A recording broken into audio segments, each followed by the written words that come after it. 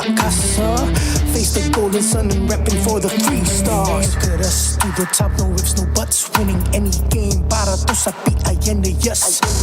Di mo matitinag aming boses sa new level. Nasa kalye man o mobile, you know I become a legend. Listen, open fire, we cannot be winners, but with pressure like diamonds are made of. Switching the lane na parang gera, HP racing made a setup. Pagkakatang buhat ni Hilda, full dome SS parang Laila. Susundan ko ang iyong wakas, kasama pataas, tagumpay natin to dahil tayo'y malakas para sa Pinas.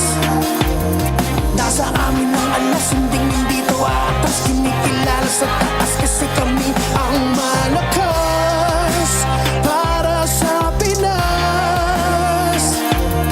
Nasa amin ang alas, hindi to atas, kinikilala sa taas, ganito kami sa Pinas, yeah.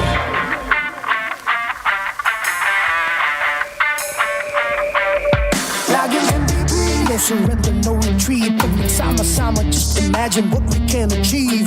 Laging MVP, no surrender, no retreat. Giving 100 on my all, cause we just cannot be defeated. We are unstoppable, immune and invulnerable. Ready ang equipment, lahat frozen, mala, crowd control. Pakito on the jab, east to the southeast. Taas ang matawag, proud and loud, cause every enemy we devour. Susundan ko ang iyong wakas, kasama pataas, tagumpay natin to dahil tayo'y malakas para sa Pinas. Nasa amin ang alas, hindi to atas, kinikilala sa taas kasi kami ang malakas para sa Pinas.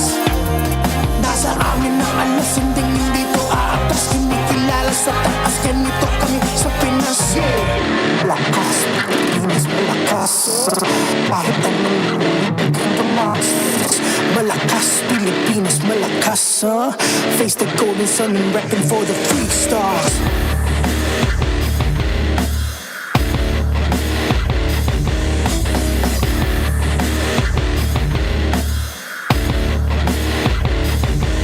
Ang lakas ng Pinas, we unite, we the stars. Ang lakas ng Pinas, we unite, we the stars. Ang lakas ng Pinas, we unite, we the stars. Ang lakas ng Pinas, we the stars.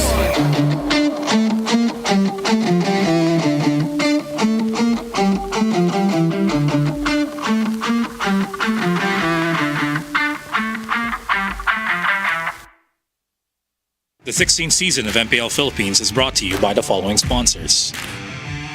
Infinix GT30, the power behind every madlang gamer.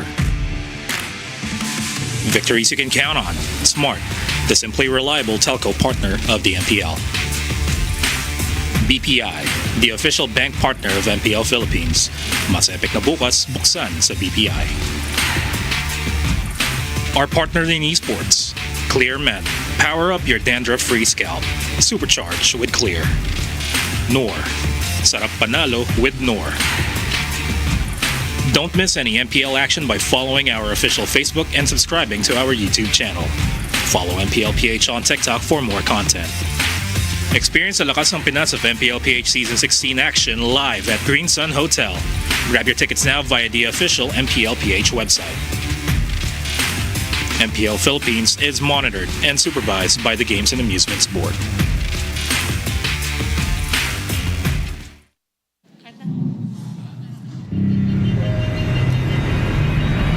Abaligamit na rin yung mga picture. Alam niyo. Pagsugod ng ONIC Philippines! Una crucial na minsan araw para kay Superfans at ang magwawagi sa palapit na seri na ito walang iba kundi ang ONIC Philippines! Kasi nung unang pagtatapat namin, parang sa pagkakaalam namin, galing silang bakasyon noon. Kaya tingin ko hindi pa sila 100%. This time, tingin ko talagang lalabas talaga nila yung potential nila. Feel ko na figure out na nila yung malinis na ML para sa akin. Pag pinapanood ko sila, parang saktong aggressive na may saktong pagka-placing.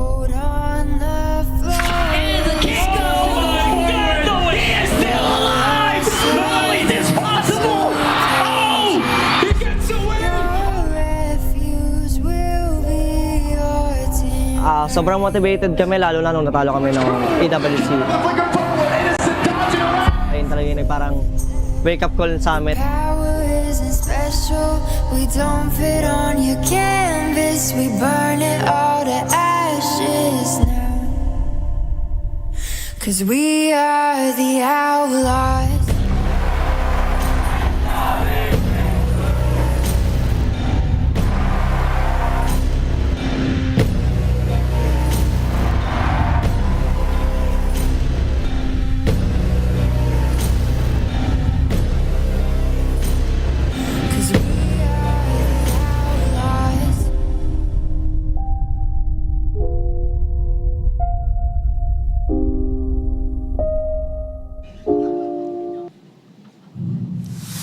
Maligayang pagbabalik sa MPL Arena Superfans. This is Superfans Saturday. Ako si Hans Galeria. And this is your very own Odin. First triple header nga ng ating second half of the regular season. At nag-uumpisa pa lamang ang impact ng Project Next sa loob ng Land of Dawn. Alam mo kung tutusin, nakita na natin yung 4 na magkakaibang modes in terms of the maps that we are about to witness. Bagamat nag-a-adjust pa ang iilan sa ating mga teams, mas marami pa siguro tayong makikitang pagbabago para sa araw na to. Siguradong makikita natin yan ngayong araw dahil 3 matches ang nag-aabang and it's time to see what's next for MPL Philippines. Pangungunahan yan ng match between Smart Omega versus APBR. It's gonna be the Barangay going up against the Hive para sa una nating serye. Kaya ano pang hinihintay natin, Odin? I think it is time to toss it to our casters at sama-sama nating saksihan ang Lakas ng Pinas!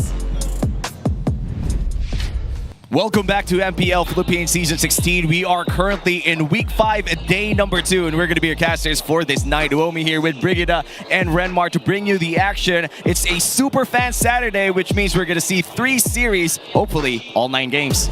Yep, and that was an unbelievable teaser we had before heading into the day. But that's something we'll be saving for last because, again, we have 3 series and we have 2 series to go through before we head into that very much anticipated matchup. Yeah, and of course with everything that Project Next has brought to us, we saw a lot of flooded rivers yesterday, overflowing. But I'm pretty sure this time around, hopefully we get to see more of the new maps. Well, whatever dynamic map they choose from, or maybe the randomizer chooses for them, they're going to be equipped with all-day 120 FPS system, the next-gen Infinix GT30 Pro. It's the new official tournament phone, powering the next seasons of MPL Philippines. And we've seen that already in play. People in Fansiklaban also able to play that. And of course, you could also level up your game with Vibe by BPI. If you download and sign up for Vibe, you'll get 50 raffle entries. Yep, and did you guys know that last month we actually had 200 lucky winners who received 1,250 MLBB diamonds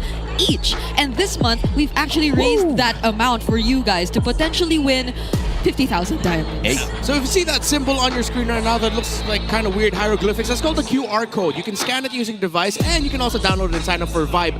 Now begin an epic tomorrow with Vibe by BPI. And this tournament is monitored and supervised by the Games and Amusements Board.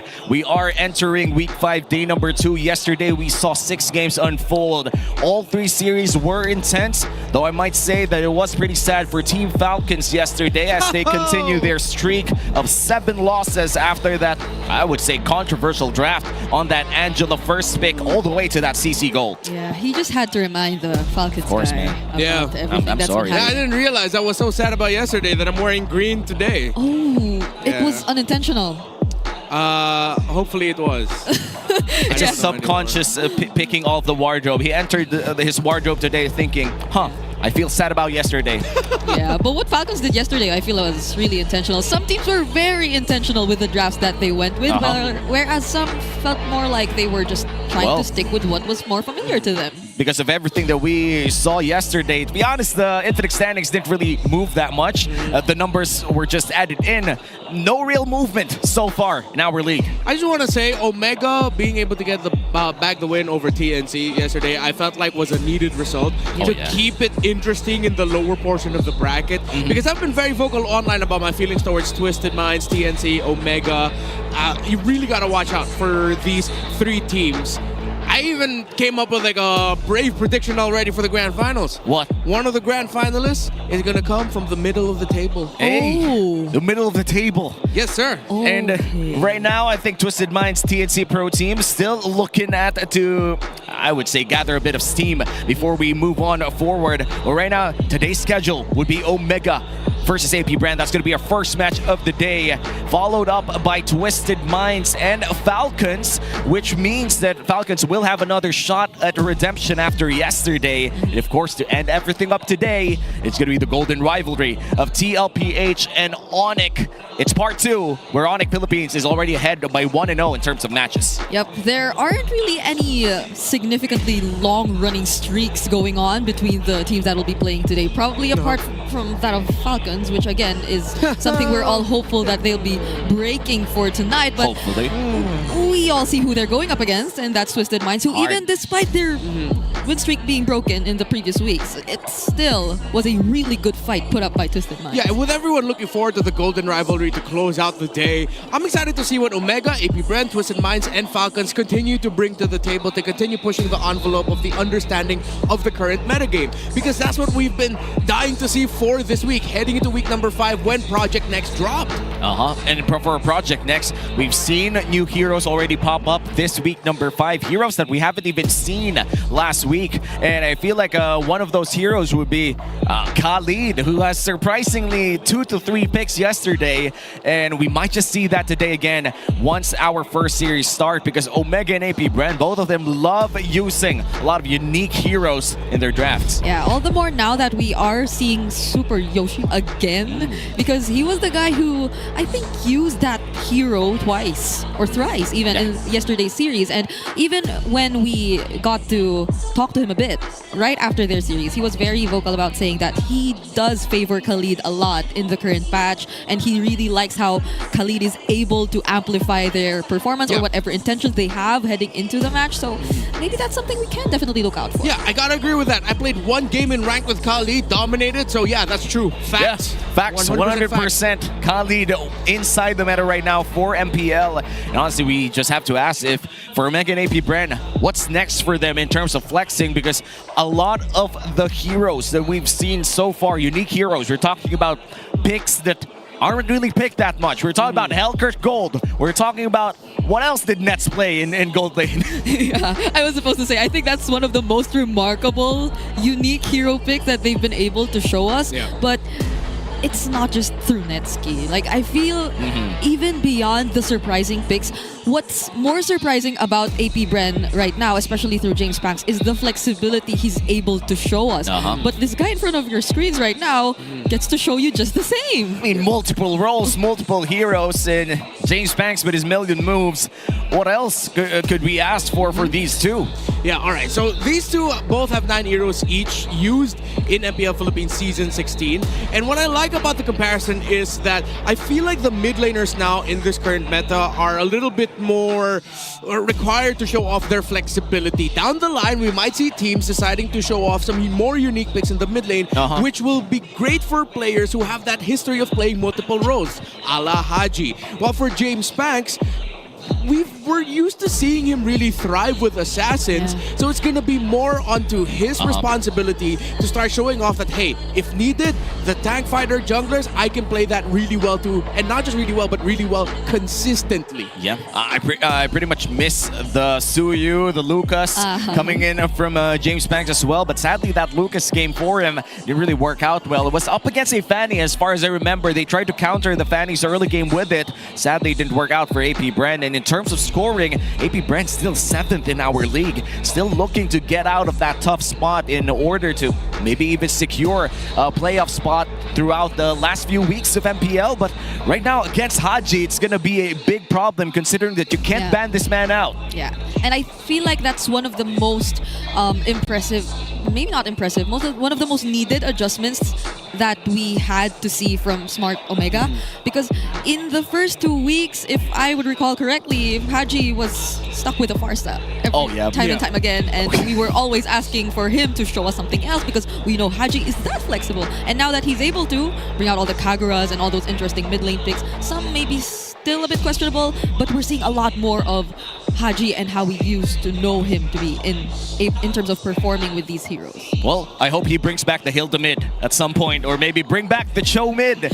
We're in Project Next anyway, and we're asking the people right now in the comment section, which cheese pick do you want to see in the new maps? You have A, Saber in Dangerous Grass, B, Thamas and Anywhere, C, Johnson in Broken Walls, and D, comment the others. Just make sure to comment that down below, or maybe even talk about it in our social media groups. It's all over the internet anyway. But let me ask you this, starting with Renmar, what kind of cheese pick do you want to see right now? Johnson with more magic damage to begin with, before going into the hybrid tank items later on, and Kaja in the mid lane. Kaja mid. Okay, so I'm gonna go for D, and I'm gonna like suggest 2. Okay. Go for it. Dangerous Grass, Hilda or Kadita. All right. You know what? I feel like Kadita has a actual chance. Yeah. With even the, I think, Dire Hit getting a small buff as well. Yeah. If ever, maybe mid lane Kadita or roam Kadita, but we're about to find out because it's about to begin.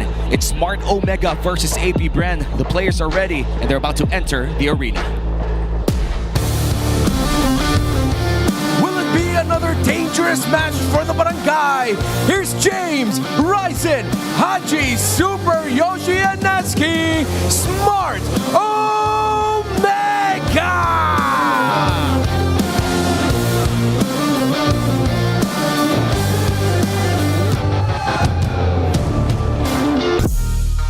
Can the Hive swarm the land of dawn? Here's Lord JM, James Banks, Aqua, X Nova, and Shizo, AP Brand!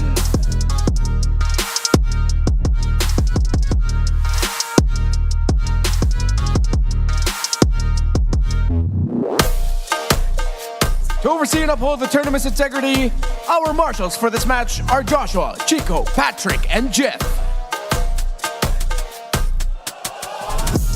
And the coaches, for Omega is Coach Wura, for AP Brand is Coach Jeff.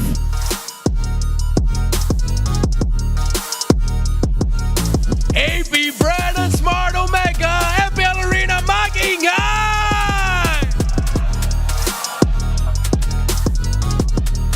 The first match of the day will about to begin. It's going to be Omega. Let's welcome James, Ryzen, Haji, Super Yoshi, and Etsuki. I just want to say, I think one of the most noticeable changes which took place in Smart Omega in their playstyle yesterday was that there was a bit more level of discipline in terms of their execution, especially their mid to late game decision making, which I feel like helped them improve so much in a short amount of time. It could probably be in some way attributed to Coach Wura, but it could be more than that too. And that is something AP Brand definitely needs to pay attention to if they struggle in that part of the game. That's going to be tough for AP Brand. Let's welcome the boys in yellow. We have Lord JM, James Banks, Aqua, X Nova, and Shizo. So X Nova, I'm gonna be looking at you to not only perform very well, because Super Yoshi is currently leading in the league right now in terms of vision, gold gained through vision. And the lead is massive. So X Nova, you need to be on point with your rotations to make sure that you can get that gold for yourself and to, well, provide vision for your team. And looking at our team head-to-head, the gap in turtle control is starting to look good for AP Brand, but the rest of the hexagram says that Omega has the edge. The difficult thing about going up against Omega, even if you're a team that's good at, let's say, you win Turtle 1, Turtle 2, how well are you then going to fare with Turtle 3 and Lord 1? Some moment in the game where Omega has shown multiple times throughout Season 16 that they can find comeback angles, either with crazy plays you don't expect them to do, or with just straight up good fundamental team fighting. Yeah, I think especially the 8 to 10 minute mark for Smart Omega is a point in the game where AP Brand really needs to be very careful about the decisions they make, because that perhaps might be their timer right now. It was emphasized, especially yesterday in that 3-game series. Well, we're about to see that, but before we head on to this heated matchup in our match number 1, we're gonna go back to their moments before we start the game with the Smart 5G ping test. Meow, meow, meow, meow, meow. Bawat kaya. Ang tanong, kami kayo. Mananalo ba ang Smart Omega? Oh, sugar in my tongue. Tongue. Likes na mo ba? Message, likes na mo ba? Good luck, din lang. Kay Coach Chef, message ko. Black, pag mo akong pakitaan ng mga Bruno first 3 picks ha. Pocket pick o iwan na sa bulsa? Pangit pick pala. Pasok! Ang ingay. Saan ba dito hinihinaan yan? RJ ko. Gege, win streak na to. Sa akin palakasan ng kampi ko onte. Lahat sila ang hina. Uy! Hindi lang ako kulay pink eh. Ganto lang pala maglaro. Okay rin pala. Meta ata ate. Takbo ganyan no. Kasi sat sa mata. Pag nanalo tayo, top 6 na tayo. Yeah. Layo pa ya. Barrett's Rome confirmed. X-Nova bringing that out. Take that back in. That's our smart 5G ping test, showing you the preparations that they've made and making sure that the tournament integrity is intact. But now we go back to this match after that very slight break with all of the tongue action, sadly. Keep that in, X-Nova. Keep that in, X-Nova. I thought the singing was enough, but X-Nova, he wasn't singing, but he did something else. Oh, we have to discuss this though. Right. Let's look at the Infinix keys to victory, Renmar. What are we looking at right now? Okay, this isn't the HAL, but the budget version of it, I guess. So for both teams, you have to make sure that the roamers adapt to the new patch playstyles, especially in the new maps, depending on what kind you get. The grass, the walls, the faster river currents, or the expanded river currents, and adjust your roam pick, because that's something that teams, I feel like, did not do enough yesterday, actually. So for Omega, win the mid lane draft matchup. Haji struggles if he loses the draft, similar to when they picked up the Vixana, so please don't pick that again. And for APBR, win the mid lane draft matchup. So, kind of obvious there, right? If you can make sure that Haji is struggling and that your key heroes can get to the key bushes before Haji does, throwing him off his game, bursting him before the sequences begin, Omega crumble through Haji falling. You know, I agree with that. I feel like if there's one type of mid laner of Haji he's like a microwave, where if he gets hot quick, it just burns out the entire enemy team. That's true. Especially on that Kagura pick. I feel like the moment that heats up, gets his first burst down, gets his first 2 pickoffs, you could call it game. Yeah, and I really like how they should be paying more attention to Haji, because I feel like how Smart Omega played yesterday was, in a way, always attempting to quietly activate Netski. So all this attention you put into Haji will limit the possibility of that happening without you noticing, because Haji is one of the players in Smart Omega who literally works to find all that space for Netski, who tries to distract the opponents even, just so Netski could do his thing. Yeah. And that's how Netski just always is so consistent in finding his power spot. Yeah, and speaking of Netski, I feel like at this point, if there is still a gold laner we're looking for Netski to pick up in the game, just say Claude already. Because they look so comfortable with him playing the Claude, with how fast he can rotate the map. It looks like he's one of the most confident Claude players with how he duels in lane as well, that it's so easy for Omega to actually go for 4-man rotations by minute 8, minute 9, as we've discussed before. So APBR needs to watch out for those. Yeah, and with the nerfs on the minions itself, less gold for everyone. I think he's by far one of the quicker Trinity pickups.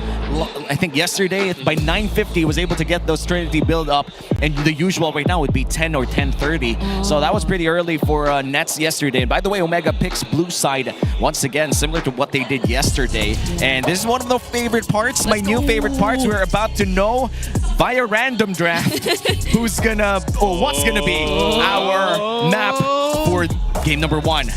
Please. Oh! Yeah! Okay! We're gonna have dangerous grass for game 1. Well, as long as it's not too much, but this is something that really changes the way Lord dances are played. Oh wait, not even Lord dances, Lord setups in general are played. It's true. That brush you see behind the wall. Yeah, we call it the beard. You call it the beard in the Filipino broadcast? Yeah, okay. I mean, think of it as like you have the Lord Pit, you have the big beard bush underneath the Lord Pit, but head on to the draft. It's going to be the Lancelot taken away by Coach Jeff, and Coach Wura taking away the Chip and Fovius. Very particular bands here. Yeah, considering with the presence of the dangerous grass around, that's actually great for the Chip, because that's even more bushes that he can place himself in to catch you off with a surprise shortcut. Yeah. And I like how APBR are acknowledging the Lancelot problem, that out of all the assassins, he's the best for this current metagame. Put him in whichever version of the map and Lancelot will shine. So they take him out. So now APBR is going to be thinking about the Baksha, excuse me. First pick for Omega later on. And this is one of the more rarer 1-1 bans that you would see. Yes, coming in from blue side. A very interesting ban here coming in from Coach Wura. And now, Coach Jeff, what are you going to reply to this? There are still a lot of options here for the first pick. You still have the Zushin, which will be a very nice hero to have. Or even the Baksha in Dangerous Grass. Yeah, but they also had to respect the Angela. Even though it did not necessarily win a game yesterday when it was fielded out by Team Falcons, you still have to take it Here out. you go. So there goes the Jushin first pick for Smart Omega. That leaves... There's still a Baksha. Yeah. I was actually surprised that Omega didn't first pick it. However, there is that theory that Juicin would be okay with Dangerous Grass considering that she can safely check the bushes. But then at the same time, all of the burst assassins, if ever they end up with them, all have great gap closers that if APBR ends up with a unique pick with a good dash and good burst, they might have to watch out for that. You mean Yi Sun Shin? Yeah, like Yi Sun Shin as well. But for APBR, let's see what they end up prioritizing here. Still a new draft setup, so we don't... It's hard now to think about what teams are really thinking about. Yeah. The Yi Sun Shin is still open to take if you're APBR. And looks like they're going to go for the safer route, going for the Baksha instead and the Lapu Lapu. It's quite interesting to take note as well that yesterday there was an intense fixation on early Lapu Lapu picks up on the red sides as well. And now for Omega, they're going to take the Fredrin with the Zushin. And this got to be the Arlot, bro. Yeah. So they they picked the Khalid instead. That's comfort, bro. That's comfort. Could this be the Farsa for APBR? Yeah, I'd actually like to see them pick up their pick now for Aqua. Okay. So they're gonna most likely pair up the Kimi with the Baksha, center of the map. So you're gonna have one potential carry already. So for APBR, they have the potential swing of going into a tanky fighter jungler, and then they'll just have two carries playing around the gold in the mid. They can go triple carry, but that might be a little bit too greedy. I'd like to see them a little bit more conservative with it, considering that they are up against a Khalid and a Fredrin, which, yes, even though it is Dangerous Grass, there's still a good chance that you're just gonna get run over by two dudes who are not afraid to invade your jungle. Yeah. That's true. And there is a Claude. Oh, never mind. Honestly, just take out the carry too at this point. You already took out the Claude, you have red 4, and you are yet to secure your marksman. I feel like Omega, if you want to play it safe, you got to take out the carry too. Yeah, one of the signs here if Omega's going to pick up something different is if they ban out a Farsa, then APBR has to consider the fact that the Bruno might pop up later for Netsuki as well. And considering that there's not a lot of heroes that, other than the presence of the Baksha, then maybe Omega would also want to consider still picking up a Harith for Nets. Oh, it's banned though. Oh yeah, it was banned. Sorry about that. Yeah. But there are other options. I feel like at this point, if the Granger's taken away as well, the Moskov becomes a hot commodity for both teams here. Just making sure that you have that, I would say, late game global presence on your marksman. I feel like right now Gold Lane is being severely limited here. It is. Somebody has to take the carry out. Like, just take it out, man. Like, any team would love to have that hero, and obviously APBR has red 4 advantage. Both of them still don't have their gold laners. I don't see any Ruby gold lanes happening here. Probably not.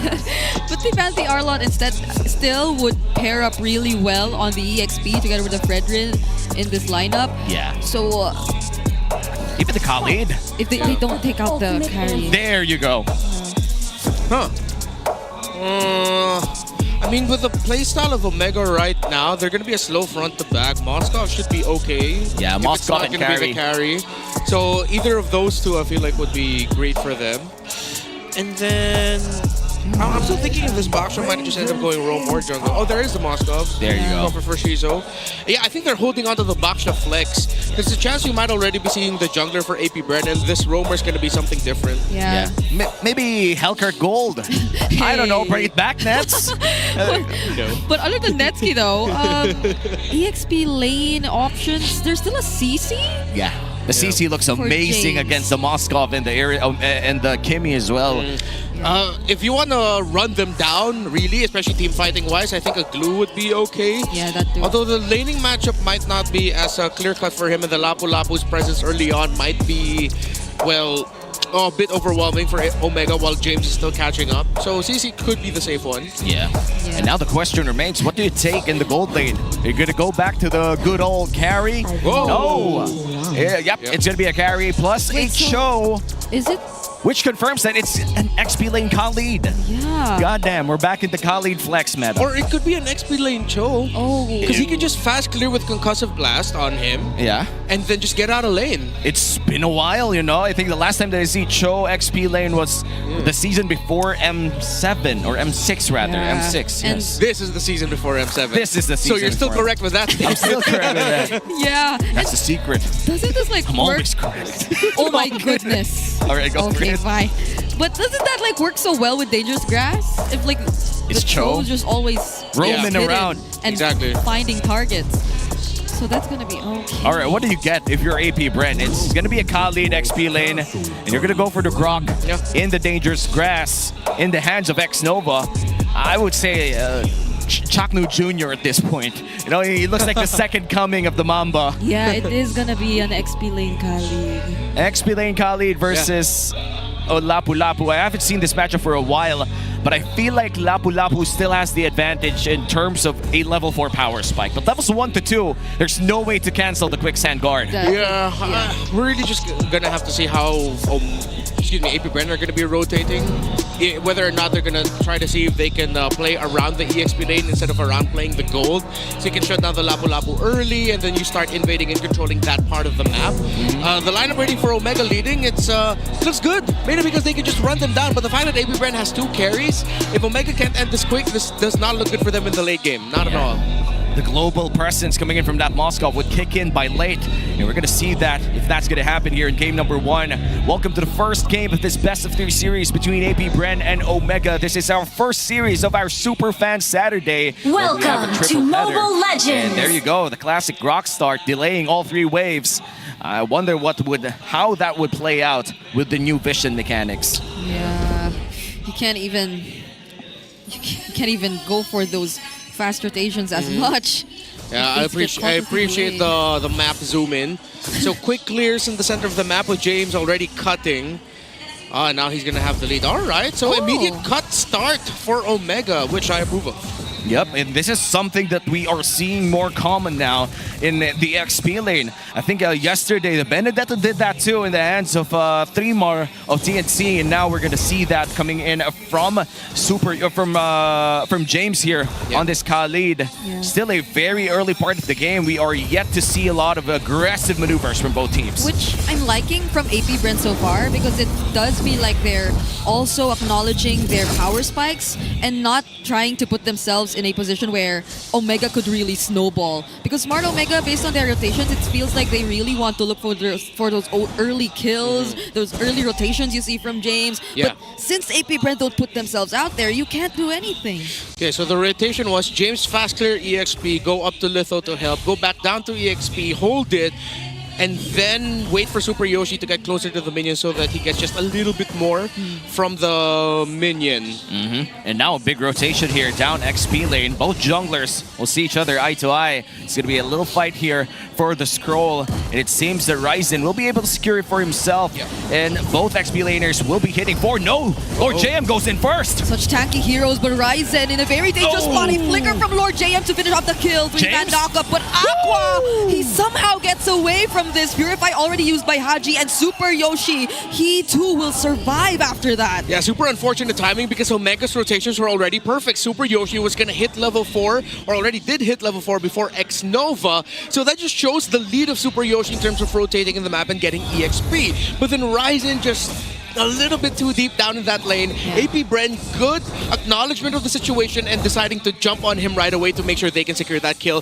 Good secure by Lord JM, committing the flicker as well. And at the moment Lord JM got that level 4, he just went in with the bravest fighter. Even if he did burn a flicker, that did reward Omega a bit of freedom around his turtle. But Omega already going in for the first turtle of the game. And as you could see, Lord JM struggling to find his way back around that turtle pit. and the Grok still has access to his Tectonic Charge. Okay, Super Yoshi revealing so much, doesn't use the Way of the Dragon just yet, and instead it's gonna be the Tech Charge committed right here. Brave Spider doesn't land, and Ryzen, all the while that was happening, secures the objective, but Shizu joining the fight, finds the kill on Haji. X-Nova tries to survive, still gets some shield, and actually lives. 1-for-1 trade up there, but it seems the turtle will be going to the hands of Omega, and because of that extra movement speed, he's going to be able to go back, and Lord JM gets bursted down. It's clear that Omega has some sort of lead right now. Yeah, and because of that pick, Omega 100% won that sequence. They get the turtle. Neski gets progress with his gold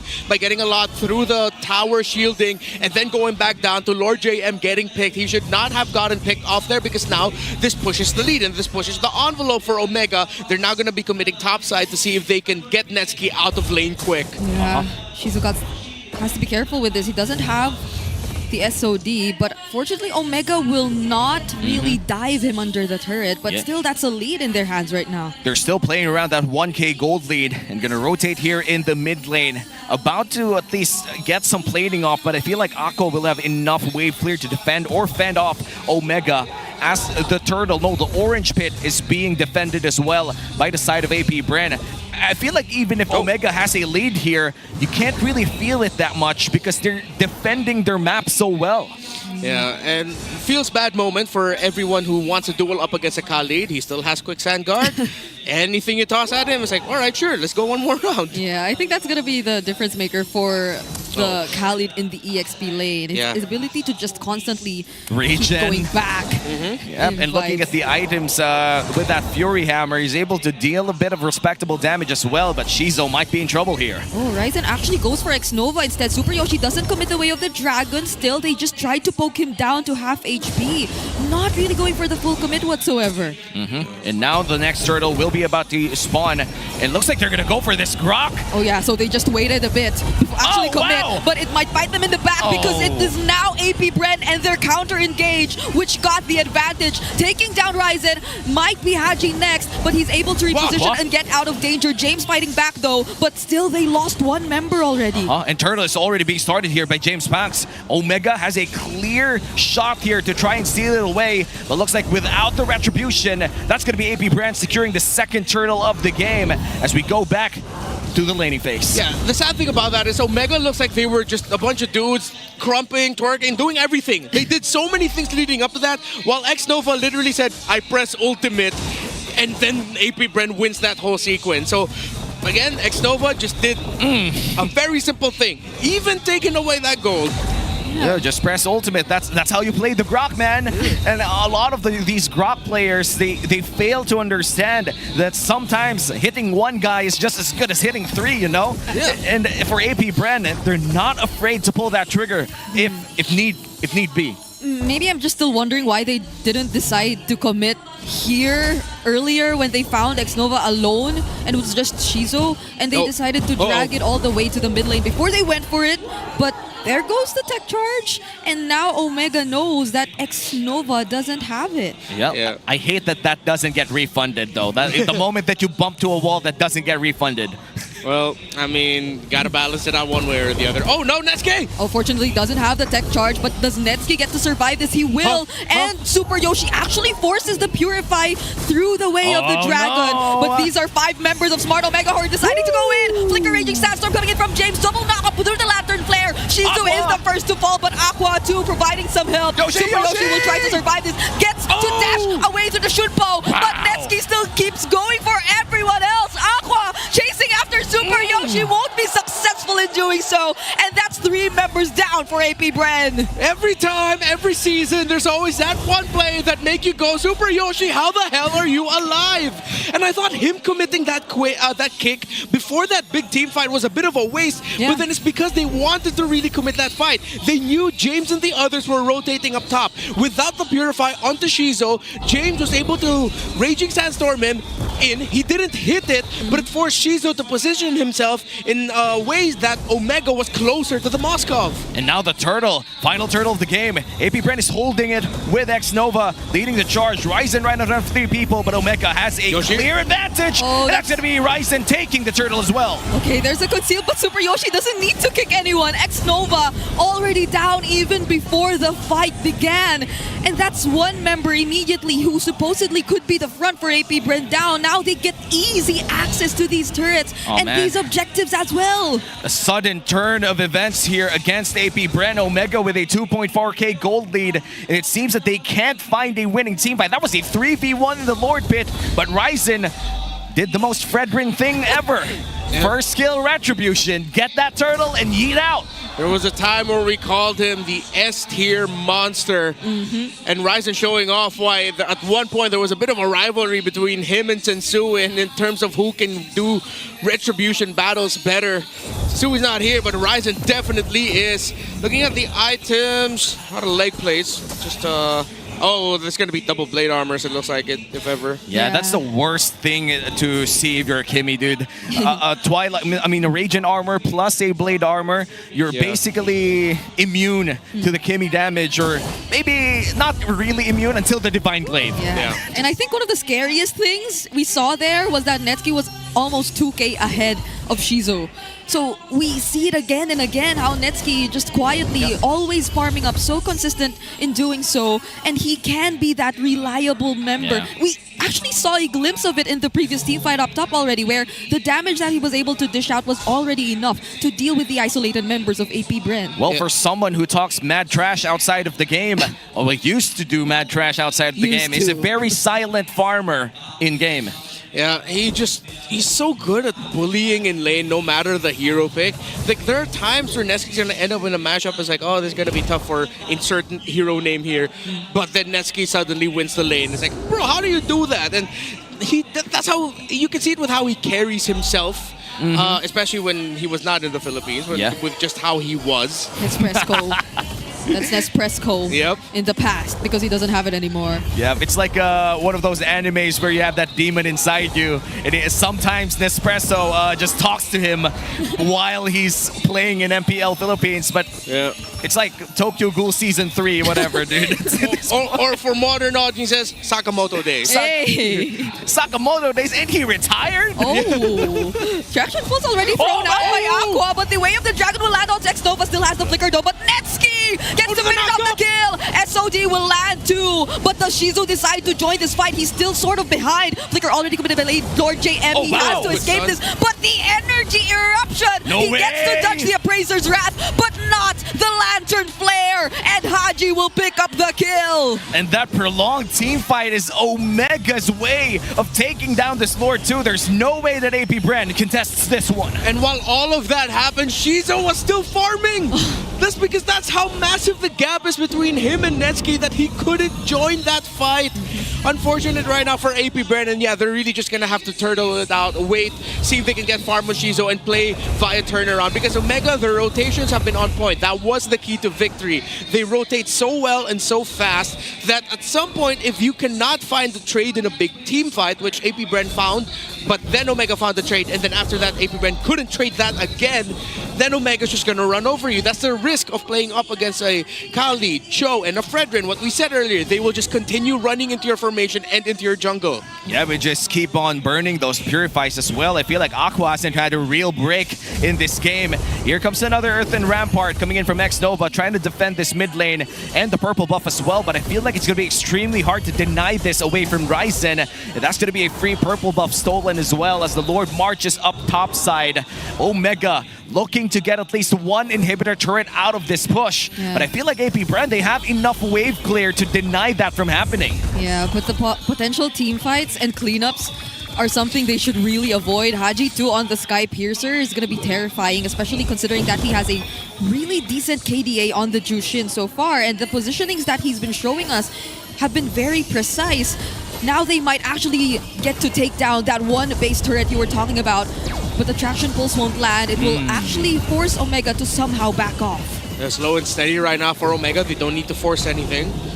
They are not going to force the situation as well in mid, and they're just going to straight up retreat. So you see across the board, Radiant Armors, Blade Armors everywhere, especially for the side of Omega. You see a Blade Armor on the Baksha as well. Just waiting up there. Okay, Aqua now has the Glaive, the Blood Wings, but he just needs one more item for his damage to really be a big threat to the side of Omega, which is tough considering that time is running out for them. If they can get that one more magic item, the final one to really make Omega feel the burst of the Kimmy, then it should, at that point, that means Shizo also has items as well, and then they should be good to fight and be a little bit more aggressive. Oh, speaking of fight, they find James. Never mind. And he gets bursted down. Yeah.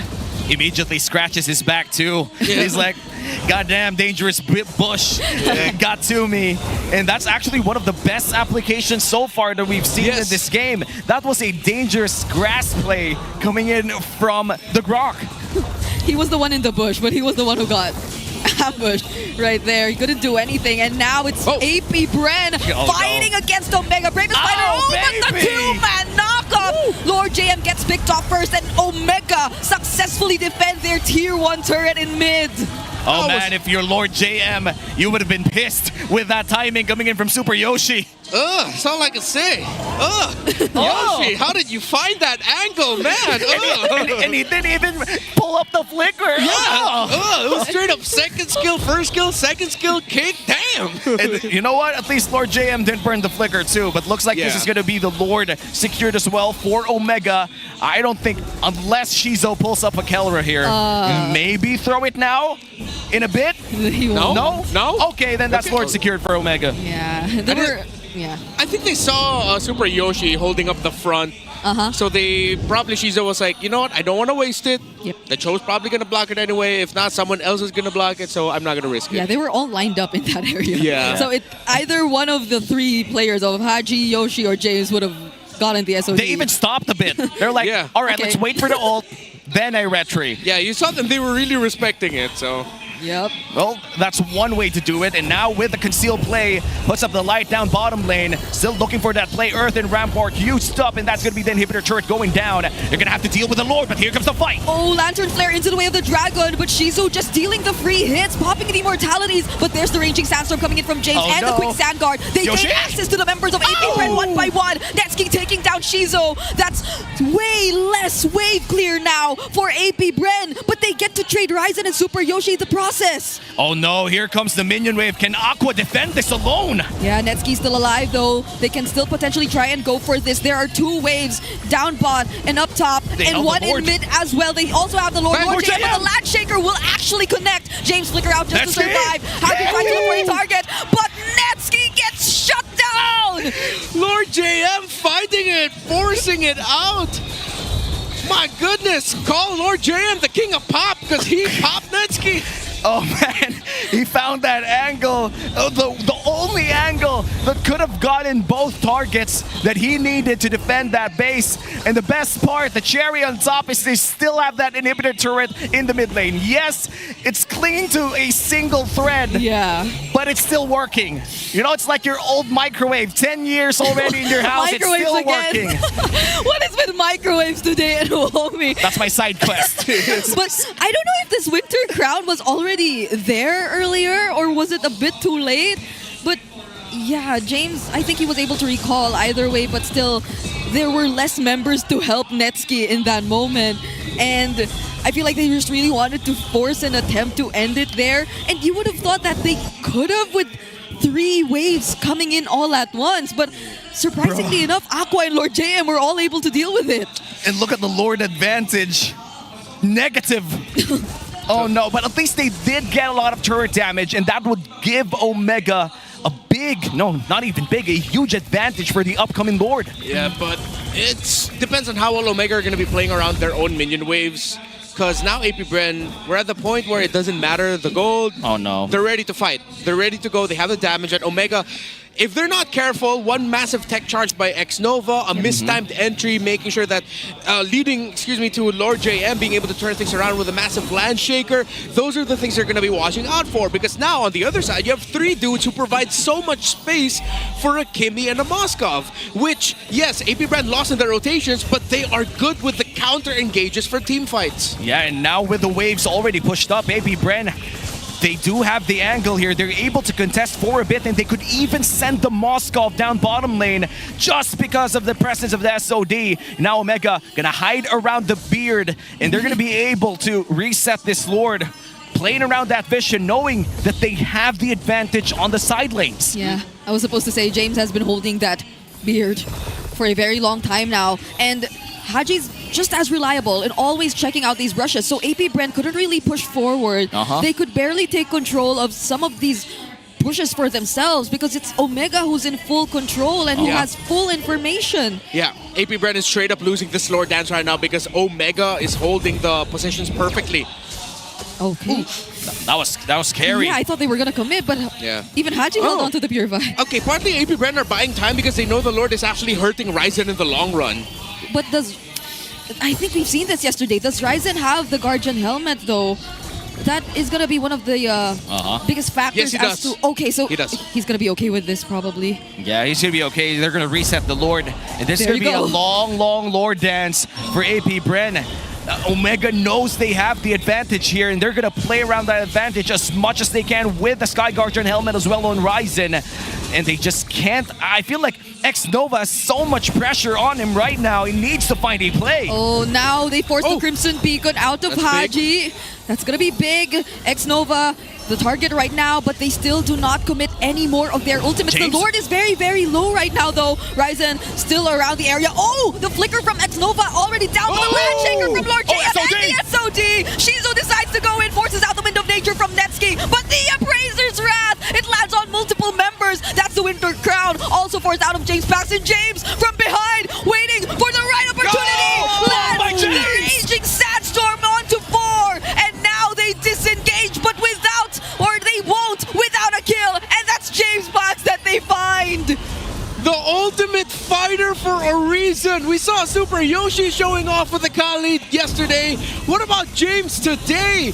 He waited, and the thing is, AP Bren knew that that was gonna happen because Aqua spent majority of that fight just trying to keep James at bay. They knew he was holding that bush, but they did not know that James held on to his ultimate the entire time. Wow, a 4-man Raging Sandstorm to secure that Lord as well for Omega. And now a massive base defense again for AP Bren. The turret in the mid lane is non-existent. That's gonna be one hit away from falling down. And there you go. It's just the base. It's just 4 dudes about to fight for their life. Crimson Beacon in, knockups from the Jeet Kunto and the Wailer Dragon. There goes the tech charge coming in from X-Nova, popping the immortality from Netsky, and Shizu dealing the damage. They actually force Smart Omega to run away. SOD will not connect. That could have been a very close call. Oh, they still got to defend. Shizu will give you that. You still got to defend.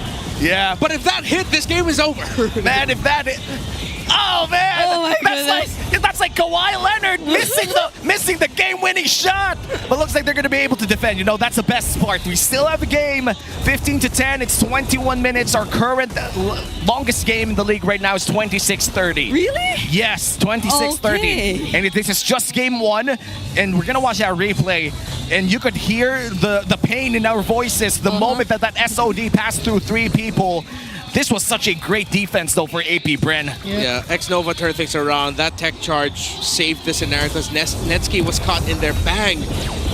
What a way to read the situation. And that led to this. Yeah, and they're turning it around. Ryzen goes down, out for 1 minute.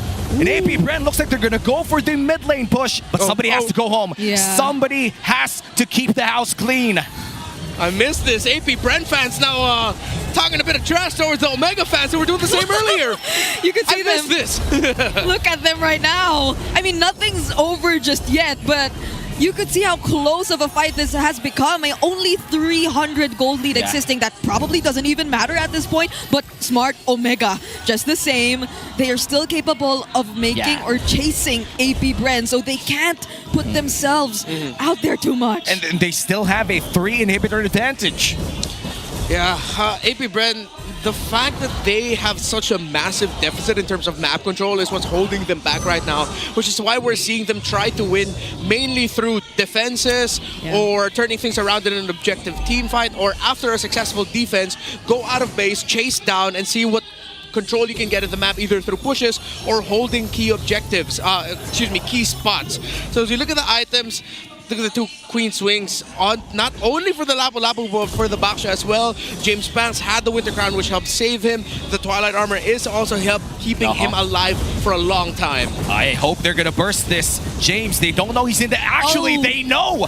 Lord JM checks it out with a Braves fighter, but Super Yoshi, he has the flicker. He's looking for the play. Okay, Haji has a purple buff. Super Yoshi, will he find anyone though? He doesn't, and instead it's X-Nova who finds the targets. James trying to distract some of the members from behind, and Haji actually finds James Banks. That's not going to be good for AP Bread. Now the immortality is popped, but then Shizo still fighting back. There goes the knockbacks, and the SOD finally lands. He picks up the kill on Ryzen, making it 2 members down for Smart Omega. Oh, but they gotta defend. There's 2 waves going inside their base, and looks like they're gonna go for the Lord. No retribution here for AP Bren. No retribution for Omega, and it's gonna be a big reset before the next big team fight. They have to take care of the minion waves first. With everything crashing in, Omega now have another key victory condition to split push it. With everything that happens with the team fights, Netsuki can just leave it, and then with a minion wave that's left behind by AP Bren, end the game single-handedly. Because now Omega have acknowledged the situation. X-Nova in team fights, the wall that he can bring up is too much of a problem to deal with. Lord JM's entries as well as the Landshakers have been on point that have made this team fights very back and forth. So you see, they're even now sending the Juice in up top to clear minion waves, because that allows Netsuki to hold the shrub in the mid to potentially find a backdoor angle. And let's see if the SOD lands this time around.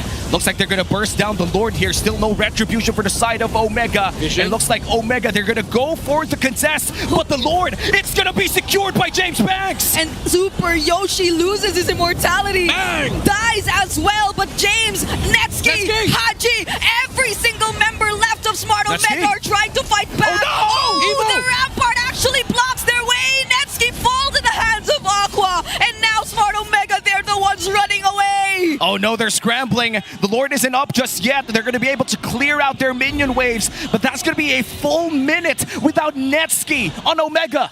X-Nova, bro, I've never seen a more impactful wall in so long. Not to set up for an ultimate, but to literally just separate the team fight.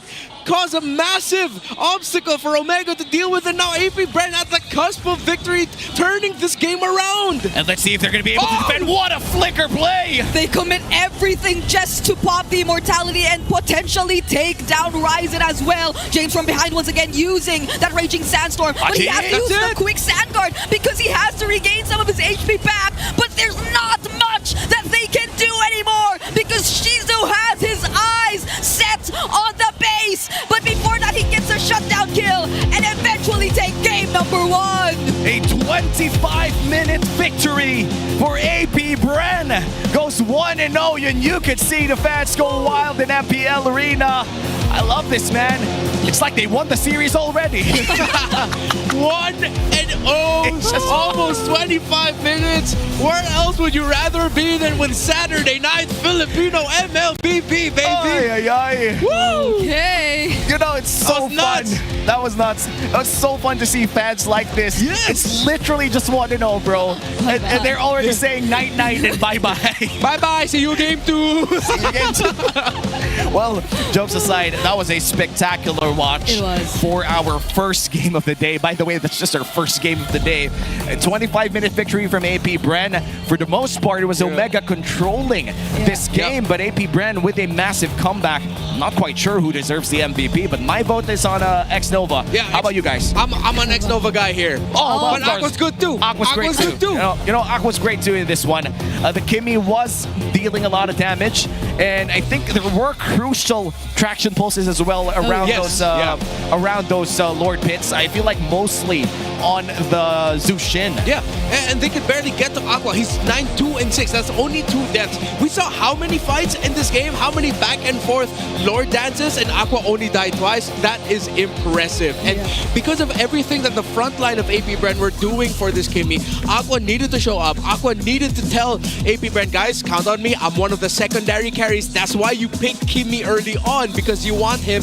as a second conditional win choice for your team. And Aqua delivered. Yeah. I feel like even more than being the secondary carry, quote unquote, during those late game team fights, he tends to be the one who starts things off.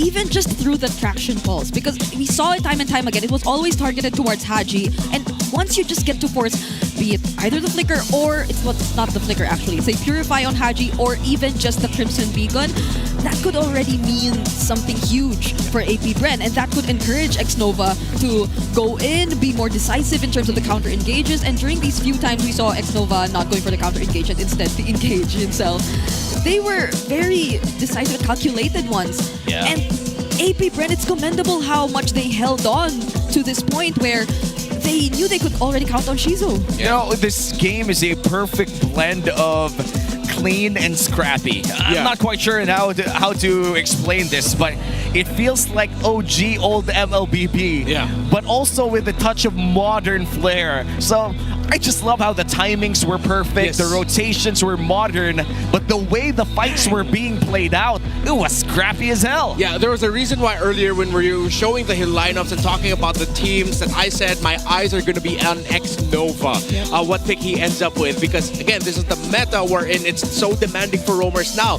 Not just in terms of the big rotations, which yes, Omega did 100% better, but then how well are you going to be able to fight? Barrier, look at that ramp up, bro. Bro, he literally said, let me set up a castle again and then bring it back down and say, all right, we're going to go for round 2. And then Shizo finally hitting. Bro, I am going to make a video out of this. I even feel like the times where AP Brent decided not to push forward weren't signs of hesitation, but it was more of because they were already so much familiar with how the sequence usually went for Smart Omega. They knew that they had to wait for James to suddenly appear from behind, and they had to make the decision based on whoever they're able to see from Smart Omega's lineup. And so I'm surprised because I was very vocal about Smart Omega being the more disciplined team heading into this match, but then AP Bren too themselves after a week or so. You know, this game just brought out the best of these players. I feel like, especially for the XP laners, James and Lord JM were usually, we just know that the XP lane right now is kind of 50-50, I would say.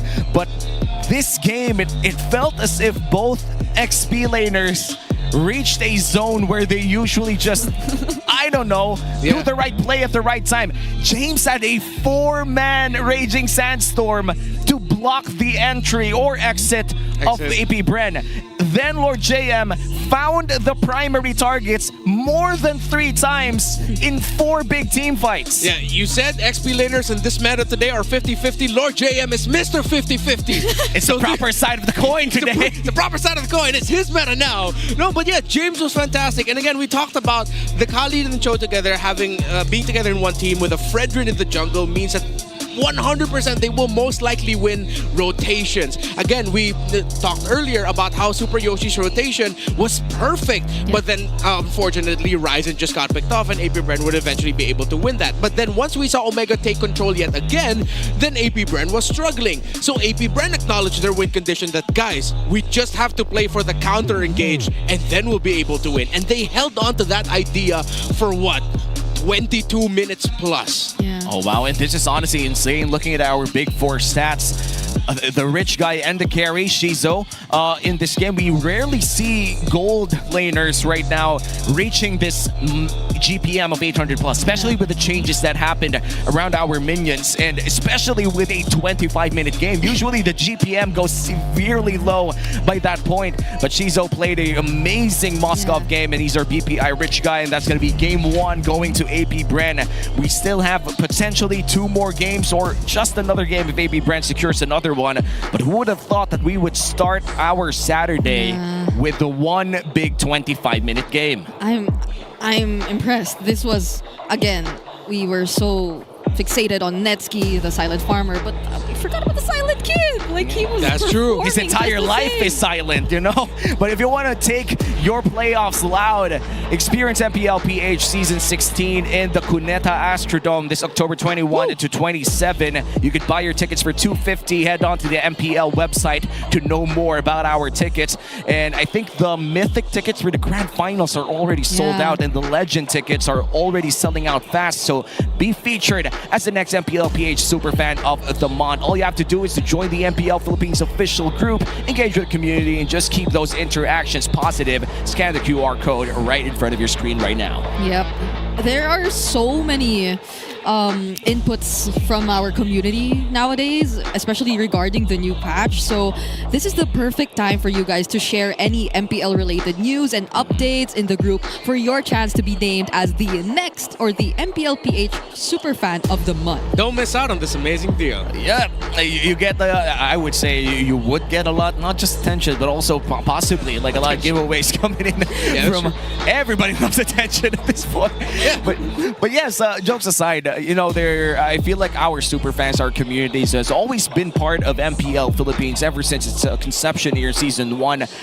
A lot of them had grew already. Like, it's so surprising to me that there are quite literally college freshmen who would say that, hey, we watched you guys when we were in high school. Oh. Brother! Or graduates who say that we're happy to be part of your high school experience, brothers. I feel old. Wow. Wow. That made you feel things. Wow. Wait, me too. But nah, dude, you're still young. Because he mentioned like college freshmen. Yeah, and college they used to watch us when they were high school. Oh, yeah, exactly. When we were like graduates. Yeah, that's true. That's true. College graduates. Remember, M3 was around 4 years ago. Already? Already. Well, right now we're gonna go to actual college people here who are gonna go to our MPL Arena. Let's go to the main stage. Maraming salamat sa ating mga casters. Kasama natin ngayon wala iba kundi ang MPL Battle Trips. Guys, kamusta tayo? Okay lang. Ay, kulang-kulang sa energy. Alam ko na paano to. Hep, hep. Diba? Magaling! Sabi ko sa'yo eh. Alam, Jemima, ikaw talagang inintay namin. Jemima, kumusta naman ang iyong experience dito sa MPL Arena? So far, fourth time ko na po dito sa Battle Trips and yes, fourth time ko na. And so far, sobrang saya talaga. Sobrang daming prizes, sobrang daming players na namimit ko and yeah, sobrang saya po. Thank you so much. Ang sipag niya dito, ha? Ang sipag niya dito. Tapos ano, nakikita ko yung mga nanda-trash talk sa likod eh. Kasama ba kayo doon? Nakasama kayo saan? Ay, yan ba yung mga ano? Wala pala. Ikaw, kamusta ka naman? I know that sa Battle Trips, ang dami yung naging, talks with all of the people who were here. Ano yung mga naging favorite nyo na natutunan nyo para sa araw na to? Ang pinaka naging favorite ko po nung dinala po kami sa likod and sinabi po yung about po sa mga graphics, paano po nag-work yung MCL at the backstage po. Yun po talaga yung naging favorite part ko ng Battle Trip. Okay, so you're more into like the design part of things, yung production side of things, correct? Not really po kasi part po ako ng parang team po sa school. So, pero I'm really curious po kasi kung how po ba nag-work talaga yung nasa likod na at the back po ng pro scene, ng nasa pinapalabas po sa live, paano po siya nag-work, ganon. I like it. You know, merong idea palalo ang ating mga students kung paano yung nagagawin. At alam mo, Hans, natutuwa ako na every Saturday, mas dumadami yung participants natin dito sa ating Battle Trips. Meron ka nga sa katabi mo dyan eh, oh. Parang very young na addition to the team. Hello, kamusta ka na? Hi! Anong pangalan mo? Ilang taon ka na? Sino favorite mong player? Anong favorite mong hero? Ilang beses ka kumakain sa isang araw? Tatlo. Oh, at least may sagot siya, ha? Oh, hep hep. Yeah! Ang saya-saya. Pero, kamusta naman yung experience mo kanina? Nanood ka kanina nung game number 1, di ba? So, anong pinaka-natutuwa ka na pinanood mo ngayon? Ay, masaya siya. Masaya daw siya, sabi ni ate sa Ano po yun? Spokesperson, ano pong, kamusta po ang experience? Okay lang po, masaya po. Ayan, masaya nga sila parehas. Maraming salamat sa MPL Smart Battle Trips. Hopefully, mag-enjoy pa kayo lalo. Gawin nyo to. Tapos dila tayo, sabay-sabay dahil ibabalik na natin sa ating mga casters in 1, 2, 3.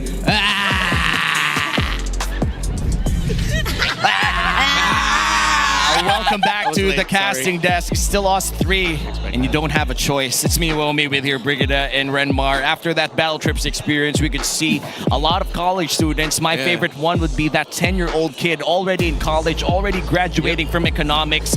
Oh my God. Yeah, he is currently lined up for a internship position in a company which I cannot say. Moontune. But it's... No, I'm kidding. It's Moonton Games. No. Yeah, we You're gonna cannot kill me today, man. You're gonna kill me today, Womi. Yeah, we could not disclose where, but just know that he is lined up somewhere. Oh man, but you know, Battle Trips happens every Superfans Saturday. That's where we actually get a lot of college students who wants to see the MPL Arena, take a look around the backstage as well, learn a lot of things. And now APBR, they're gonna go for blue side this time around, which means that there will be a swap of sides for game number 2. Maybe we'll see another thing pop up as the first pick this time around. And I'm wondering what map now. Yeah, that's true. That's true. That's my favorite part. All right, what's your bet? What's your bet? Like for this game? Expanding rivers. I think we're getting the clouds. Oh, really? Clouds. Okay. I'm feeling broken walls. I'm feeling Chris Jericho right now. So break the walls down. Brigida's too young to understand. I don't know what that is. Now you're part of the list. And for this time, though, I feel like Broken Walls would be amazing because yesterday, as much as I don't like to bring this up, Renmar, the only Broken Walls games yesterday was Game 3 of Falcons. And that wasn't really like a big preview of what the Broken Walls could do in Lord Fights. Because Lord Fights on Broken Walls just means that you could pull it from any direction like a squeeze toy, dude. Yeah, and now I think because of what we saw yesterday from Game 3 of Falcons, maybe picking up like a healer type, support type roamer during Broken Walls might not be the best bet. Because I feel like if that was any other map, because you could see it, okay, I know people are giving Falcons flag for, you know, picking up the Angela first pick. Yeah. But then we're seeing so many drafts, not only today, but yesterday, where you see Red Side prioritizing Angela bans. So there is a thinking as to why Angela is getting banned out or picked up as a priority if it's open. So what are we gonna get? Anything but back-to-back. Please not grass again. See, I told you! All right. My gut feeling. Looks like we're gonna have Expanding Rivers this time around. For the people who don't know what Expanding Rivers do, it's technically the same river, but bigger and longer. They got Lapu-Lapu surfing the waves. Why not Kalea? Oh! That's true. You know, that makes perfect sense. Yeah. Well, maybe they just wanted to target the Philippine demographic even better. But yes, we are going to go to the blue side here, banning out the Lancelot. Oh, wow. A blue side Lancelot ban. I haven't seen that in a while. It's kind of crazy, APBR. What are you going for here, sirs? Yeah, the Jushin's still there. You know, if I'm APBR, if Omega ban out the Baksha, APBR can just rush pick the Fredrin. I'm not even gonna be mad, dude. I don't miss those days, Renmar. That was like MSC 2023, where Fredrin was the god of the jungle. I see value in you. I see value. I see value. Come on, Ape. Oh, wait, no. They can just either go Baksha or Juicin. Yo, the Sushin got banned. Oh, right, sorry. Now the Fredrin has more value. Yeah. Fredrin, go. Fredrin first pick. Don't pick up the Baksha. And even though that makes the perfect sense, Liquid can do it, you can do it too. Just go Fredrin. Hey, Coach Jeff. We're slowly, you know the drill. We're slowly saying bye-bye to Lee and Shin. Okay, they go for the Angela. Oh my goodness! Okay, this is gonna be the second time that we've seen the Angela being a first pick blue side here. Omega needs to steal the Baksha now because you do not want to give Baksha Angela to APBR. That's true. That brings us back to the Baksha Angela CC day. Yeah, and the question is this gonna be mid lane Angela or is this gonna be roam Angela? Yesterday it was mid, so I hope it's mid. I hope it's mid. Yeah. No, I hope it performs well in mid. Wherever I it don't hope goes. that it's not mid in terms of performance. Can't believe we're at a time where, because of how language has evolved, we have to actually give that disclaimer. Clarify which mid. What do That's we mean? true. Well, here you go. The Baksha and Valentina. Now they also have unlimited heart guards just because the cooldown is so low. Yeah, and Valentina, of course, one of the best heroes you can pick up during expanding rivers. Because most likely the picks that are going to end up on the side of AP Bren, those are ultimates that Valentina can steal. And other than that, it just makes Valentina get around faster, which means that she can save her dashes for the key moments that she needs it. Yeah. Uranus Angela. So this feels like Smart Omega, similar to yesterday, drafting for expanding rivers, or at least based on the first two picks that they've revealed so far. But okay, Granger. I think Omega just go pick up the Claude later on for next game if it's going to be available for them. The Esmeralda is open, bro. Esmeralda at the EXP lane could be really good too. Bit of a nightmare matchup. Actually, even Uranus has a hard time with dealing with the Fovia, so maybe that's something Omega would want to consider. Because I always thought that, okay, Uranus against Fovia, so it might be bad for Fovia in the long run. But Fovia just does so much damage, surprisingly, that even the tankiness of the Uranus isn't actually enough to sustain it. Yeah, and I feel like the healing that the Phobius gets as well, just insane. And there you go, the Fanny locked in for Ryzen, which confirms that this will be a roam Baksha. Yep. Wait, you know what? We've seen Fanny roam somewhere else. Hey. Forgot which MPL region. I don't want to call it yet. wait, I remember mid in SG. Or Fanny mid. At this point, I'm not going to call which jungle pick is this. Or It's 100% a Fanny jungle. I'm just going to say that now. It's Ryzen. It is Ryzen, yeah. and why they were so confident in this pickup? Like, Hey man, it's not every day that you see people bonding like that. Yes, sir! And the classic wake me up. There you go. that was too bad. Okay, at least he gets to. Yeah, and now Wake they're up. now moving towards the banning phase. They're gonna take out the show. Oh, this guy's just acting. Nah, he's just acting. Okay, so The authenticity is gone. They definitely will be limiting all those roam options, which could make things much more difficult for the Manny. I just want to say, what college are these, are the battle trips people from? Because they're a fun crowd. Oh well, I'm gonna read it. I think it's Batangas State University. Where'd you see that? On the lanyard. Oh, Wow. that was quick. Okay, yeah. Cool. You have such good eyesight. Thanks. I wasn't born with it. But yes, now they're going to take away the Fredrin. Still no jungle option here for AP Bren, but a huge Claude ban for the side of the Bees. No more Claude for Netsky. Yeah. They Sad.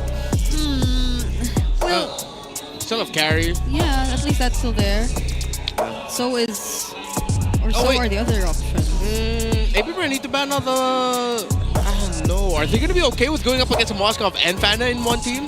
Oh, yeah? That's two heroes that can just split up your map. AP Bren need to ban out the Moskov. They don't. And they're going to take away the Yeah. Esmeralda instead. I feel like that's still a good ban, but the Moskov, as you mentioned, might just be a big problem, considering that Fanny and Moskov on late game, with the Baksha as well, is just insane global presence. Yeah, and you have an Angela, which most likely in the center of the map. Yes. That's gonna be tough unless you're gonna send your Uranus, who clears minion waves very slowly as the guy taking care of minion waves, so that you can send your Angela to the Uranus, but then you're wasting so much utility and strong frontline tankiness just for clearing up minion waves. I think heading into this Omega right now, or excuse me, AP Bren are running out of options in terms of what else they can draft. Carry, as expected. Moskov was one of the options, but now Carry adds an even stronger team fighting presence. Yeah. Even for split pushing, she's okay. I feel like the Grok could be a good option again here for the side of AP Bren. If they're still looking for a roamer, at least they could potentially pose a threat to that Fanny, but the Cho is equally great, especially in the expanding rivers. Yeah, and the jungler for AP Bren remains to be probably one of the biggest questions here. The Fredrin's also taken out by Smart Omega. They might be stuck with a Joy or a Lucas. as one of the go-to options. Again for James Banks, does he try it again? How do you even counter a Fanny straight up in the jungle? Because last time it was a Lucas Hayabusa? into the Fanny also, but Oh yeah, you're right. it didn't. Oh, it's a Uranus jungle. Okay. Okay, so that makes sense now. You give the CC to Lord JM up against whoever they pick here on the side of Omega. And then we get our final lineup coming in from Smart Omega. Because right now what it's looking at, it's going to be Bak Jerome. And of course a Ryzen jungle Fanny. They're still looking for an XP lane. And honestly, against a CC, you don't have a lot of options. Oh, wait. It's a Uranus jungle. Oh, yeah. Yeah. So what, against the CC, there's no Lapu. The Phobius you mentioned is still there, although might be much more difficult. What about the glue? Oh yeah, I feel like glue could be a good option here. Oh, what I like the glue. Yeah, you're right. Oh, they're gonna go for the Ruby, which means that it's the XP lane. Is it gonna be an XP lane Ruby? Ruby, yeah. Ah. You know, we're so used to Super Yoshi using this Ruby. I was supposed to say. XP Ruby. I'm trying to think why. Maybe it's out of comfort, and maybe because you could cancel the Yo-Yo Blitz from time to time, but that's not all the time. Yeah. Even if you get a big ultimate off, It's not a winning lane either. Are you really just playing it's survival? Just like it's like a hard utility Ruby. It's just maximizing all your interruptions, your micro stuns, just to mess up with the team fighting of Omega. That's how it feels like to me. Yeah, it feels like they really got forced in this Ruby pickup. But let's see, maybe it's still comfort for the side of Smart Omega as we enter game number 2. AP Bren secured a hard-fought win in game 1, securing a dub by 25 minutes. And let's see how this will run out here for game number 2. If AP Bren secures this, it's going to be the first sweep of week number 5. Oh, yeah. Yesterday were 6 games, and maybe we could see 9 Welcome today. to Let's Mobile enter the Legends. last dawn. It's such a nice welcome back to see maxed out series for the entire I love league. that for you. If that's gonna happen, but yeah, okay, so far it's great. They just kept themselves hidden, not necessarily showing themselves to Super Yoshi. Maybe that's gonna be a thing now. Like you gotta hide when you know that there's a roamer that's definitely just gonna keep going for the invades and trying to disrupt you. So far, it's been pretty quiet. Yep, no big action happening just yet. Level 2 secured here for Ryzen, and they're gonna go for X-Nova. Now there is. X-Nova might be the first target. Vengeance already used here. Ouch! Oh, the enhanced basic attack hurts from X-Nova. That's a surprise. Ryzen actually falls in first blood, and Super Yoshi next. What better start for James Banks on a Uranus jungle? Yeah, they overestimated the aggression and the damage that they can dish out against a Gatot Kacha who has Vengeance. And a concussive blast. And a concussive blast. And a powerful passive ability that enhanced basic attack actually does hurt if it lands on the right target. Yeah, and now James Banks gonna snowball on this Uranus. Gonna be extremely hard to kill, and they're gonna go for X-Nova. Oh no, they're gonna go for Super Yoshi. And that's another kill for AP Bren. They're gonna start farming in the enemy jungle. Yeah, Omega overheated with the very first one, and now it's just gonna be up to them to find their typical turnaround at minute 8 to 9. While AP Bren, they can just continue this. Clear up minion waves. Shizo looks like he's having a comfortable time against the carry in lane. Let's see if Omega can find a swing maybe around Turtle 2, but it's looking like a bit of a 8 to 10 minute turnaround for Omega. It's going to be a long early game here for Omega because of that abysmal start on this Fanny. James Banks already starting this turtle, and I feel like the contest is non-existent here for Omega. They're not even going to try. Ryzen's going to go for the orange buff instead, but this is the expanding rivers. That's going to be the turtle secured, and they're going to run back to that orange, but it's all going to be taken here by Ryzen. Yeah, I think this was pointed out even yesterday. Despite what happened in the first few minutes of the game, you still have to watch out for Ryzen and his capability to find trades. He was actually first to get level 4 even before James Banks earlier, but things have changed quite a bit right now, especially since they had the turtle, and now Super Yoshi seems to be the next target. No Revitalize could save him from that situation. Yeah, everything's just going perfectly right now for AP Bren. It's one of those games where it's like, oh, cool, we got another kill. Wow, we got a perfect start. Yeah, let's just continue this. Yeah, and looks like the purple buff is stolen right away, right in front of the Fanny, and Ryzen is struggling. No energy left, has to go out, and here comes the Heart Guard. Heart Guard plus the AOG. Multiple members knocked up, but Netsky's here to join the fight. However, Xnova finds the kill on James. They are already forced to run away. Ryzen decides to join in again, but he still cannot fight back. There's not enough damage in AP Bren. They're just ready for it all the time. Yeah, the sustain of AP Bren is just way too strong. Even though we do see them falling down low, at that point the members of Omega cannot overly commit into that fight lest AP Bren turn things around. It's a Dreadnought armor rush here for James Panks, leading up to the War Axe for the CC and the Ruby. Meanwhile, it is a 1,000 gold lead for Shizo in the gold lane against a carry. Already has the Hunter Strike just built. Oh, and this is going to be a really tough time here for Omega. Ryzen is looking for scraps inside the jungle of AP Bren, able to secure it via the Retribution. But that means that he has to wait around in his own jungle with 0 things spawning inside of it. It's already cleared out by AP Bren. Yeah, it's a 2-level gap existing between these junglers.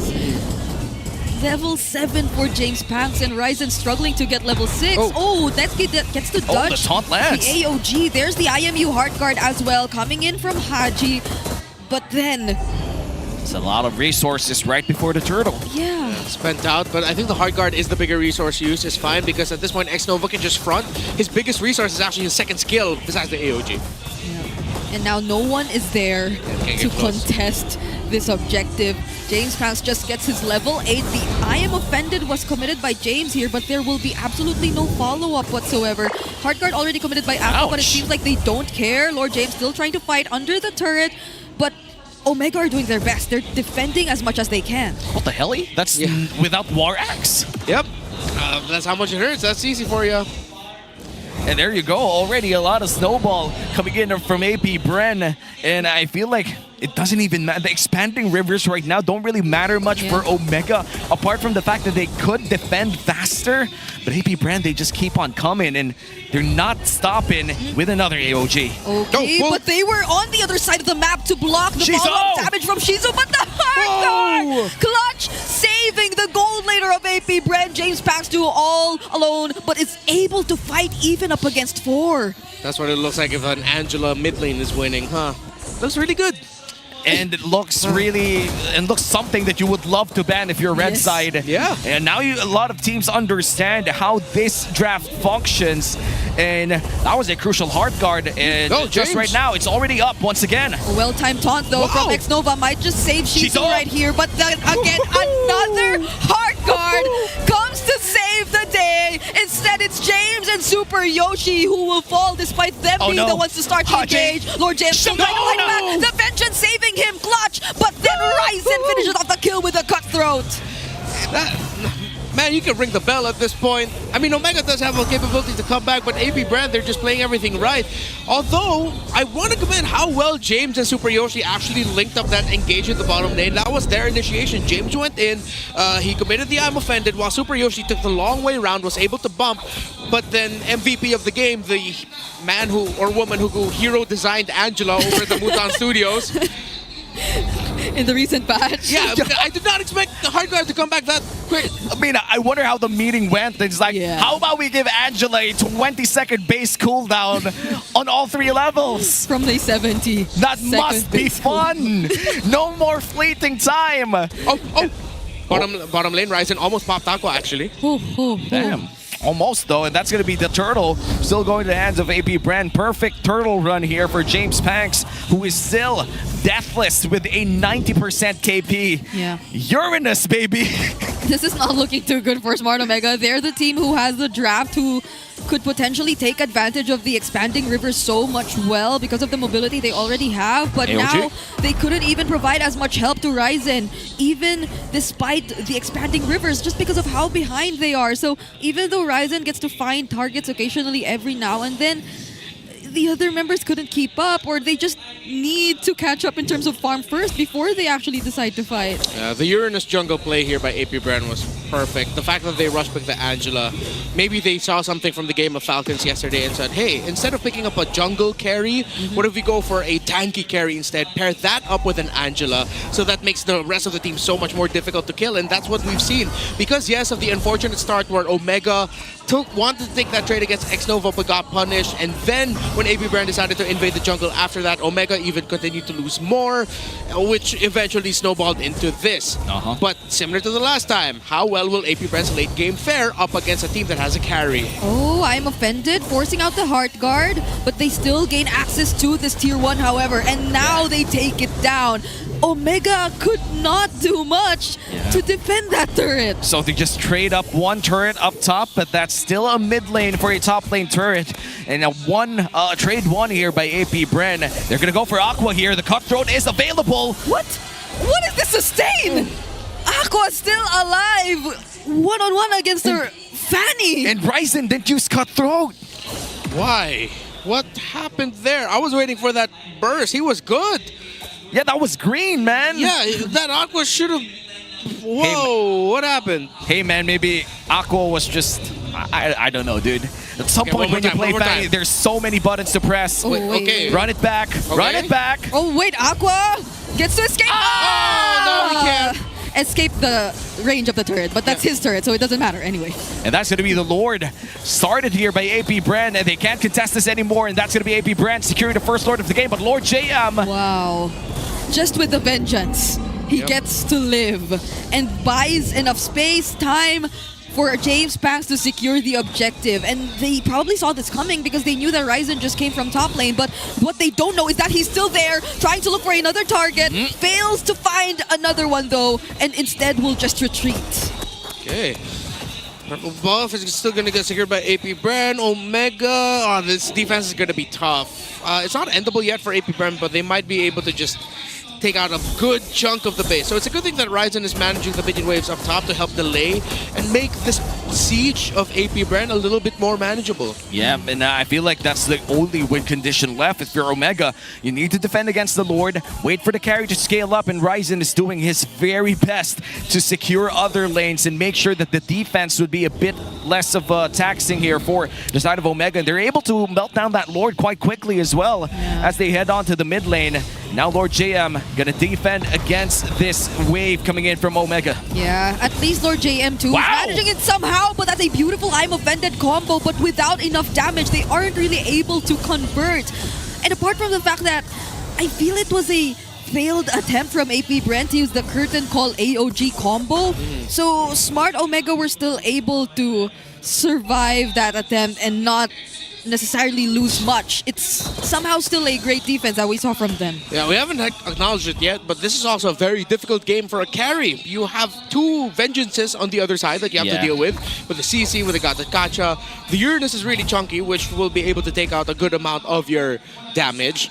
For sure, the frontliners, including the jungler, is also backing dominant size. So if you're a carry at this point, it's like, okay, when? How will I be able to do this? I agree. You gotta find Shizo if you're the carry. That's easier said than done. And look at the threat of the Heart Guard. Just the mere threat of the Heart Guard cursor around that CC. As a Fanny, you don't want to mess with that. You don't want to waste your energy. Wasn't it in week 1 where we saw a CC kill a Fanny up top? And yes, it was. Suddenly, I thought we were about to see that again happen in this game. Ouch. But oh my goodness, the damage from Shizu is just too much. Ryzen, fortunately, gets to escape. Able to escape with a sliver of health, and looks like the purple buff will be taken away again this time around. 30 seconds before the next Lord spawns, and in terms of objectives, it has been perfect for APBR. 5 turrets, a Lord, and 3 turtles. Omega, for the last few minutes, they weren't able to secure any footing in this game. They were able to secure waves, however, able to defend against that Lord. This might just be different if Ryzen is not able to at least give some sort of advantage around this Lord take. Yeah, use your Project Next redeem codes right now. I'm not going to say that out loud. Y'all can read, take a picture or something. Okay, so for APBR, I don't think they're going to be facing any sort of resistance whatsoever from Omega in terms of getting this Lord. It's going to be a free one. So now Omega's just going to hope hope that they can actually defend this because APBR are just absolutely stacked. They have the frontliners to throw bodies. And I know we say that a lot, but literally they can just do that. Throw bodies, win game with Lord. Yeah, and especially with a heart guard, anybody who jumps in first or anybody who gets caught by James or Ryzen here could just receive a heart guard in less than 15 seconds. You'd have the heart guard up again. Yeah. I feel like we're already in the meta where we can say that there could be 2 heart guards in one extended team fight. Yeah, there could be. And that's just with the magic boots, the CD boots that you're seeing on Aqua. But there's still a very high possibility that we see that curtain call already committed. And there you go. no. Another Flickers. AOG. But even without it landing, it forced out so much from Smart Omega. Yeah, and the push continues here for APBR. Netsky tries his best to defend bot lane. They're able to do so, but Shizo, assassination attempt coming in from Ryzen. He's now escaping with his life, but the heart guard is expended, cancels it out to clear the wave up top. What a maneuver from APBR. If this was old Angela, it was different, but... Yep. It's this. Oh, no! Ryzen, that is the target you needed to find. What a pick! Perfect targeting and an AOG used by No Haji way. instead and not by X-Nova. They're melting. Smart Omega right now are clearly fighting back Ryzen Ryzen? to trying to catch up. We'll try to look for another nice. target. Aqua might be the next one. But they have ways to defend. Another heart guard already committed. It's just gonna be used on Lord JM, but they can't really fight back with just 2 members. Oh, Ryzen might have just completely saved the game here for Omega. We might be on the way to an even longer game, James. And there you go, another setup from James. But Lord JM is actually able to escape. Curtain Here comes the call, hard guard. AOG, Oh, 3 members baby. were actually caught in that moment. And Lord JM all alone, surprisingly, the splash damage, you could feel it. They're able to manage it by themselves. Ryzen almost finding another kill. But Lord JM with Aqua actually still alive. And Haji, low on HP. 3 people left to defend here for Omega. It's a 5v3 scenario inside the base. There's a Rose Gold Meteor pickup from Ryzen here. Another hard guard already used. Again onto Lord JM. X-Nova trying to sustain as much as he can. But Omega clear the waves. It's not over just yet for APBR. Wow, APBR. Still too much housekeeping to deal with right now in terms of the items. Already a Magic Lantern, a Glowing Wand for this Valentina who's damaged. Again, it's going to be hard to actually feel the damage of the Valentina here, considering that the burst damage that she has is handled very well by the Uranus, the Angela, and the Gata Kacha. 2 gold laners already. Netsky and Shizo are fully item locked. The Malefic Gun already in the hands of the carry might be a little bit of a difference maker, wherein if APBR don't actually get the carry down, then Netsky's going to be able to clean up the fight. Yeah, and who would have thought after that abysmal start here for Omega, they're now able to have their footing against APBR. This might just be a crucial Lord take. APBR! Lord JM is the target here, but Netsky decided to dash away for a bit, and now it's APBR on the chase. They're trying to go after Netsky, but when he was able to escape, they decided to disengage instead. Super Yoshi isolated, one more, but one more. Ryzen making things happen up top. Aqua might just be able to recall, but will he have enough to defend? It's not! Saved by the Baksha! It was the Baksha that stopped the first recall of the Angela! We're going to game 3! Holy! And that's how you know that today's gonna be a good day for MLBB! What? The Angela able to go home. You come back from Germany and now we have 9 games. Hey, we're not yet done. 3. We got 6 yesterday. Yes. So I'm counting yesterday too. Oh yeah, oh yeah. Welcome back. It's good to have you back. Welcome back. Oh wow, that was such an ending for game 2. It was already a game to lose here for Smart Omega, but Ryzen. Dude, we said it. When he picked off Shizo, he saved it. We didn't expect he'd save it that way, being the guy to eventually get the split push win. And then yes, APBR actually acknowledged that the members of Omega that Ryzen was split pushing, they were all trying to recall, but Omega didn't let them. The Baksha saved it. Oh man, the Angela felt so bad. I feel like the moment that you see your base halfway through with a siege minion as thick as it could be, Ryzen, our Game 2 MVP with that Fanny, pulls you in with that win. Oh my goodness. I just want to say, aside from the 0% win rate so far of the buff Angela, it was a very similar ending to how Falcons lost yesterday, with only few there to defend. And now Aqua being able to recall, but he couldn't do much. And I believe he was actually staying in their base even before that fight broke out, because he was looking to manage it still all by himself. But they badly needed him to join already. He was managing, he hard guarded. The team fight extended. Aqua still saw that Ryzen was split pushing. He recalled, was interrupted by Super Yoshi, was finally able to recall, but then it just wasn't enough because Omega were not letting the members of AP Brent go home. But yes, we have to acknowledge how AP Brent took the lead in this game first, and how eventually it all boiled down to Ryzen finding that key pick off onto Shizo. Because AP Brent again had that lineup that can, similar to game number one Omega lineup, just eventually start running into your jungle and just getting your farm. If they can pick certain conditions, AP Brent picked those specific conditions.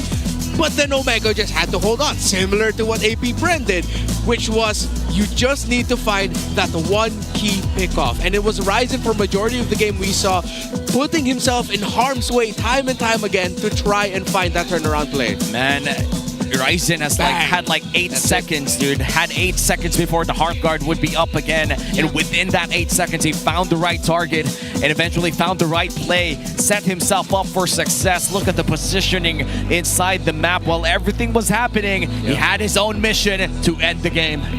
Aqua joined. Aqua was recalling here already, but then interrupted by Super Yoshi. This is where This is where you say that KDA doesn't matter. Yeah, KDA doesn't matter. Hell yeah. Super Yoshi was 0-6-1, but that was the play which potentially saved the game. He did. If that Angela was able to get back sooner, then it would be different. It would be different because we saw the minions. Yeah, we saw that Aqua was able to actually handle Ryzen. He had Holy Crystal too. Yeah, he had Holy Crystal too. He definitely would have given Ryzen a big scare, which meant that Ryzen's attention would have been split, giving one more chance for a member of AP Brent to go back to base and help out the Angela. But yeah, Super Yoshi saved it while Ryzen sealed the deal, bro. Hey man, MOBV team game 2025 looking great.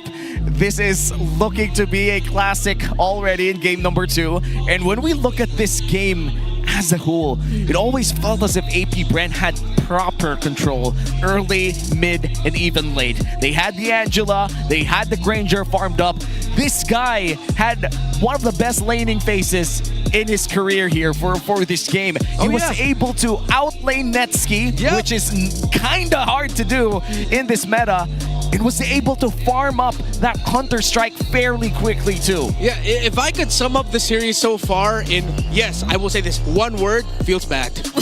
No space, it feels bad into one word. It feels good for us because the games have been top quality. But it feels bad for how these teams have been losing with how well they've been winning before they lost. I would have even felt that there was, I don't know, like a bit of disconnect from Smart Omega even, because it felt like James was so consistent always in those flicker I'm offended combos, consistent in catching targets too, but there wasn't enough from Smart Omega all the time to provide follow-up damage and all that. And for much of the game, I guess like 7 or 8 minutes of the game, that was the constant theme that we saw for team fights. But then it didn't really matter. Looking at the Big Four stats, it's still AP Brent. I mean, we did say that in our breakdown that AP Brent held majority of this game. And of course, the carry being the CC as well is insane, with our BPI rich guy being Shizo, winning on that lane as the Granger. Sadly, that story didn't end too well for AP Brent. The Angela pick was amazing in its first few minutes, but let's just say a good Fanny defies all logic, and that's what happened in game number 2. That's another way to think about it. This day so far has been redefining logic. I'm forgetting words. I had a different thing to say, but I'm losing my mind with everything that we've been seeing, honestly. Because we've seen 2 games now where it was take the lead, one team takes the lead, suddenly just turns around somewhere in the lane. Where it's usually like 2 dudes deciding to lock the hell in and doing something to turn things around for the team. Yeah. I love this. This is peak MLBB. It's like having. It's like in terms of anime, sports anime. There you go. I'm sorry. This is the only way I cast. What sports anime are you about to say? I don't know. Maybe Kuroko no Basket. Like it feels as if that they enter this certain realm where they start seeing plays that no other guys could see, and this is actually something that Coach Vrendon Lim or Coach Vren said in one of his posts, saying that there could be more assassins in Rome. And sadly, we haven't seen that so far here in MPL Philippines. But in other regions, as far as I know, we've seen more assassins. Honestly speaking, if there were an assassin in Rome that I miss seeing, it would be the Natalia. Yeah. Baloyski, man, bring it back. 100%. I thought that was like the assassin that would be popping up more. Either that or maybe even a Hellkurt Rome. Even though I'm a hater of it, I'm willing to see it get tried out. In Rome. But yeah, 100%. Like a Natalia would do fantastic right now with the change, especially if you're going to be in the dangerous grass map. That's true. However, this advice I feel like is great also for the general player base of MLBB. I know how many Saber Roams there are out there in the world. This is your time to shine. I hate you all, but this is your time to shine. Yeah. This is your time to shine. Really, go for it. Yeah, we're encouraging you and hating you at the same time. Yeah, remember when there was a weird time where we started seeing Leslie in Rome and it was working? Yes. Go for it again. Remember that weird time where people played Leslie and Kimmy in one lane? Yep. Just so you could bully out that one wee marksman who his roamer forgotten in the laning phase. I don't want to go back to those moments, but hopefully we do see new unique assassin roams. Like maybe a Fanny roam, maybe what else? Maybe not.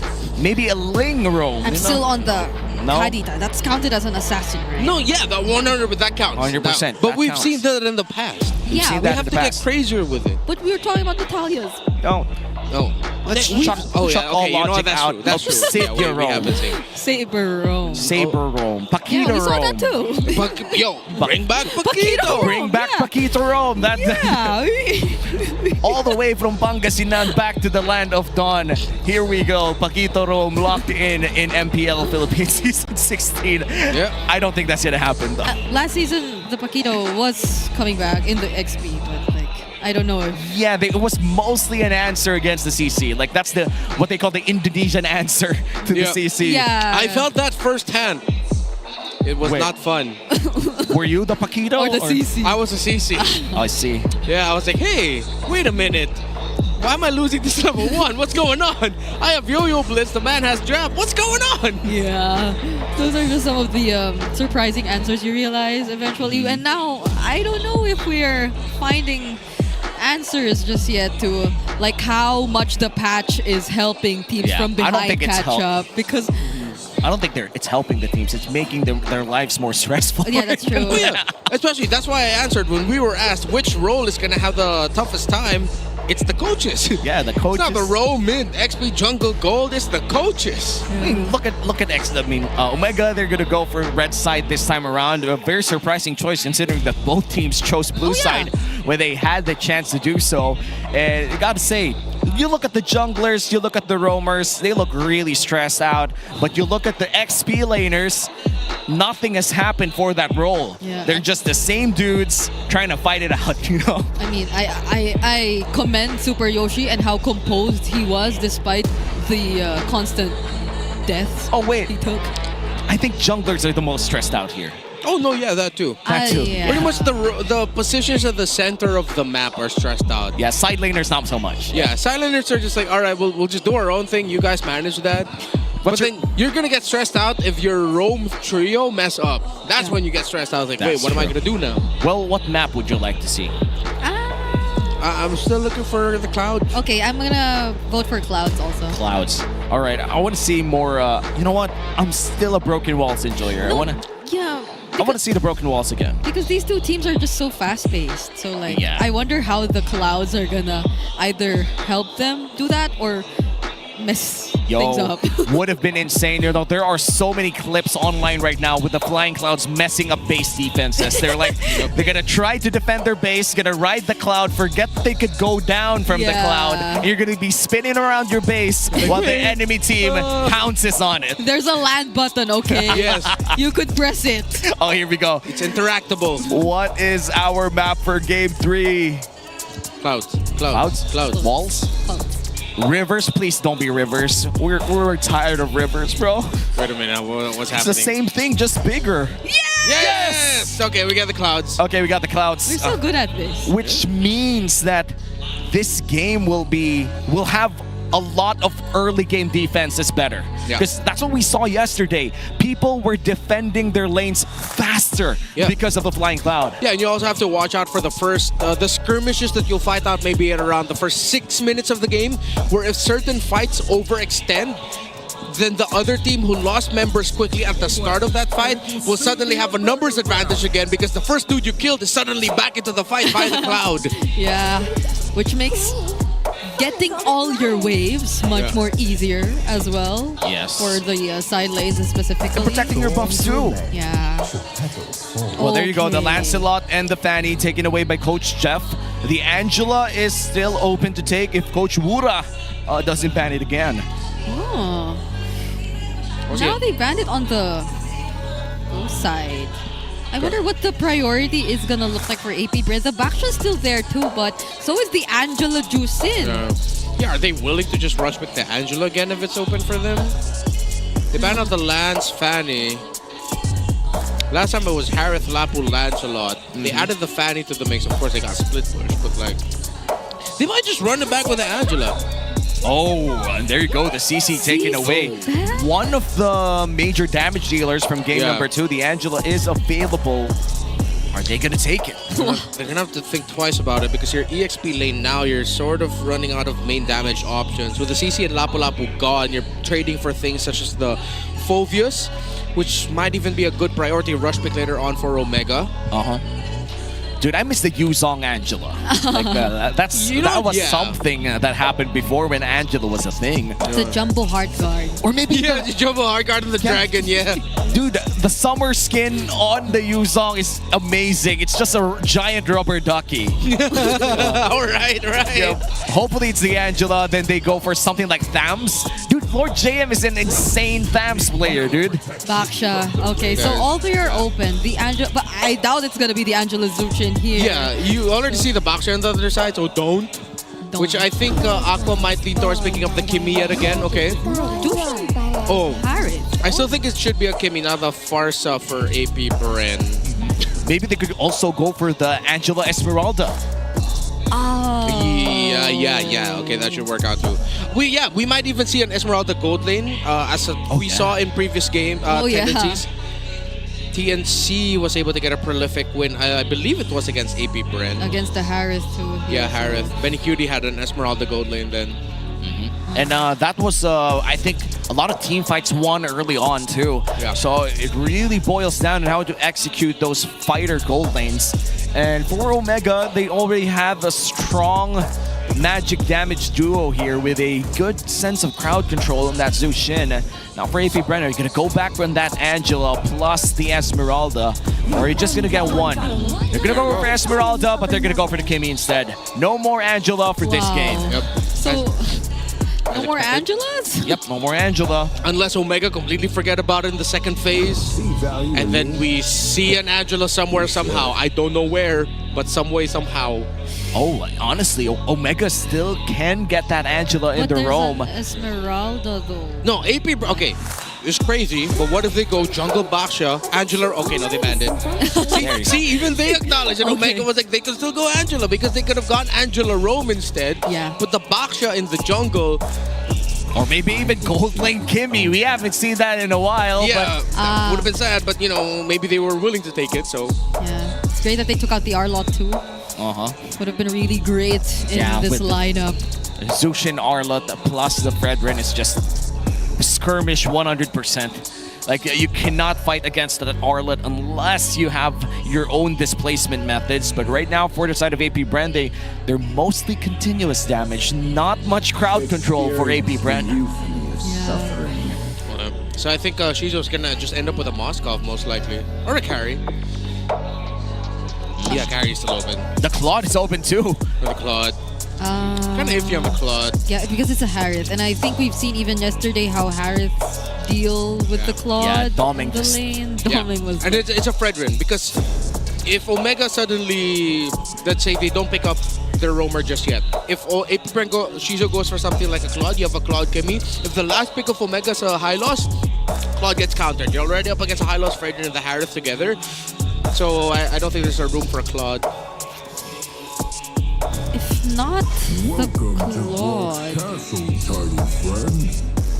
I don't think we've seen much gold laners recently. Like, not even the Beatrix has been appearing that much. Yeah, and Beatrix has been one of the best marksmen in RG as of late. People be spamming that rocket launchers. But we don't see it here. Yeah, we don't see it here. That's the big mystery. Like, even Lolita is the best pick in RG, but nobody picks Lolita in MPL.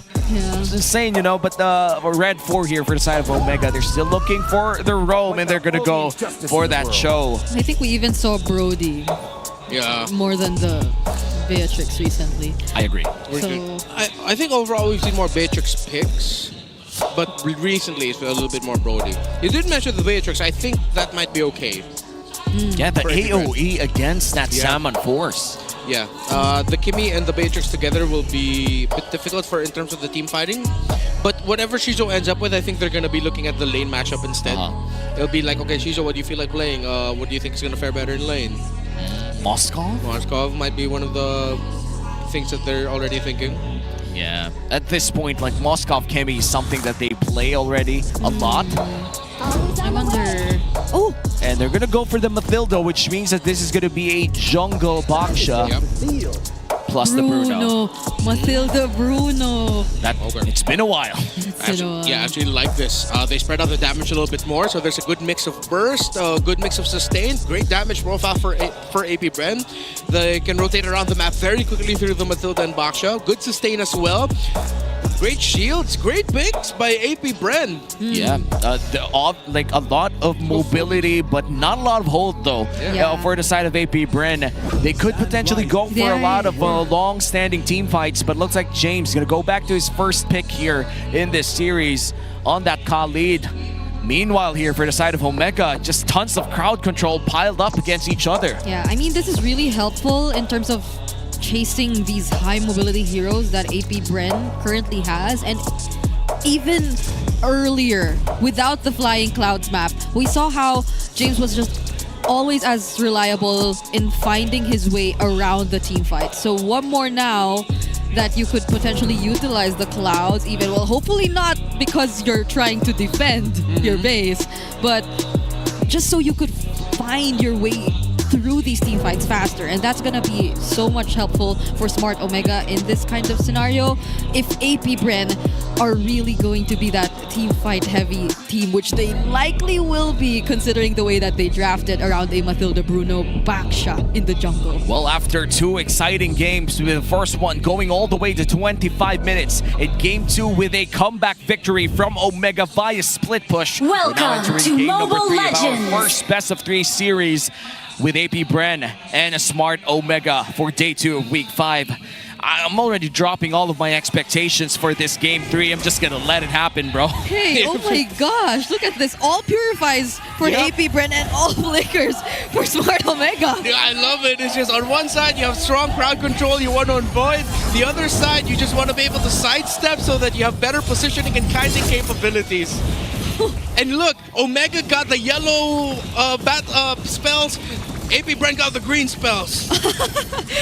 I love color coding. Nice who can't see that. He's colorblind. Oh, no. Hey. That's actually true. That's actually true. You know, Nice who would laugh if he heard that. And obviously he will because he's watching right now. Yes. A slight 2v2 here in the mid lane. And I feel like the sheer sustain of this Mathilda would just negate a lot of the pressure in the mid lane. But XP lane would be a different story. A lot of sustain, a lot of damage thrown against each other. Yeah. I feel like it's compared to the previous heroes that X-Nova has been using, though, it's not entirely that hero to constantly scout the members or of Smart Omega, so it'll be more of really providing support. So that might just be the way to go for AP Bren here. I mean, it's not like you compromise much by not revealing the enemies so much. You're able to help clear anyway, so you still get those independent gold and EXP, and that might be the way to go for now. But if they find James Pax here, we'll try to disrupt him a bit, but he's gonna be fine. Yeah, pretty standard rotations that we're seeing so far. Super Yoshi versus X-Nova. Just waiting for the ability to go up. Okay, so Yoshi does have a considerable lead against a Matilda in terms of getting EXP.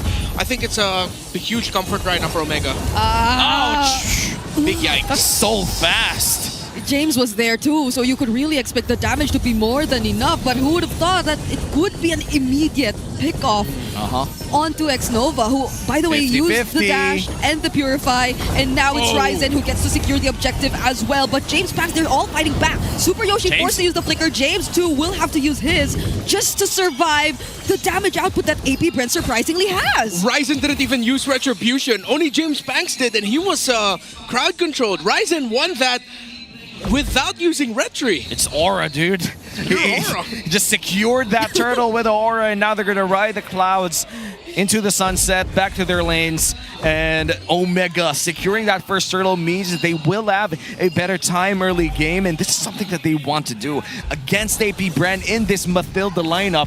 You don't want to extend this game at all. Definitely should, because this is a Khalid who, again, is also able to rotate out so much faster, is able to dish out much more damage, and look at Netsky even. He too actually wants to take on this fight, forces Shizu under the turret, and this is not even against a Claude, but Harrods are still able to do this in the lane. It's gonna be so hard for this Bruno to farm up until he's able to get his Haas claws. I'm actually checking right now if he's somewhere near to that Haas claws. He still has the Vampiric Scepter, which means that he's able to at least lifesteal a bit, but it's extremely hard against a Harry that throws out those Synchrovisions left and right. Raging Sandstorm used into the quick Sand Guard. Nearly got the kill on James Pax. That was such a well-timed combo. Like, it wasn't immediately the quick Sand Guard just to heal up. He wanted to do some sort of outplay. Wanted to fight. Yeah, and that was actually, that could have been a massive outlay for James because he timed the use of the Raging Sandstorm so that he doesn't get crowd controlled by the shield unity. Instead, when James Pax bumps into the Khalid, he's the one who gets stunned by the Raging Sandstorm, and James Pax was brought really low. So I love that little exchange that we saw. Yeah, and we learned something new, something to do against a Raging Baksha if you're able to play the Khalid as the second turtle of the game spawns. That's a crucial ultimate thrown out here by Aqua, and the purple buff secured as well for Ryzen. I feel like Omega still has that lead against the side of AP Bren in this upcoming turtle fight. They're freezing it so well. They're making things so much slower for AP Bren, for Aqua, and now Ryzen. Once again, could he potentially secure this objective for his team? The Falling Star Moon didn't connect onto anyone. Super Yoshi still not using the Way of the Dragon, but there are two separate fights happening across the map. James, Raging Sandstorm, still connects onto Aqua, and the Lantern Flare will actually finish off the kill. Haji using the Flicker to reposition as well, but the other members of AP Bren, they're trying to chase, but Netsky, part of the picture, forces them to run away instead. And this extended team fight leads to this turtle. Omega still continuing to this objective, but Lord JM providing a bit of vision. I feel like that's going to be a 1v1. No, make that a 2v1 up top. Oh my goodness, James and Netsky together. How could Shizu deal with this? He can't. Another Falling Star Moon, but Ryzen with the Retribution will still secure the objective at the expense of his own life. All right, let's see if AP Brent can get a little bit more after this. Even though they lost the turtle, they got to kill up. No, they lost Shizu. So let's see if they can turn things around. Nope. Omega just eventually walks away with wins all across the map. Yeah. They get Shizu down, they get the turtle, and now let's see how AP Bren are going to be able to swing it. Because I don't think Shizu is at a comfortable spot right now in terms of his farm. Let's compare. Yeah, it's getting close to a 1,000 gold lead for that Harith compared to that Bruno. Only up to a Haas class, which at this point, considering the lead that Omega was able to build for themselves, it's not enough. Oh no, wow. Big milestone here for Haji. It's his 500th game in MPLPH history, the 4th player to reach this achievement. Truly has grown with us in this league through different roles, through different teams. And right now, as Smart Omega's trusted veteran, they're going to be able to defend this top lane. Netsky already there. Here comes a concealed play. Super Yoshi doesn't find one. Yep, he won't be using the Way of the Dragon yet again. I was supposed to mention how it feels as if he's a bit more cautious about using the Way of the Dragon. He's not as aggressive, but there goes the Traction Pulse, catches Ryzen, and the stun from the Baxter Shield Unity 2. They take down the turret, and they're so much more confident to fight, but the Appraiser's Wrath catches onto them. James is there as well to provide some follow-up from behind. James might be the next target. Two-man knock-up, a double kill, make it a triple for James. He's still trying to go for the chase. Netsky trying to take it out, but he gets to take down Lord JM instead. What a team fight here for AP Bren. They lost 4 people with their sheer aggression. They tried to make a play. They wanted to be the ones to set the tempo, but then it was James and his late entry turning things around. 4-0 into that triple kill. And at that point, Lord JM could only try to trade, but Netsky was able to outplay him underneath the turret. Look at his gold right now. Playing like a carry. Yeah, man is balling. And with that last turtle, I feel like AP Bren gonna try to rush this one. Super Yoshi right underneath that bush, but Ryzen in the vicinity! Oh, wow! He still gets to secure it, not even with the knockup from Super Yoshi just yet. And now Lord James the first to fall. There goes the assistance that comes in from X-Nova, but it's not gonna be enough. Only just to keep them safe, but oh my goodness, Smart Omega.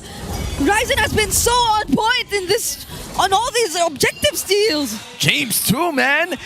On those team fights, just finding the angles on that Raging Sandstorm. That steal by Ryzen. Leo calls him Sneaky Dean for a reason. He got that split push earlier. He steals another objective. I don't know why my accent changed all of a sudden, but yeah. Yeah. That's what happens when you see Ryzen play like this. And about to reach his Brute Force breastplate as we peek into the Infinix in-game equipment. This is something that we did not expect from this lineup. We know that the early game is going to be huge here for Omega, but the way that they've played their team fights, the way that they found their angles, their objectives, has been way better than AP Bren would ask for. The Khalid has more gold than the Bruno. Oh my. That's how you know it's bad. Shizo was not able to keep close to the farm. I'm pretty sure that triple kill by Lord JM, James, 2 Jameses, was able to launch him up top. 2 James! I'm sorry, dude. I just had to. There was a chance. So wait. Okay. Super Yoshi still looking. Someday I will understand. I swear you're gonna kill me today, man. I'm sorry, dude. That's 2 James. Okay, 20 seconds before the next Lord, and we were talking about both of the James here. James is just insane in this match. A lot of gold, even more than Shizo. That's just sad if you're AP Bren. Yeah, the way that even Ryzen, that one time where he didn't have to use the Retribution was shocking news, because he's the only guy with deaths in Smart Omega's lineup. And that's how much space he's able to make, and that's how much he's able to do his job as the Frederick, as the utility jungler. I don't think we're able to feel the effect of the Mathilda just as much in this fight so far. Falling Star Moon already committed by Lord JM though, but he will potentially get immediately bursted down by Netsky with his Zaman Force. Now it's James Panks who gets taunted. Multiple men knock up by the Lord, but James Panks, he could not tank it any further. Multiple members of Smart Omega are quite low, but they can still handle this. They can still hold on. X-Nova trying to serve as the front, but that's only Shizo and Aqua by his side. It's gonna be very dangerous if they decide to fight. Yeah, AP Bren, they could have maybe, but it was just way too risky. Considering that James was still relatively healthy and that we know that the Khalid has a lot of farm, he still deals a lot of damage. One concussive blast could have ended AP Bren. Even though Ryzen was really low, they made the right call there in the end to just hold on and just concede it. Now Netsky has a Holy Crystal, while Shizo just built Berserker's Fury at 9 minutes and 40 seconds. It's gonna be a long time until you start feeling the damage of AP Bren. A good amount of the damage that Omega felt came from the Lord in that last one. The Malefic Gun's gonna take like 3 more minutes for the side of AP Bren. Now the Lord is marching down mid lane. Haji pops the Crimson Beacon, does fight. Oh! 4-man stun from the Raging Sandstorm of James. Super Yoshi doesn't find a target again, but the Appraiser's Wrath lands onto multiple members. James Max finds the kill on Lord JM2, and they take down the tier 2 turret in the mid lane and the bottom lane. Brother, the AoE on Raging Sandstorm, I swear it's a bit bigger for James. Yeah, just a little bit. It's like, dude, how are you consistently hitting that? All the Raging Sandstorms he's committed so far in this game hit. If it's not going to be a big AoE set, it's onto one dude to try and outplay him. Close to a 2,000, actually already up to a 2,000 plus gold lead for the 2 side laners. It's terrible news here for AP Bren because, again, I don't think they do have the capability to turn it around yet. Even if they decide to commit a full-on team fight, one big Zaman force and it's over. Yeah, they gotta move out the moment that they see that Zaman force. And for AP Bren, now that they're down by 8k, this definitely just means one thing. It's gonna be a long farming period and they need to defend again and again. This next Lord, Renmar, just want a quick check. Can they actually contest? They can try, maybe poke down the frontliner who's trying to provide vision. If you could get one down and the Lord's still relatively healthy and you are too, then maybe you can continue the fight.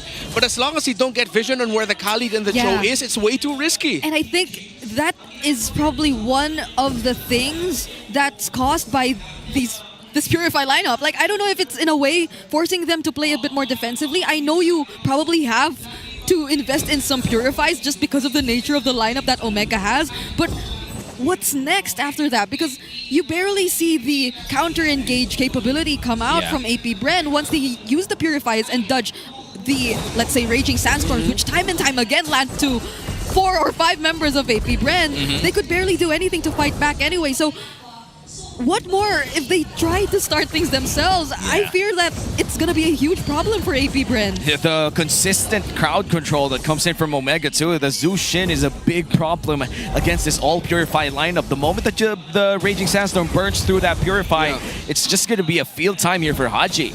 Yeah, and that's why we've seen Haji go 109 so far. They will try to contest, just try to provide vision. Shizo already has Malefic Gun. Maybe it's enough. Maybe. Yeah.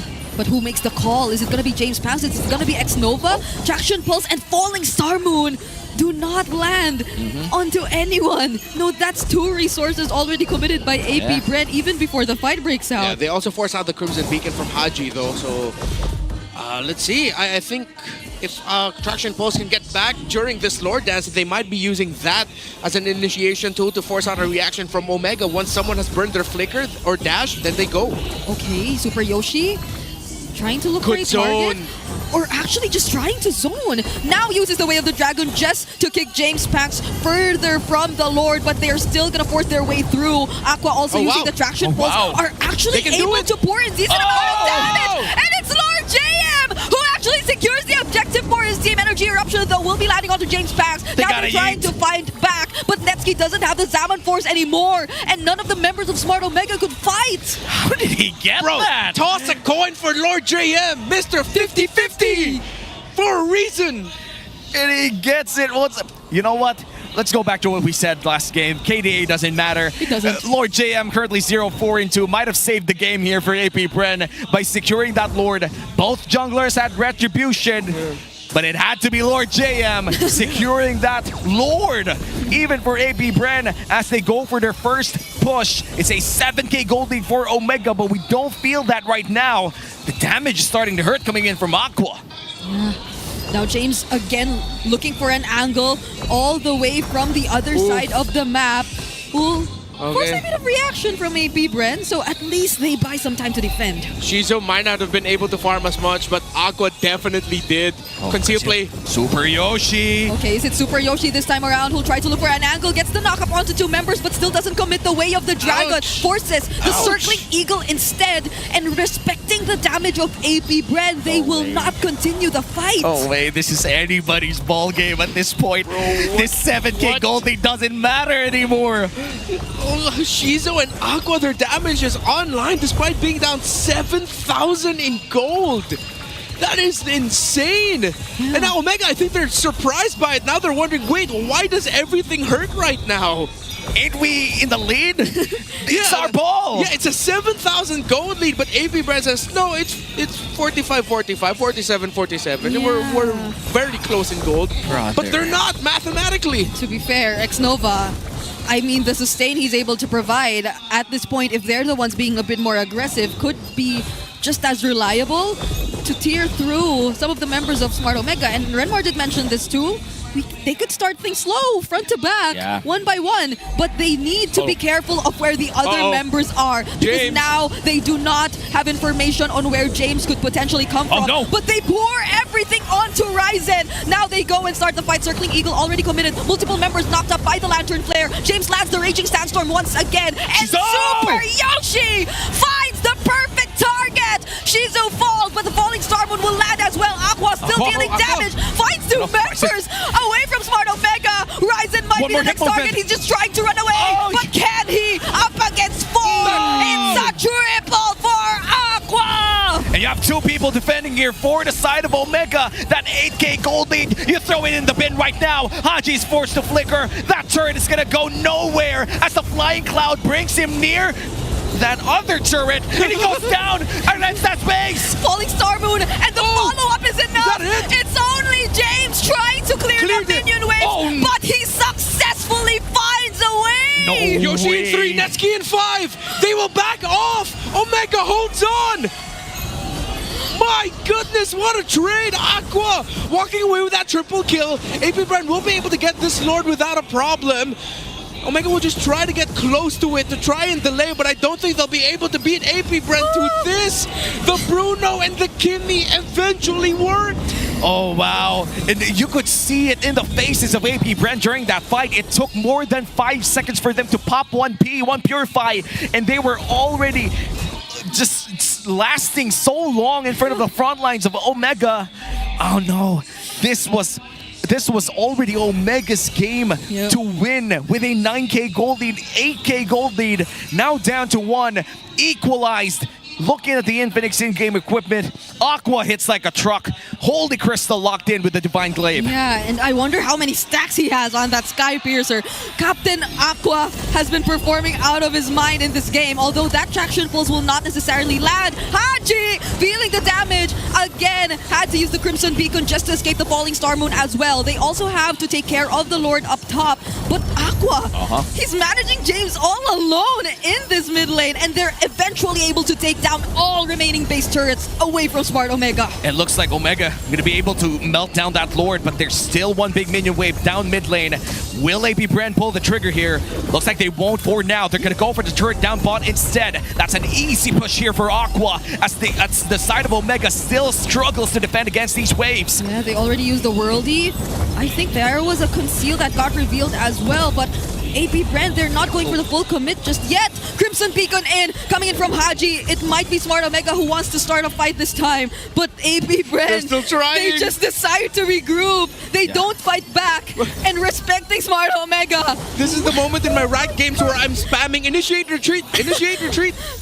There's not much to get anymore. Yeah, you guys are good. Like, unless, are they really gonna try to force something, hoping that they get someone picked off or pulled away? The chances of that happening are very low. At this point, AP Brand are just keeping Omega in their base right now. And they have the sustain to back it up. Yeah, that's what hurts the most. There are flying clouds, there are immortalities, everything. They need to take these things into account. But the Falling Star Moon is going to connect onto 3 members. Zaman Force also used by Netsuki. But Smart Omega, they just decide to dodge everything. AP Brand, they're not really going for the full commit. They're just burning through the resources that the base pumps out. Omega can't even get out of their own base. Yeah, talk about Lord defense. This is a Lord dance. This is a base dance. But why? Are you just forcing reactions? Maybe they're just running this out with the Matilda. Here goes the Flying Cloud. It looks like Lord JM going to be flying out of that base, but Super Yoshi! It's time! He finds a kick, but he gets denied! Netsuki Yoshi is the first to fall. Super Yoshi next, James Haji Ryzen doing their very best to defend. But can they do it? Abracer's Wrath lands. James finds a target, but his immortality gets popped as well. And he has the flicker to survive, but Shizu will not let him. Ring the bell. That's a shutdown for him. And after 3 hard-fought games, it does seem like AP Bren eventually takes the series. And after hard-fought games, the victor of the first series are the Bees. AP Bren taking game number 3. What a series! And yeah, AP Bren, they kept forcing that issue. Instead of going back and managing the map, they baited Omega into that. They baited Super Yoshi into that. It was like, come on, we're here. Which one of you guys is gonna pull the trigger first? Once they saw that cloud, they retreated, readjusted. Netsky brought down his Zaman Force and got blasted immediately because he dropped it onto 5. But then he dashed into 5 as well. Yeah, and that's just Omega losing out in this series. Still near the lower half of our Infinix standings, but not too dangerous as of now. And actually one of the best series to watch for week number 5. And now fans. for the AP Bren fans, just having a lot of fun in the MPL Arena right now. And we will be able to talk to the victors of this match number 1 with our host. Let's all welcome AP Bren in the main stage. An incredible start to the triple header, getting the win. Here are your winners, AP Bren! Ibang klase yung pinakita nyo doon. You were able to hold off yung nagmisto lang Aqua, kwentuhan mo naman kami dun sa nangyaring laban. I wanna talk to you about it. Kasi nung game number 1 and game number 3, parehas yun, comeback yun. Kasi you were kind of struggling in the early game, diba? So, what was the conversation? Ano yung naging pag-uusap nyo bago yung laban na hindi nyo talaga sinuko at nakuha nyo pa rin yung panalo? Siguro yun, naghihintay lang kami ng farm para ayun, tsaka tiwala kami sa isa't isa na kaya pa namin makabawi. Ayun. That's exactly what they did, Odin. We saw your discipline doon sa mga naipanalo yung games. And Aqua, nakausap namin yung different roles na XP, Roamer, dito sa Project Next. For you as a mid laner, ano ba yung pinaka-advantage para sa role mo? Pinaka-advantage na nakita mo ngayong Project Next for mid laners? Siguro yung sa room, kailangan parang pagalingan kung sino sa pagdating sa vision, pagalingan sila ng room tsaka sa mid. Parang nagtatago-taguan din kung sino unahan sa level 2 gano'n. So talagang tandem lagi ang mid at roam pagdating sa ating mga rotations. Yeah, and that's one of the firsts na narinig natin kasi kadalasan, di ba, puro roam talaga. But now, the mid is added. Si James Punks naman, nasa niyo sumisigaw para kay James. Ayun Ang daming fans! James Punks, man, napakarami mong tropa at supporters na nagpunta para sa araw na to. I wanna talk to you about, last week. Kasi last week, it wasn't the best result na nakita namin mula sa inyo. Pero ngayon, second round na. How did you reset? Ano yung mga ginawa nyo bago magsimula itong laban na to para makuha nyo yung panalo? Ginawa lang po namin, same pa rin kung ano ginagawa namin nung nakaraan. Tsaka kung paano kami nakareset, nag-usap-usap lang kami. Tapos yun, pinag-usapan namin yung next naming planong gagawin. Tapos yun, laban na ulit. At alam mo, Hans, nakita ko kasi si James Punks after that game number 2 na na-comeback sila ng Smart Omega. All smiles pa rin ang pinakita ni James Punks. So talagang evident na nagre-reset talaga sila every after the game. And bilang jungler game, James Punks, ano sa tingin mo yung pinakaganang mapa sa'yo considering na isa ka sa mga junglers na may wide hero pool? Tingin ko naman kung isa lang yung grass. Pero kung sa akin sa jungle, tingin ko naman lahat kaya ko anuhin I love that. Yun nga, ina-experience mo lahat yung pag-iiba ng mapa because there were different modes na nilaro nyo all throughout the series. Malaki ba yung epekto nun or somewhat ganun pa rin yung galaw nyo kumpara nung recent or nung last patch na meron tayo? Tingin ko po wala naman masyadong effect kasi clouds lang din yung nabago Parang makakatulong lang siya pag sa laning din sa early. Kasi yun nga, lumilipad ka, pag napokas sa lane, makakabalik ka agad. Kaya di naman malaking Just one last thing, pasalamatan mo naman ang lahat na sumusuporta sa'yo at yung iba na nanonood sa kanilang mga tahanan. Thank you so much sa inyo guys sa mga sumusuporta dito sa venue tsaka sa mga bahay-bahay. Yan lang. Ingat kayo palagi tsaka supportahan nyo lang kami. There we finally have it. Once again, your winners, AP Brand! Just a solid all-out performance coming in from the Bees, showcasing what they can do. At ngayon, from a winless Week 4 to an outstanding Week 5. It has been a series of comebacks na nakita natin sa kanilang tapatan. But at the end of the day, ang pinakamahalaga ay kung sino makakuha ng huling panalo sa kanilang pagtatapat. And just like their meeting nung first round ay nakuha natin ang same result with AP Brand winning against Smart Omega. Ako, maraming pag-uusapan ang ating mga casters. Kaya naman casters, inyo na to. Thank you so much, Hans and Odin, of course to AP Brand as well. Welcome back to the desk. It's still Uomi and Brigida and Renmar to bring you the breakdown for game number 3.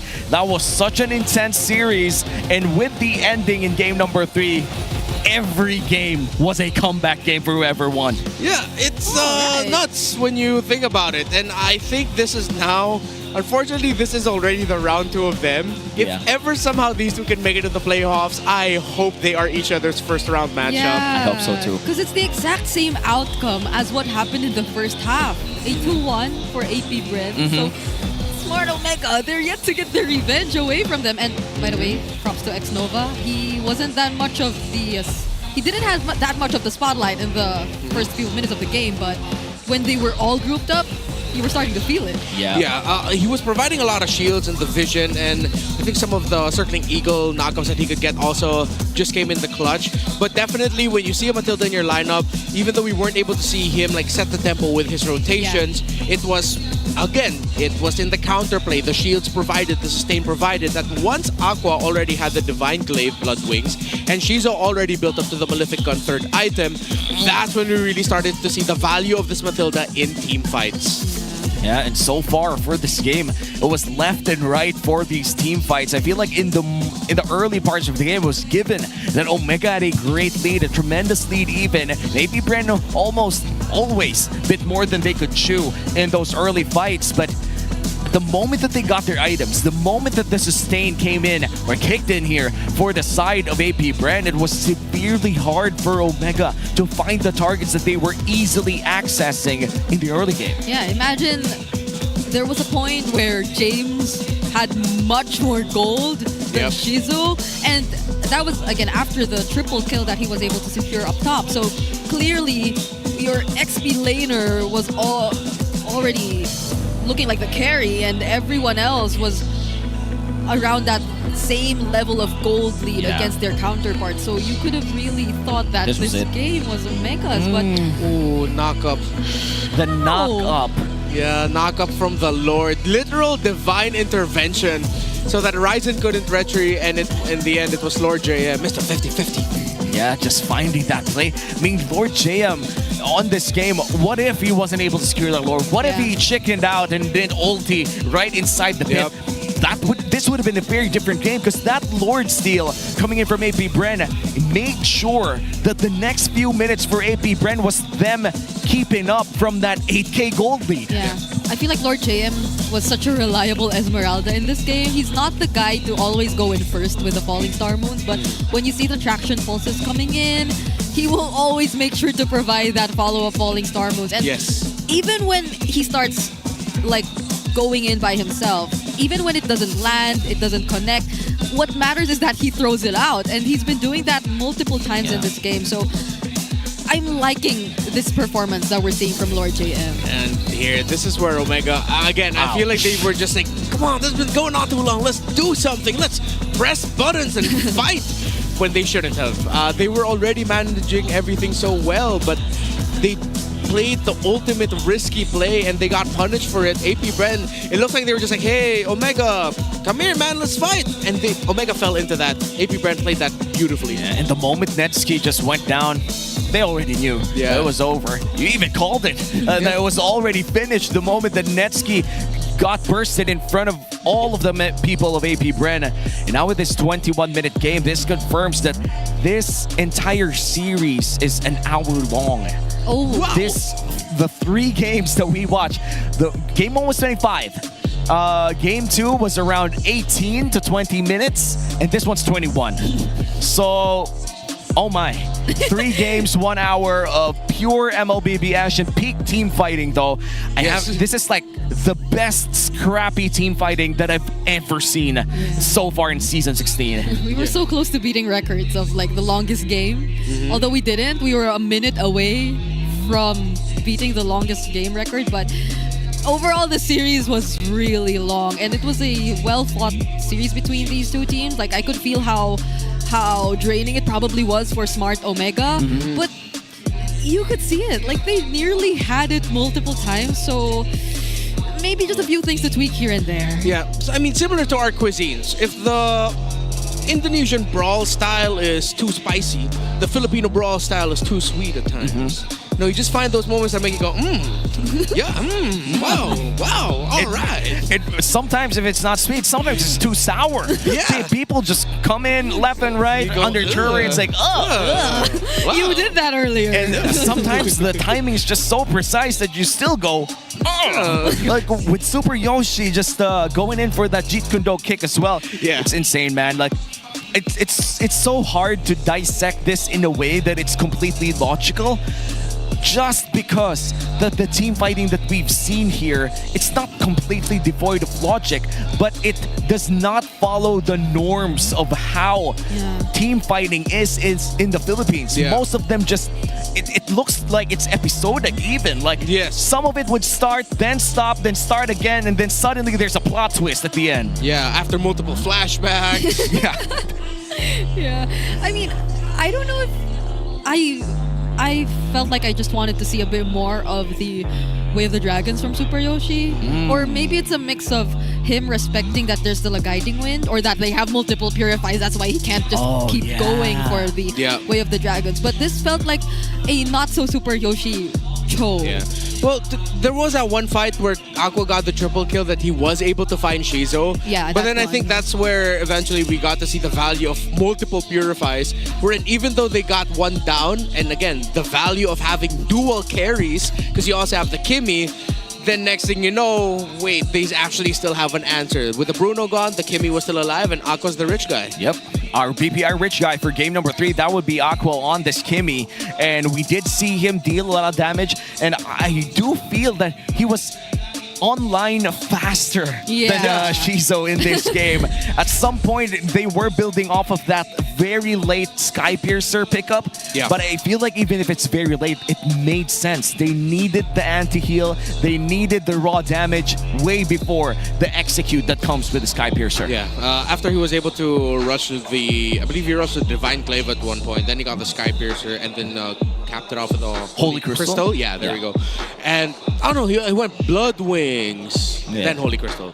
Yeah, I like the itemization path here of Aqua, and then it just goes to show the real-time adjustment of AP Brand of acknowledging, wait, Shizo, sorry man, we gotta bench you first, Aqua, you first. Well, right now we're gonna go back to the winning calls of AP Brand. Hopefully it's hype, or maybe clean. Let's go to the Infinix mic check. Ako dito. Nag-dash yan, patay yan. Huwag isang micro to, pre. Nandito si JM, ah. Tara, pasok pre. Ako sasalo pag malalim ako. Tara, lamang na tayo dito. Okay, sama-sama lang. Lamang na tayo dito, pre. Arit lang to. Ikaw, Micro lang. Para pa nyo, walang arit, oh. Walang lang. sa'yo. Kunin ko lang. Ano ba? Huwag na natin pahingayin to, pre. Huwag natin pahingayin. Okay na item. Sa atin yung matma. Pwede tayo mag-pressure. Nice, boys! Nice M, nice dad! Nice everyone! Pre, makinig kayo sa akin, pre. Naka-momentum na ako. Kalma. Huwag natin palabasin. Hero lang. Tingin, pre, ah. Ati! Hero. Ubusin natin. Yo, that was in Tagalog and I couldn't understand anything. Tagalog, multiple languages. I think I heard some Spanish in there too. ¿Qué? Yo soy Uomi. Whoa. ¿Qué pasa? What? Yo soy grande mucho. Wow, I don't know what that means. Deutschland. Deutschland. Welcome back from Germany, by the way. Anyway, that has been just our first series. Our next series is Twisted Minds versus Falcons. Another shot of redemption here for Falcons. Meanwhile, for Twisted Minds, still number 4 in our league. The super rookies of Season 16 is looking great. They're right behind us. Yeah. Falcons are right behind us. And Twisted Minds are preparing for the upcoming match too. I cannot wait to watch this because I will just be a watcher. Yeah, it's gonna be tough. I think we're gonna see some Francos. Oh! We're gonna see some Salinas. What else? You know what? I'll toss it out there. An Atlas. An Atlas. Well, hopefully we see all of that, because that has been match number 1. We've been your casters, Suomi here with Brigida and Renmar. Don't worry, we're still gonna send you over to Wolf to the Owl. Thank you so much, casters, at thank you so much, APBR at Omega, dahil binigyan na tayo ng magandang series sa ngayon. At actually, marami tayong matututunan or at least marire-learn when it comes to video games and MOBAs in particular. Dahil alam natin at its very core, ang Mobile Legends ay talagang game na pagalingang pumindot in the end. And so far, para dito sa series natin, kung sino yung team na nanalo sa early game ay natatalo sa laro. That's game 1, game 2, and game number 3. And I guess it's mainly because the fact na kailangan talaga mas magaling ka lang mag-in-game decision making pagdating sa late game. Actually, kung titingnan natin yung patch, marami nating beses sinasabi na dapat magaling ka sa early game, dapat ma-active yung roamers ka. But in this particular series, we are reminded na hindi lang yan ang dapat mong gawin. You still have to be very good with your decision making, at yan ang ginawa ng APBR in game 1 and game number 3. Now, it's always notable na ang APBR ngayon ay napaganda ng late game team fighting, pati na rin yung shot calling nila. Narinig din naman natin dun sa mismong mic test na maganda yung pagkaka-identify nila ng tamang targets. Nobody panics, pero everybody's hyping each other up para talagang dumiin yung shot call at sundin ng kung sino man yung dapat susunod dun sa shot call na yon. Also, yung strength ng ating active roamers ay kitang-kita naman in the early game. We can see even si Super Yoshi, ang lakas na kanyang ipinapakita sa early game and even with Xnova. However, yung mga late game na box yung importante. To be fair, I really like kung paano nahuli ni Super Yoshi yung good targets niya. But the box overall, or ito yung sinasabi nating formation ng bawat pyesa ng side ng Omega, dun lang talaga sila nag-struggle. Even in their Lord Dances, dun lang din sila natalo. And unfortunately, for Omega, hindi nila matutuloy yung streak nila this week. For APBR, napakagandang momentum naman to heading into the regular season. That's it for this series. Mamaya naman, it's Twisted Minds going up against Falcons. Huwag mo kayong aalis, magbabalik ang MPLPH Season 16.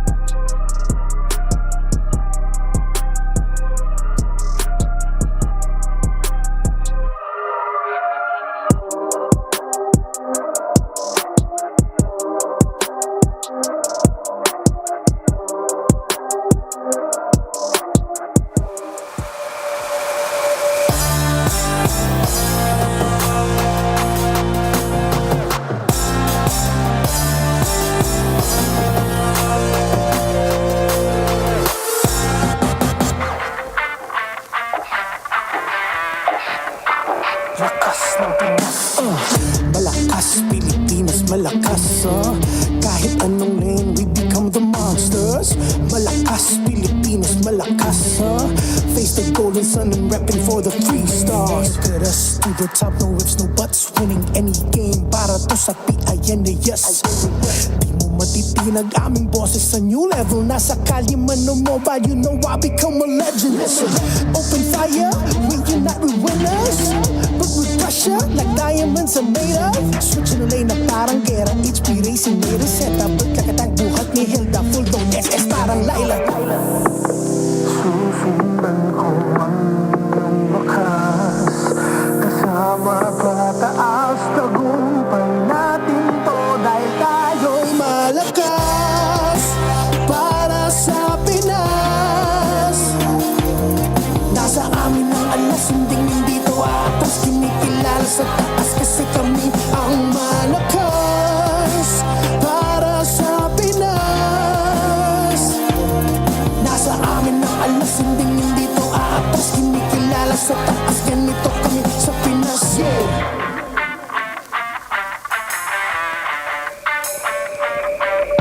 Laging MVP, no surrender, no retreat. Pag nagsama-sama, just imagine what we can achieve. Laging MVP, no surrender, no retreat. Giving 100 on my all, cause we just cannot be defeated. We are unstoppable, immune and invulnerable. Ready ang equipment, lahat frozen, mala, crowd control. Pakita on the jab, east to the southeast. Taas ang matawa, proud and loud, cause every enemy we devour. Susundan ko ang iyong bakas. Kasama pataas, tagumpay natin to. Dahil tayo'y malakas para sa Pinas. Nasa amin ang alas, hindi to atas. Kinikilala sa taas kasi kami ang malakas para sa Pinas. Nasa amin ang alas, hindi to atas. Kinikilala sa taas, ganito kami sa Pinas. Yeah. Malakas, Pilipinas, malakas. Kahit anong tumas. Malakas, Pilipinas, malakas. Face the golden sun and repping for the 3 stars.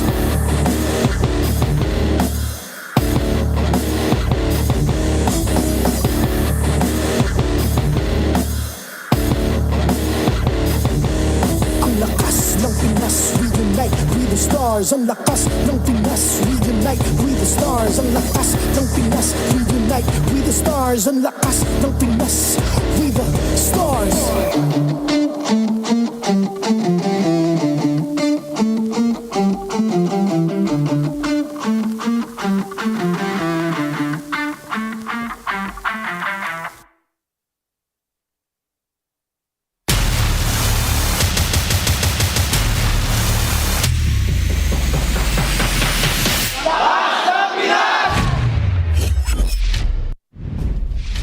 Welcome back to MPL Philippines Season 16. Currently, we are at our second series of Week 5, Day 2, and we'll be your casters for tonight. Omi here with Renmar and Midnight to bring you the action. It's going to be Twisted Minds against Team Falcons. Yeah, I am looking forward to seeing this one, mainly because, well, look what I'm wearing. Yeah, I was going to ask, are you? No, I'm not, because I'm honestly going to this thick and Twisted Minds is absolutely going to whoop us Falcons, guys. Yeah, I mean, as much as we've seen a lot of like good moments from Team Falcons, let's face the reality, they still haven't been able to close out a series after their first win against Aurora, and even then, that was taken away yesterday. Yeah. After a reverse sweep. I thought after winning game 1 as yo, we're actually going to sweep Aurora. Nope, we did not. Well, heartbreaking as it is, they still have a shot to another part of redemption here against Twisted Minds, and hopefully it is a bit easier for them. And to be fair, for Twisted Minds, they are currently in the middle of the league, which means that there is a bigger chance here that Falcons actually pulls up an upset. But before we head on to that, let's head on to more data and more GG. Experience the winning power of Smart's only 5G and enjoy it with the Smart Digital Prepaid eSIM. What's the simply reliable telco partner of the MPL? Trick question, it's only Smart. Victories you can count on. You know, when we look at the victories that could possibly go here inside this match. Let's go back to the victories that we watched earlier. It was such a delicious series to watch. A 3-game series of pure comebacks. Yeah, we got marinated, basically. Well, marinate, saute, or just for the flavor. You can use Nor liquid seasoning for everything. And when we look at the last series, 3 comebacks on a full hour of gameplay. By the way, a full hour of gameplay from that one series alone. 25, 20, 21. That is insane numbers for 3 games. By the way, this tournament is monitored and supervised by the Games and Amusement Board. But let's go back to that. Omega versus AP Bren, with AP Bren taking the crown at the end. Yeah, man, absolute banger, because it was a series wherein, yes, we saw dominating performances, but it was just like a back and forth all throughout, and it was just one team suddenly saying, nope, we'll take the win instead, in different ways. Yeah. It was a left and right affair. Like, somebody was just taking the win, and it was just taken away from them. Yeah. It was a constant bickering between 2 teams that are just trying to edge out each other. Unfortunately, it was AP Bren that made that final call. They were able to get the win against Smart Omega, even though it looked like Ryzen was going to be able to, like, snatch it away from AP Bren, but it wasn't the case. It was still the same story, 2-1 for AP Bren, same as last time, I believe. AP Bren pulled off with a victory. Man, it was an 8K gold lead for the side of Omega in that game number 3. Ugly finish if you're an Omega fan, but an even more beautiful win if you're an AP Bren fan. And with that, again, the Infinix standings wouldn't really move an inch, even if, let's say, AP Bren won that. That does tie them up at 3 points here for the last 5, 6, 7 teams. Falcons really need a dub to here. Yeah. Are we getting closer and closer to the point where if Falcons lose a series and they're going to be eliminated? We're not there yet. We're not there yet, but we're close. We're close. Like, if I'm not mistaken, it could happen next week if they keep losing this week. Yeah, so usually the competition starts when they reach their 8th or 9th match, because it gets easier to compute, like, the permutations between the matches. But because of the disparity, you might be able to you might be warranted to say right now that if Falcons loses 2 more matches, they're out of the playoffs contention. Man, that is such a hard time to be a Falcons fan. And for Falcons, they've been holding on. The Falcons Nest has been attending all of the matches, even if they're, I would say, not really in tip-top shape right now. Hopefully, they've learned something from yesterday. Falcons up against Twisted Minds. This guy suddenly moved. I thought he was already in still frame. Yeah, I thought that was the point. It's like, okay, why is Super Marco's frame frozen, but then Nausea still moving just a little bit, but then he still had it. Yo, I'm excited to see Falcons, Twisted Minds again. Mainly because, bro, what has Coach Bonchan cooked up, right? What has he thought of as, this should be the way for us to play the game? And are the members of Twisted Minds willing to play into the insanity that is the ideas of Coach Bonchan? Well, if there are people who are insane enough to actually follow this madman of a coach, by the way, world champion would be the rookies of Twisted Minds. It's going to be Rookie Rising for Twisted Minds versus Falcons. For Falcons, well, they do have one rookie first, but I feel like he isn't really playing this match. But for the side of Twisted Minds, there are lots of rookies gunning for that Rookie of the Season. Yeah, that's something about rookies, man. Like, they don't care. Whatever the coach throws at them, like, they're just gonna respond with a yes. Especially on a team like Twisted Minds. Like, everything you throw at the table is as good as, are we losing with it? No. All right. That may be a good idea. Yeah. If it works, then we can just keep trying and keep innovating. Yeah, and Coach Bonchan has talked about this in interviews, that one of the things that he loves about the rookies of his team, the 4 rookies that usually make up the main 5, is that they're fearless. Is that if they have any sense of like, we can get this, they will not hesitate to go for the throat. Yeah, you know what? This reminds me of like young Oklahoma City Thunder here.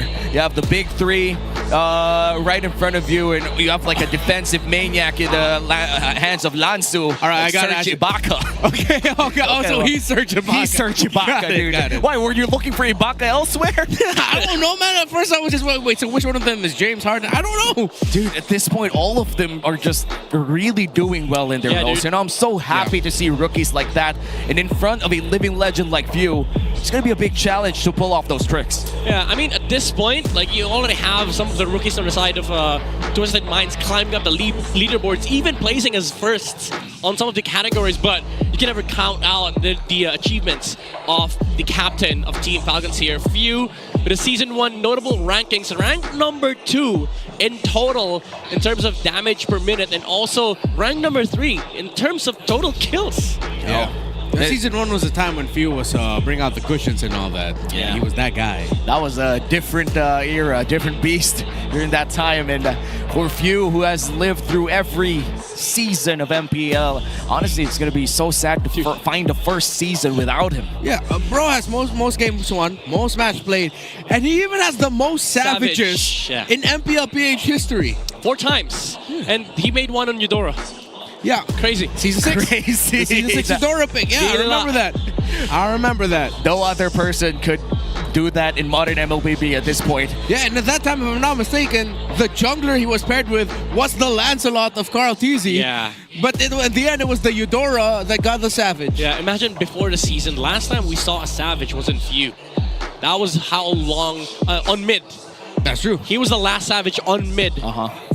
Before Yue and Sanji made it last week. And I love how Sanji paid homage to the OGs who have gotten those savages before them. I think it was Sanji in an interview said that it's easier now because of the Sky Piercer. The OGs did it without one, so that's true. That's pure skill. Yeah, it's pure skill. And we do have a question for all of you watching at home. Which of these Rome heroes will take the advantage of this new patch? We have A. Gatotkacha, B. Kalea, C. Grok, and D. You can comment any hero that you want, and make sure to keep those comments positive, and even talk about it in our social media groups. If I'm being honest, it's the Lancelot.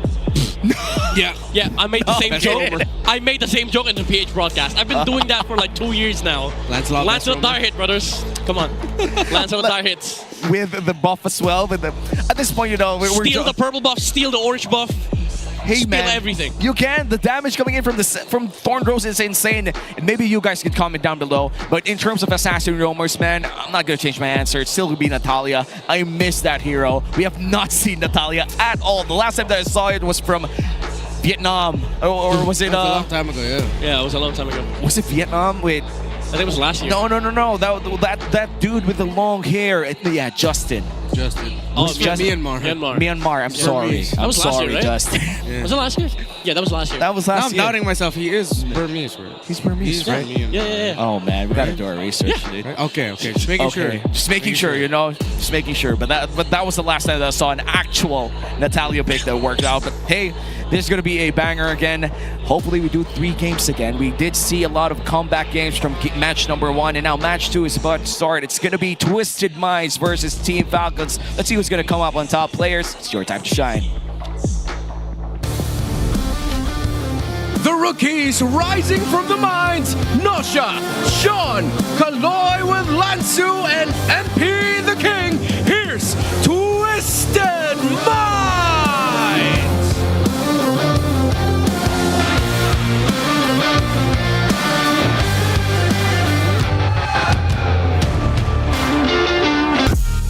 Down but not out, let them hear your cheers. Falcons Nest, Flap Teasy, Kyle Teasy, Few, Ogwin, and Super Marco, Team Falcons!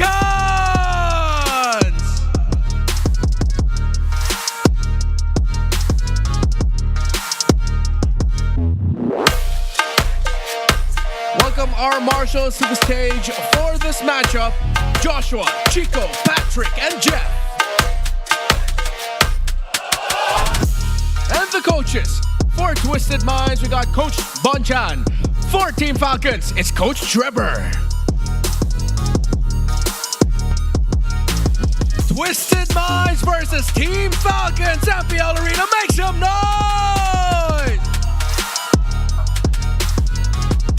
Our second matchup of the day is about to begin. Let's welcome the super rookies of Season 16 in Twisted Minds. We have Lansu, MP the King, Sean, Kaloy, and Nosha. Hey, we see Coach Bonchan with a new drip, maybe with a new plan for the new twist of Twisted Minds. Fresh from the Project Next update, we might see a lot of changes in terms of draft, in terms of crazy strategies, because now we see MP the King back in the roster. Wow, and they're going to be up against Falcons. Down but not out. We have FlapTZ, Kyle TZ, Few, Ogwen, and Super Marco. You know, I saw all the comments yesterday after their match against Aurora. A lot of people suddenly were looking at Falcons a little bit differently. And then Game 3 happened, and then they first picked the Angela. But then again, this is coming from a perspective where Angela has been ridiculously buffed. Angela won. Did he win? No, Yes, it sir. didn't win. It didn't win. It almost won, but it was dominating. And you see teams, again, they are consistently still banning out Angela red side. So let's see. Maybe Falcons will want to try it again, but with different pieces. Yeah, to be fair, it does feel broken,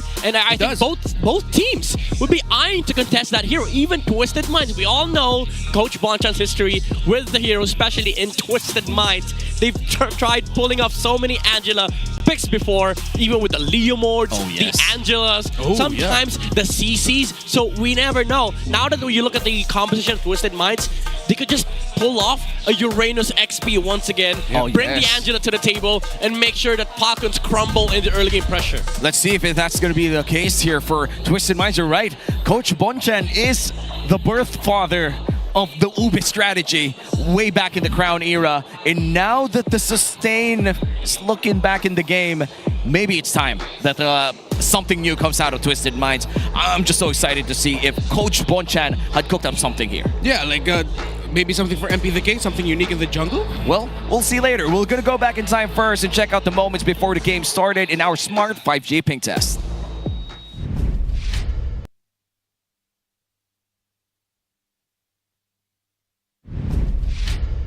Well, that was a nice Smart 5G ping test. You've seen it all. Right, we're going to go back there later on, by the way. But the tournament integrity of this game is still secured because the Smart 5G ping test did happen. Just weren't able to play video. Yeah. We saw it. They were there. They were on the stage. Yeah. They were ping testing. They were doing it. They were doing it. They did it. They were testing the ping. Yeah. Fans also got to see it. Well, timing of the entry, exit, yes. Going back to the series, it is still going to be very interesting on how the draft would play out, mainly because we have a very daring players here and daring coaches as well. I feel like if you're Falcons, you're at your wit's end. You kind of want to just throw out everything that you have inside that scrapbook of strategies. Yeah, something I want to see is that if ever maybe Falcons will hold on to the idea of like keep this Ogwen Franco option very strong for them. Well, we're going to find out later on. For now, we're going to go to the Infinix Keys to Victory with the Howl with Wolf. Welcome to the Howl. Ako nga pala si Wolf, bringing you the Infinix Keys to Victory. It's Twisted Minds going up against Falcons. And fortunately pa sa Falcons, tuloy-tuloy pa rin ang kanilang losing streak. Para manalo sila dito, kontra sa Twisted Minds, kailangan nilang simulan by not overcomplicating yung draft nila. Kitang-kita natin kahapon sa Week 5 Day 1 matchup ng Team Falcons na halos manalo na sila sa Aurora. But they overcomplicated their draft with weird choices na alam natin na hindi talaga mag-work. Unfortunately, ganun nga talaga naging resulta. Ngayon nga lang para sa dalawang teams natin, it's also notable na kailangan high mobility and active roamer choices ang kanilang pipiliin. In fact, yung Falcons, nung game number 1 versus Aurora, yung mismo panalo nila ay kitang-kita na mas comfortable sila sa ating draft or sa ating game kapag high mobility yung choices nila para kay Ogwen. And now, for Twisted Minds, kailangan ay low cooldown at hyper-aggressive ang playstyle nila laban sa Falcons. Falcons like to set up. Parang kapansin-pansin na yung playstyle ng Falcons, gusto nila na 5 sila muna para makapag-set up ng maganda, para maganda yung kanilang buffs. But if you are hyper-aggressive, dun na nababaliw yung mga miyembro ng Falcons. They're going one after another. And we know Twisted Minds, they like to play fast. So kung low cooldown yung mga heroes nila, this is gonna be good for them. And ang ating abangan sa Twisted Minds versus Falcons. Back to the casters. Thank you so much, Wolf, for that Infinix Keys to Victory. Midnight, as far as I could read, I feel like they just have to play with their strengths, play with the meta, the aggressive roamers coming in. What else could we see from that? I mean, it's keeping it simple, really, especially for Team Falcons. You know, like you have to understand what your identity is. Because right now, I think they're still falling back to that kind of gameplay where they just rely on Super Marco so much to bring them to the late game. But that's not really the case for the meta anymore. Like you see Twisted Minds even in their gameplay from gameplays from week 1 to week 3, they're very aggressive in the early game. That's why we call it so like the twisted rotations, random rotations coming up from XP, going to mid, keeping the aggression alive. I think that's what you have to follow through here for Team Falcons, while also understanding, all right, what are the hero choices for our players? Maybe we draft aggressive heroes in the mid lane, or sort of like early centric marksman, or early game centric marksman for Super Mario, like the Grangers, because for the past few weeks they've been stuck with the Moskov. Yeah, and we're gonna check which map are we gonna get here for game number 1. What are your picks here? I hope Broken Walls. No! Oh, yay! More of the same, but different. But still same. Well, you know how we do it in the Philippines. Yeah, Lapu-Lapu with the flooding rivers. Hell yeah! Let's enter Wilderness Blessings. Wilderness Blessings. But this looks to be massive. Midnight, you talked about the twisted rotations coming in from Twisted Minds, very early game centric rotations, and with the expanding rivers, that might make or break the early game for both teams. Yeah, we've been seeing a lot of XP laners come to mid so often. Even before the turtle spawn, sometimes they get level 4 out in the mid lane. They send the mage towards the XP to get the mid. So those kind of movements from Twisted Minds will maybe break the tempo here for Team Falcons here in the game. And now they even shut down some of the potential lineups from Team Falcons by snatching away the Baksha from Kyle TZ. Yeah, and this means Twisted Minds are going to be playing to their tempo of wanting to play fast, and now Falcons are going to have to see if they can try and keep up. With what people now see Team Falcons as, a lot of them just see them right now as an old horse of weak legs. Going up against Twisted Minds, who are like bunch of newer young bucks who are just willing and ready to go. So I like that they look for stability in the jungle. They don't play into anything crazy like the Joyce. They pair up the Juice in with it, but now they have to go up against a Kalea. Yeah, I'm not so sure about this Zushin Fredrin rush though. Now that you do this, you're kind of forced into a position where you play with a utility jungler. You don't have an artillery mage on few, so you are effectively playing against the Baksha with the sole intent of shutting down the Baksha jungle. Because of the Kalea, I think you're warranted to do this. And now they get the Granger. Finally, they switch up the playstyle. They're gonna have to play the early game aggression themselves. Well, my concern is if Twisted Minds goes for Baksha XP and then just elects to get MP the King, the Hayabusa, or even the Joy, this might just switch up the game here for Twisted Minds. Yeah, even Baksha XP currently in our meta, we haven't seen that a lot, but it's still quite effective if you are able to fight against a non-dominant XP laner. And speaking of dominant XP laners, by taking away the CC and the Arlot, leaves only the Lapu-Lapu as the potential bad matchup against this Baksha. Yeah, I think they're fine with either for Twisted Minds. Team Falcons, they do have the priority selection on the second phase. XP or Roam, they're going to be able to at least snatch one away from Twisted Minds, because we don't even know what the role for the Baksha is. It could be jungle, could be XP, but at least you're stealing one away from Twisted Minds. If not, again, worst case scenario, they just give MP the King another assassin on second phase. So I'm looking at it, it might seem like the Lapu-Lapu will most likely end up in the hands of Falcons. Maybe. So with them taking away the carry as best options, I mean, no matter what Twisted Minds ends up with, it's going to be good because they already have one carry in the center of the map. They can just cover it. They have so much flex around the Baksha. If that does end up in the jungle, I still am leaning a little bit more towards the idea that it is a jungle Baksha, and that the XP for Lanzu is something that we haven't seen yet. Then the gold laner has to be... They can even afford to go a little bit more mid to the late game with their carry, considering they have two. Yeah, okay. Falcons, do they take the Lapu here? Because if they do, they're going to have to show the XP matchup, and that's going to allow Twisted Minds to either counter the Lapu or go for a damage XP to supplement this Baksha jungle pickup from MP the King. There goes the Lapu. For Twisted Minds, Esmeralda is an option, even though that's gonna make their composition a little bit awkward because they're gonna have to wait for like marksman timings. But if they just find a good marksman, then it won't be a problem altogether. So again, for Twisted Minds, either you go damage XP here or you go Lapu Lapu. Oh, sorry, Esmeralda against the Lapu, and then maybe pick up a Bruno or Moscow. Yeah, we can see the Bruno earlier. By the way, but looks like you're gonna go for the Phobius instead. I think still some damage and a bit of crowd control too. In fact, looking at the hero stats here for Sean, currently 5 games on this Kimmy, a very healthy win rate of 60%. And what do you pair this up? Do we get the Bruno that you mentioned? Bruno or Harith? Any gold laner that can fight earlier on? Yeah, we can afford to, even though it's a lot of magic damage. Wow. They'll still go for the Moskov. I mean, we did pose a possibility they'll just go for something a little bit more mid to the late game. They spread out their damage profile a little bit better. And yeah, Twisted Minds going for a slightly more conservative route. Yeah, dude, I'm actually surprised they draft this way, week 5. They're drafting like Team Falcons. Wow. Coach Bonjan. I don't know why, but I'm offended. Entering for Twisted Minds. Entering the mind of Coach Trebor here. Last pickup here for the side of Team Falcons. They're still looking for their potential roamer, actually. Gatot, Hylos. Yeah. Oh, Grok. Okay. I like this Grok pickup. It's a good matchup against the Kalea.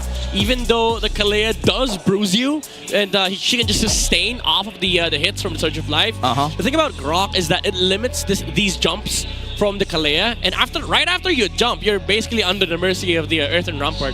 Yep, and with that Fredrin, if the fight gets divided by the Earthen Rampart, it's going to be really hard to walk around with the Zushin as well. A lot of crowd control here for the side of Team Falcons. Meanwhile, for the side of Twisted Minds, you can see a lot of global map pressure come late game. You have the Baksha and the Moskov just lane control all the way down to that late game. What can we expect early on in this game? I'd say for Twisted Minds, they're the ones dodging in this game, maybe looking for trades, forcing like skirmishes away from the Moscow, while you have Team Falcons constantly controlling these objectives against Twisted Minds because of their early game advantage. They have the damage from the Lapu Lapu, the damage from the Granger, and also insane control from the Zushin and Fredrin. Yesterday was a sad chapter for Team Falcons, still currently on a cold 7-game losing streak, and up against Twisted Minds right now. We're about to enter our second best of 3 of the night. It's going to be the game 1 between Twisted Minds against Team Falcons. Wow, with a lot of late game lineups here for the side of Twisted Minds. Yeah, it's going to be a tough climb here for the Falcons up against the Super Rookies, who, again, they are not going to be hesitant to go full-on aggro if they can find the advantage. Similar to what they're doing here in the center of the map, despite going up against a Juicin. Oh, Sean. Ouch. Ooh, got to be careful there, sir. Ouch. Oh, no, not like that. That was a good wall from Ogwin. I was going to ask earlier if they didn't wall the wave, because Twisted Minds was able to clear the wave much faster than them. But again, the punish from Ogwin was there, getting Sean twice. But again, the Surge of Life, the advantage of having so many heals in the laning stage does answer off the pressure coming off from the Grok. Yep, and so far it looks like no big trades so far inside the map. Just a bit of poking against each other inside the lane. But Kaloy has other ideas. Just gives a clear advantage to this Phobius. Ooh. Kyle TZ. Was he able to win that, Richard? No, Lanzo got it. Okay, Lanzo still got the last set of the XP, okay.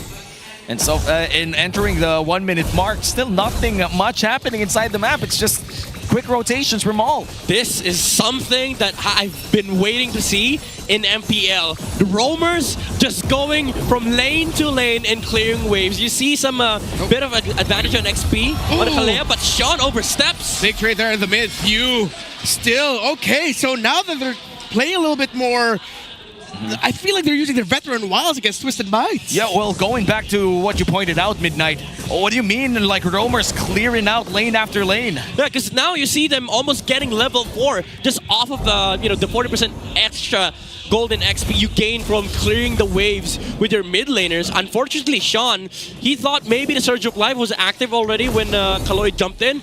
Unfortunately, it wasn't. So the Kimmy still died, but still got level 4, and now there's just burst turtle here for Team Falcons. Okay, MP the King close by. Here comes an entry by FlapTZ. Here comes the SOD as well. The stun, the perfect combo, but CalTZ still walks away with the turtle. Ogwin gets the kill over MP the King. FlapTZ looks like he's going to be up next to the dunk, and as Kaloi takes down one, Latu takes down another. This could be 3 down for Falcons, and yes, it is. Twisted Minds counter out the turtle take by Falcons. Oh wow, 3 people down for the side of Team Falcons for the price of a turtle, and an immediate Sky Piercer for the Kimmy.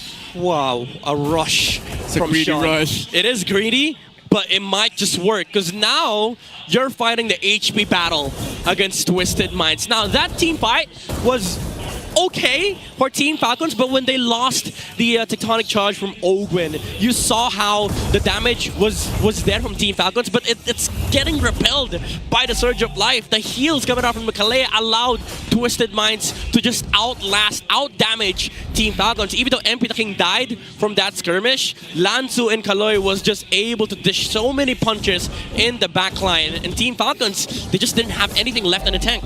Equalized as well after those 3 kills. Gotta say, I was visiting Twisted Minds live stream, and especially for Sean here. It was joking around how he's gonna play Kimmy in the MPL and then buy Sky Piercer as his first item. I didn't think that he would actually take it seriously, and now we're here. Week 5, day 2. He debuts this Kimmy with no boots and a Sky Piercer to his name. Yeah, it wasn't a joke. It was a warning shot. It was a warning shot right in the live stream with 200 viewers live watching. I'm gonna do this in MPL. Little did you know, it was a strat reveal. Strat reveal, dude.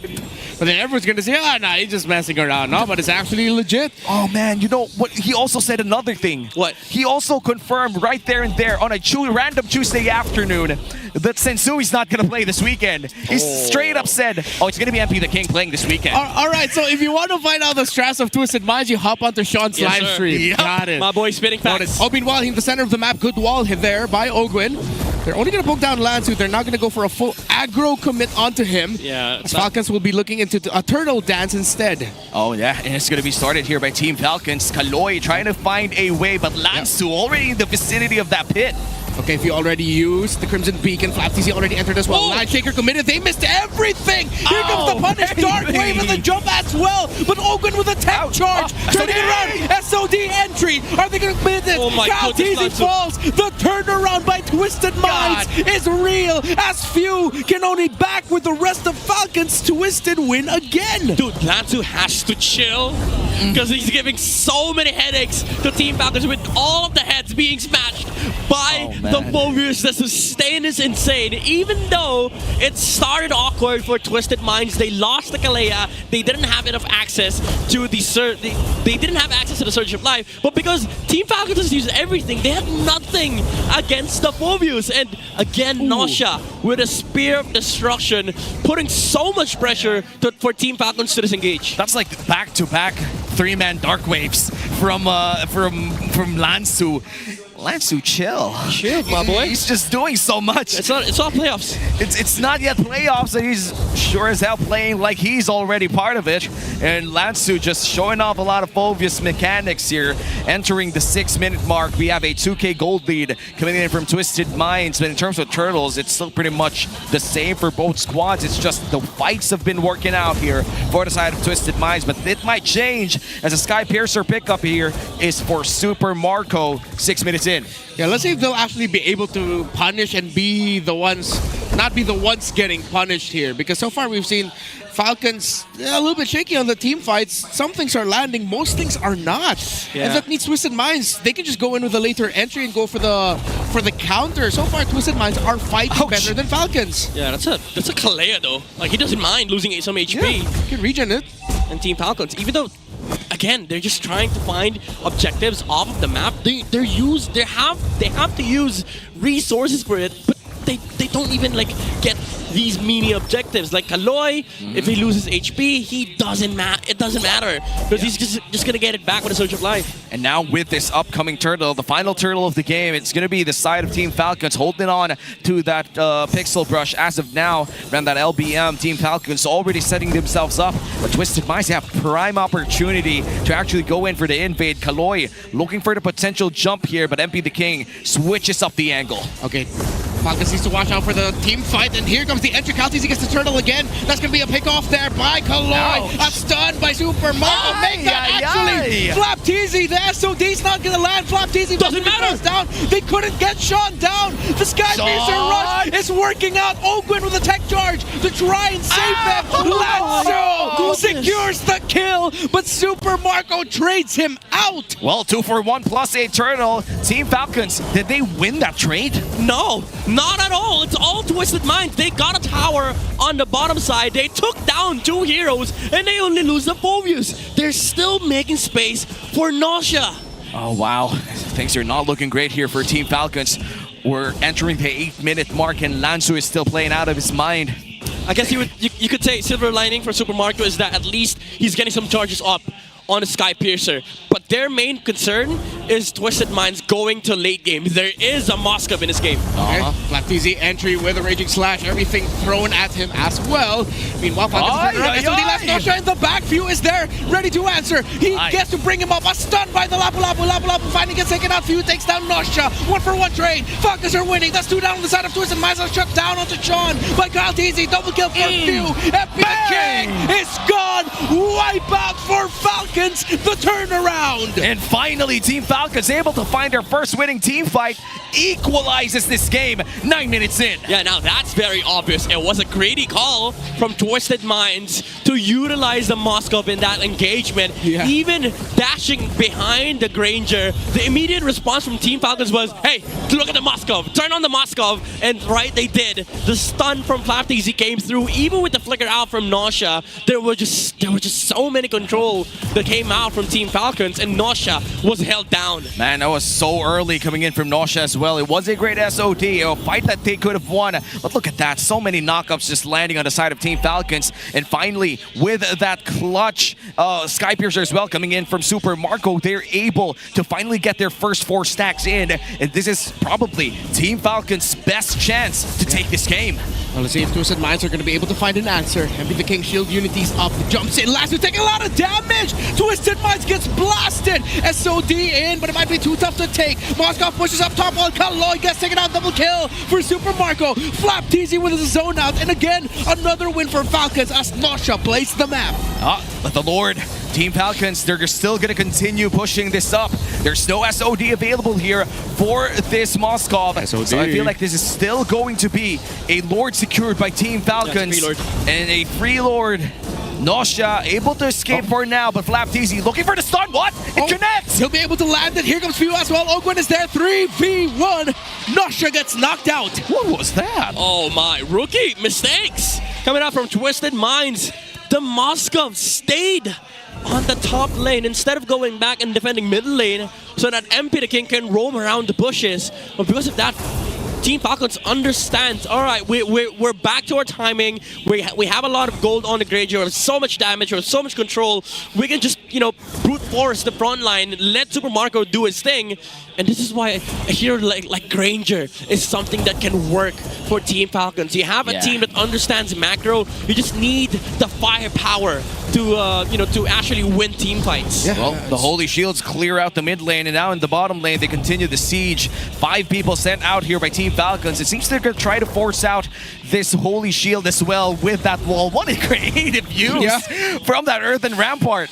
Yeah, Ogwin's been on fire with his Grok. Super Marco bulletproof as well. 602 conceal play. Flapteezy threatening with the ultimate. He baits himself out, maybe. CC Mew, but he's against pulled back. Ogwin with a tech charge. Kaloy takes a lot of damage, and that's godlike for Super Marco. MP the King brought down really low. Is he going to be taken out? That's on the turnaround, but a double kill still for Marco. Nausea goes in. Lanzu goes forward. Jumping on Few. A shutdown by Sean. But Marco is still popping heads. He's popped 3. That's a triple for him. Nausea backs off with Sean.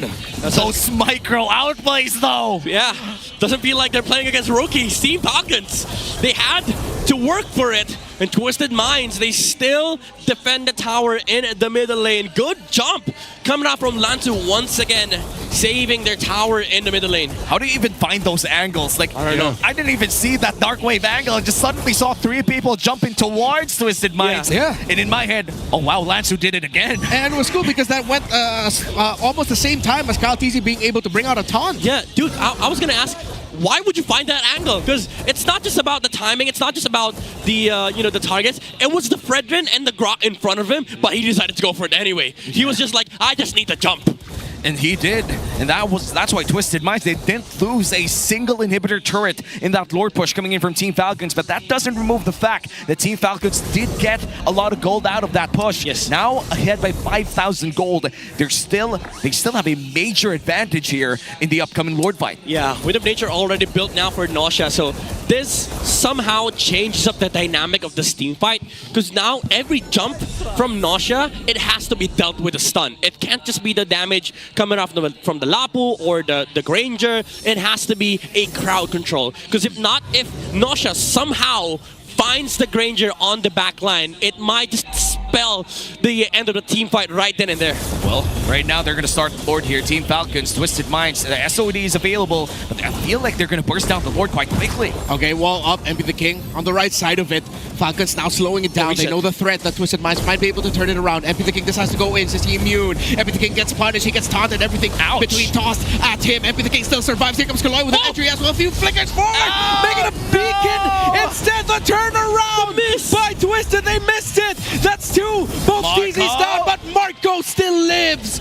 Marco is still here, and that's a double for him. And it's a 2-for-1 trade-up, but the junglers are down. MP the King still alive, though. That means Twisted Minds, they could potentially go for this Lord. But Team Falcons, they're not leaving this Lord pit. They know for a fact that Twisted Minds, they want this Lord for themselves. And Nausea has to take out, has to dash out of that Lord pit. As finally, the Lord resets. Oh, that tectonic charge misses from Ogun, very crucial. They're not done, however. They want to fight for more. Oh, another tech charge knocking off the MP the King, but they're not going to be able to bring him that low. He's still alive and he can still fight.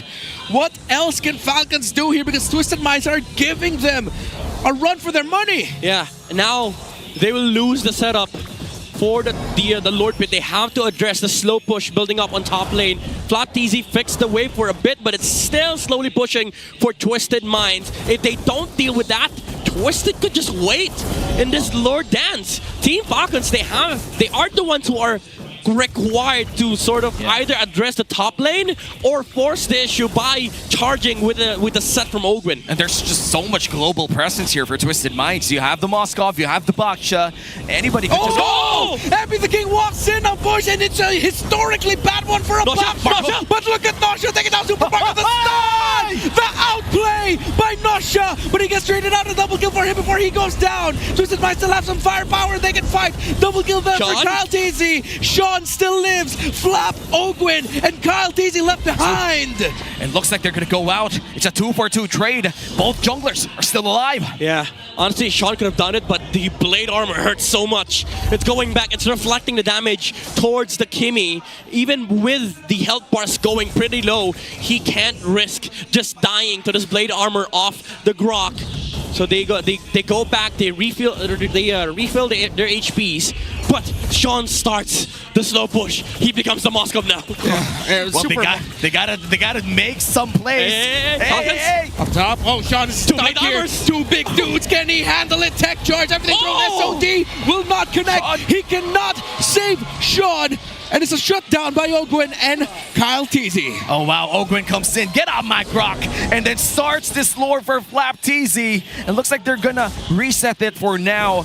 That is the river still glowing in this game. Twisted Minds, they could potentially go for this contest, but without Sean, goes through the DHS switch up.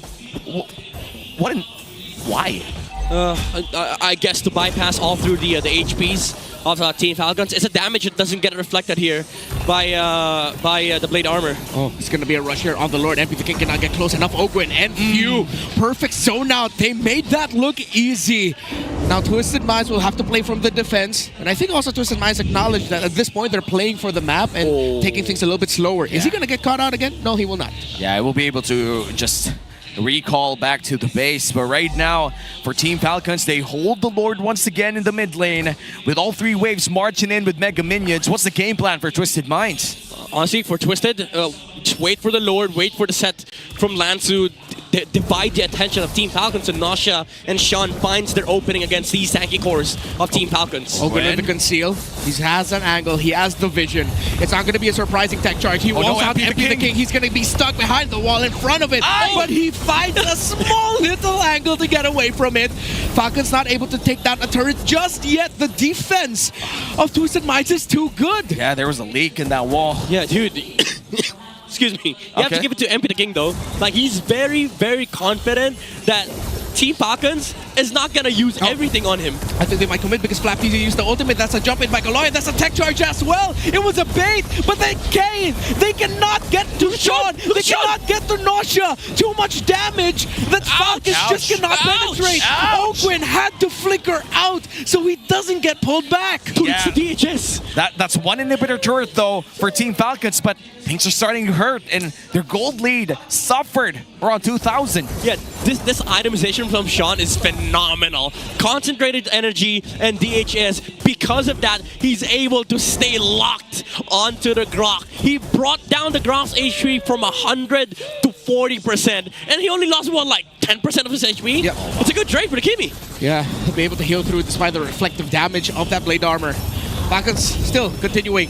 Okay, that's gonna be a big charge! He was gonna win this team, but the SOD misses! Tech charge by Ogwin! Getting Nausea! Slap easy pop! But the Moskov still lives! And look at Lansu keeping Super Marco and Few at bay. Meanwhile, Lloyd decides to fight again. And the King, look at Sean! A triple for the Kime! And Twisted Minds are still doing it! And they're gonna go for Nausea! Still has that immortality! Now Super Marco has to run away! The only remaining Falcon alive! Oh, no. And that is a team fight won by Twisted. 30 seconds, they might have time. This might be enough for Twisted Minds, honestly. 20 seconds from Flap TZ. Yes. But it's just the Granger defending. There's so many layers of HP he has to go through. They should have the damage. Super Marco a little bit too risky. He wants an angle to find the minions, to pull it back, to stop it, to delay it. 4v1. He's trying to watch it. He clears it. He pulls their attention. But look at Twisted Minds.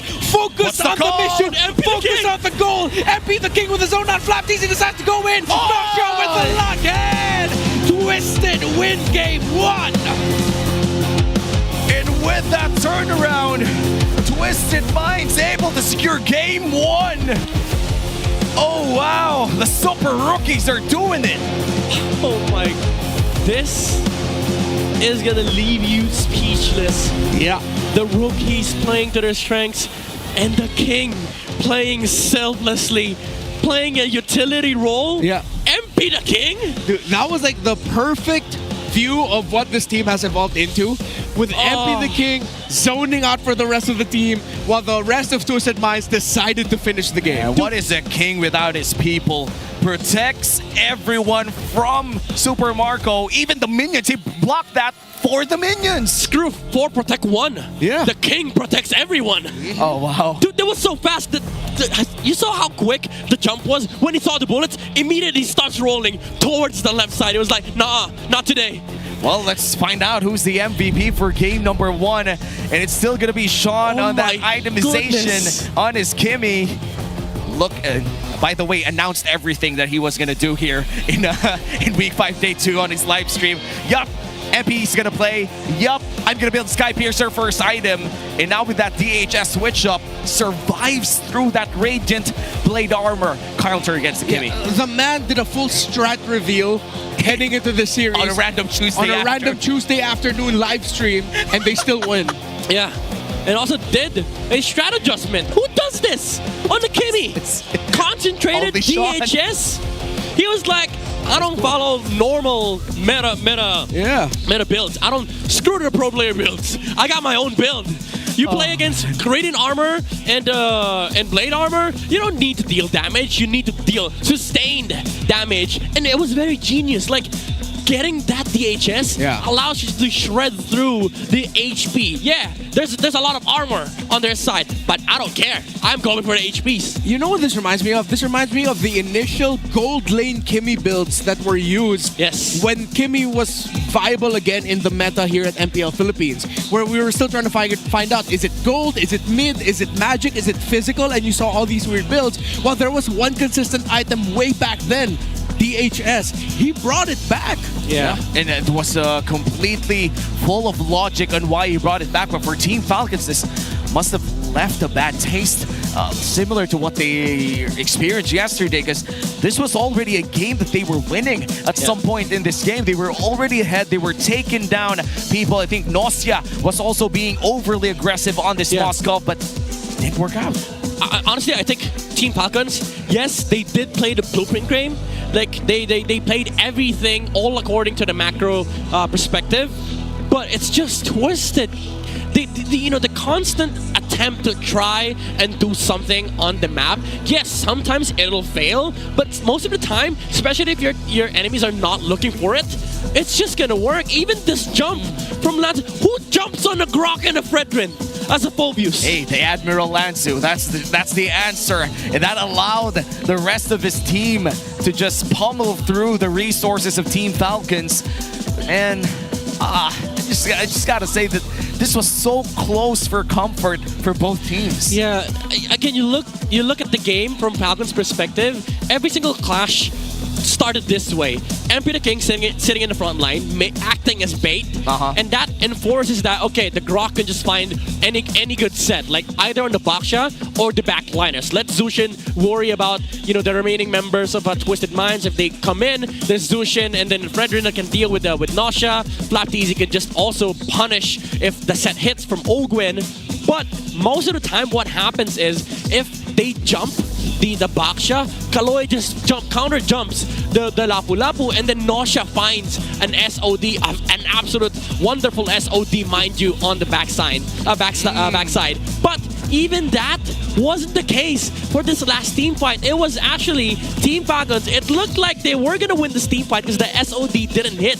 But the adjustments from this Kimmy allowed her to constantly fight throughout the HPs of the Grok, the Fredrins, and the Lapu. And he ended this team fight with still half HP. Insane. And honestly, the Surge of Life as well, protecting Nosha in that last team fight. Nosha landed, I think, actually took out the tectonic charge and the heavy swing, all of the crowd control right on his face, and was still able to survive just because of the Surge of Life and the lifesteal. But yeah, that was so much damage coming in from the Kimmy. Yeah, it was just like a lot of slow front-to-back team fights, and let's see who'll be able to sustain the fight a little bit longer. But then the difference was one side had healing. And that became like the very small margin as to why eventually they'd win it. And then I like how, on the other side, let's look at Falcons real quick. There was a thing that FlapTeasy kept doing when they were going for the siege, wherein he'd show that he already used his ultimate, and then that would mean Kaloy would enter, and then Ogwin would follow up with the tectonic charge. That became like a template trade between the two. They already knew that, okay, this is what you're gonna do.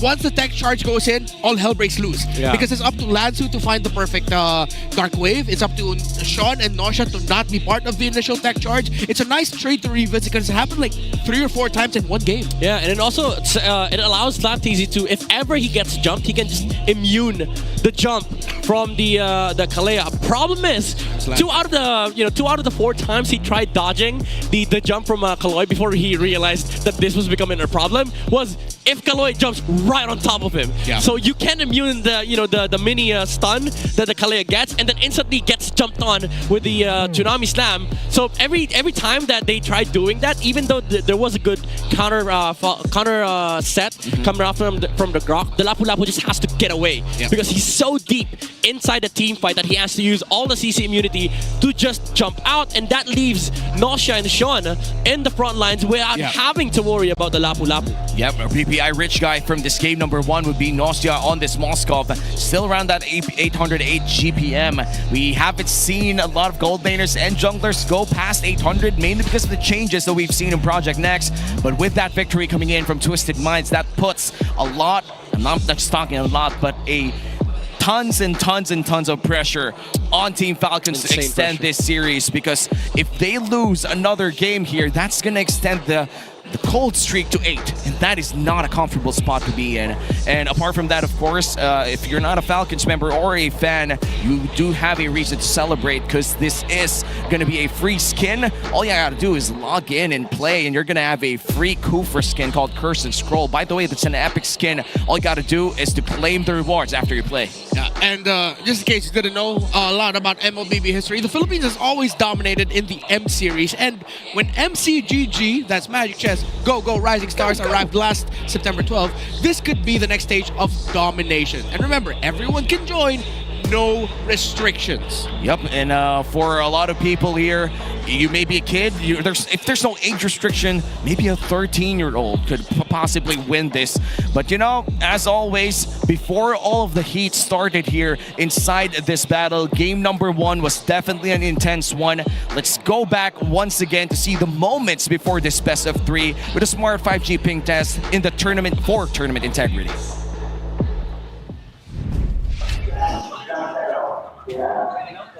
Saan kuya ko? Boss! Masalita ka nga! Ang message mo yan, pre? Kay LTZ. Yeah, pahinaan nga si ano.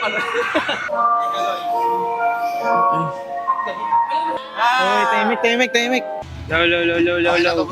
1, 2, 3, mic check.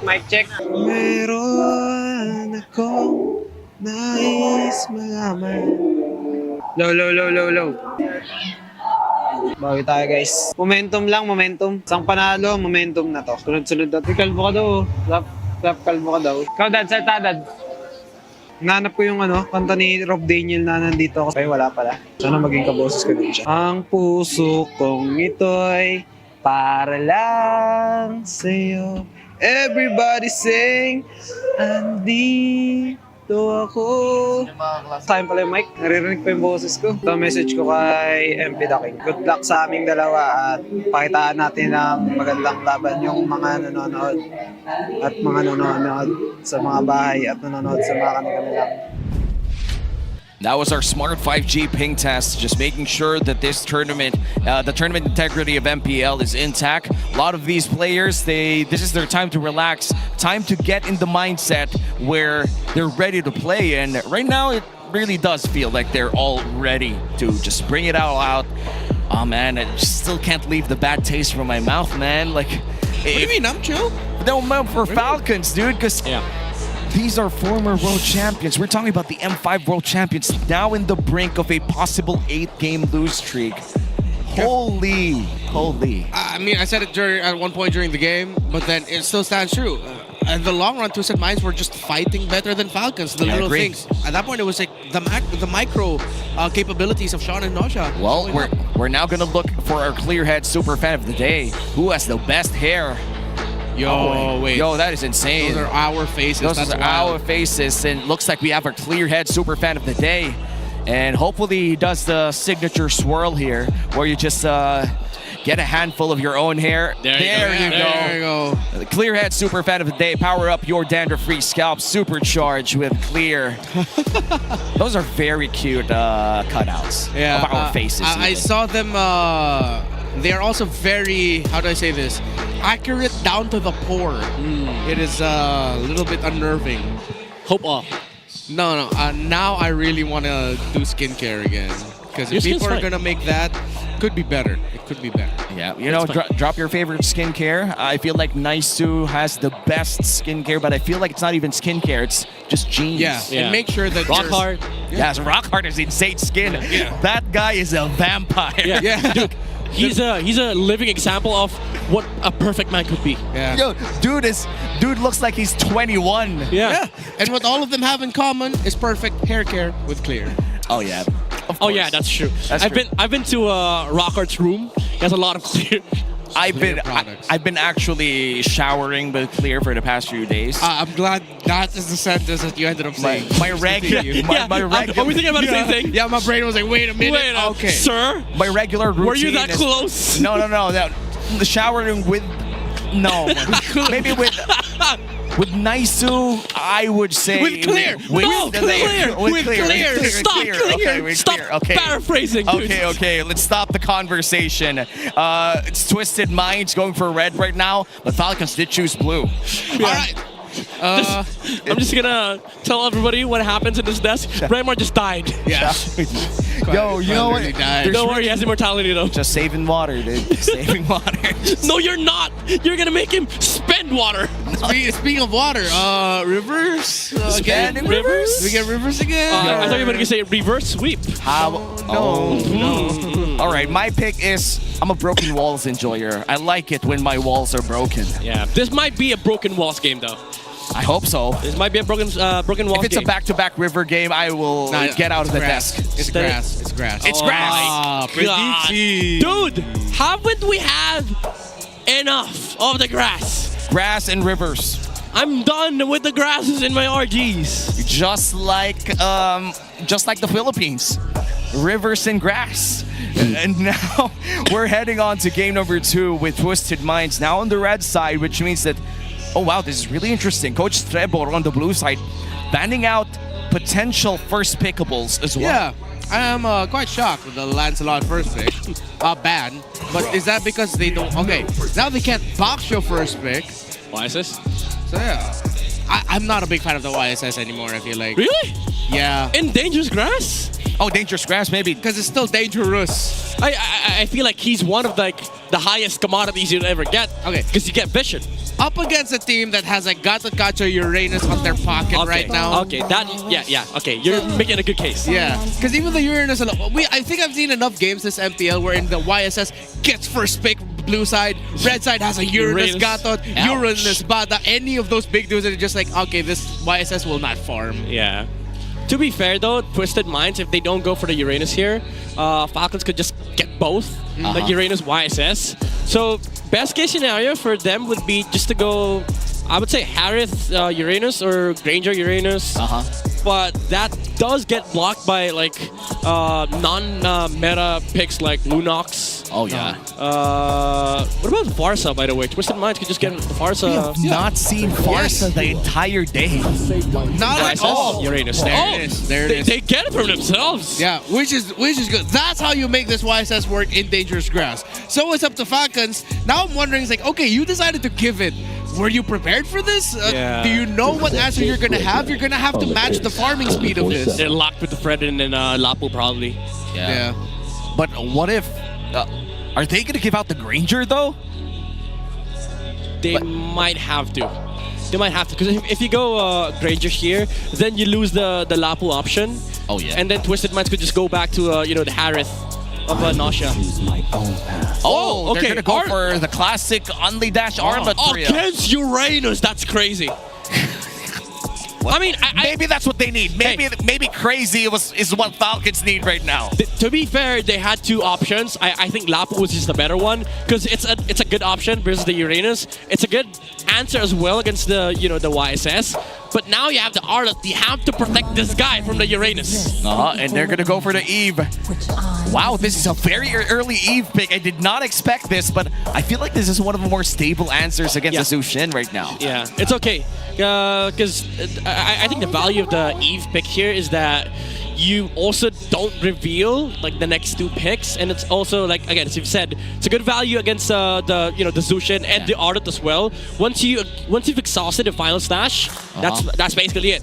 The Eve could just set up the reload manipulation. And I feel like it's extremely uncomfortable to play as a Fredrin. The moment that this Eve holds like a glowing wand or maybe an ice queen wand, if he forces out that build as well. It's a disgusting matchup for and the cooldown on that Void Crystal is just so low right now, around 1 second. It's not fun. Yeah, it might be that Eve build that has like hella cooldown reduction and he's just constantly popping up the Void Blast as well. Yeah. So let's see if that's what we're gonna end up with. Twisted, I'd want to see them consider pair up this Eve in the middle with the Gatotkacha. Yeah. Because I think this Eve pick is sort of Twisted Mind saying, hey, what if that Arlot decides to go Roam instead of EXP instead? So when yeah, you could say that in team fights, if you look at it, the Arlott might be able to easily reach the Eve. The inverse of that is if Gatakacha and Eve get into their places first, and the Arlott gets spotted out, one big real-world manipulation turns off the idea of Ogun being actually able to set. He'll be able to use that final slash as a counter set instead. Yeah. Now for Team Falcons, there's a big problem for them. They're not gonna get the Harith option, so you might as well just ban it out. But even then, Twisted could just go for the normal Granger on red 4. So their last ban is gonna dictate what they're gonna have to deal with. Again, both Harith and Granger, those options are really good for Twisted Minds, but you're not getting any. You're not getting either. All of the best options available for Falcons, if somehow they don't end up with a Granger, are all heroes that need to pack and play around crit. Okay. So that's actually a good ban that they took out the Gatot, because they're minimizing the heroes that could use Vengeance. Yeah. The Harith is still available here, plus the carry as well, in case they do want to have some sort of zone control. Yeah. But those are very different play styles. If they go for carry Yi Sun-shin, there's just a lot of money needed for that to run. Yeah, I think you go Harith here, because you win versus the carry, you win versus the Granger. Whoa. Okay. That was the other options in my head that I was honestly thinking about. Good.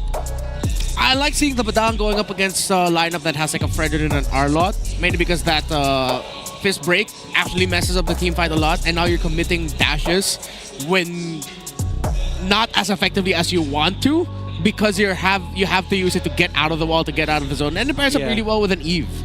Honestly, if we don't see Harith from Super Marco here, I'm gonna lose it. I think they can go Roam Arlott, XP, Esme Open, right? Yes. I feel like that's the best option. Honestly, you know what? Deroth. Yeah, Deroth. That's okay too, yeah. Dyrod is okay. And hell, you can even go... No, don't go gold.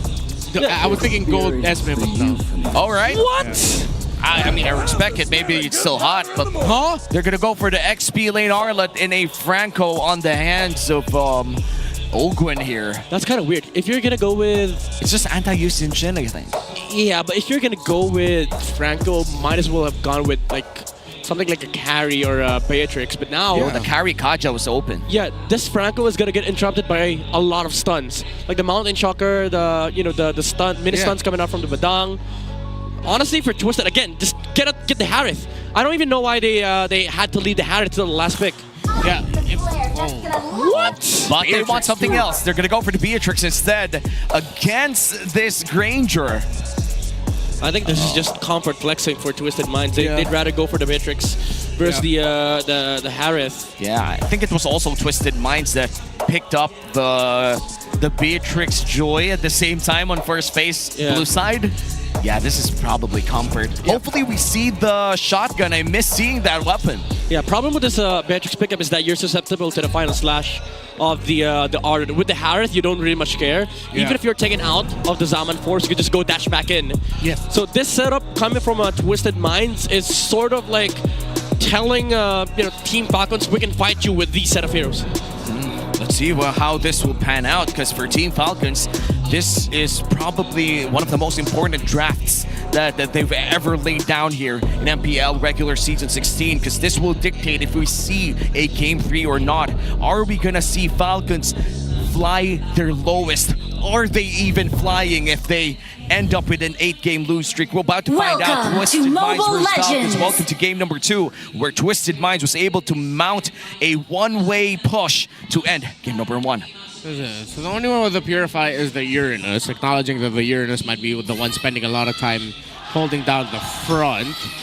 But then, a part of me is thinking that Franco might just be laser focused onto... Okay, focusing mark. I thought he'd go for PYT.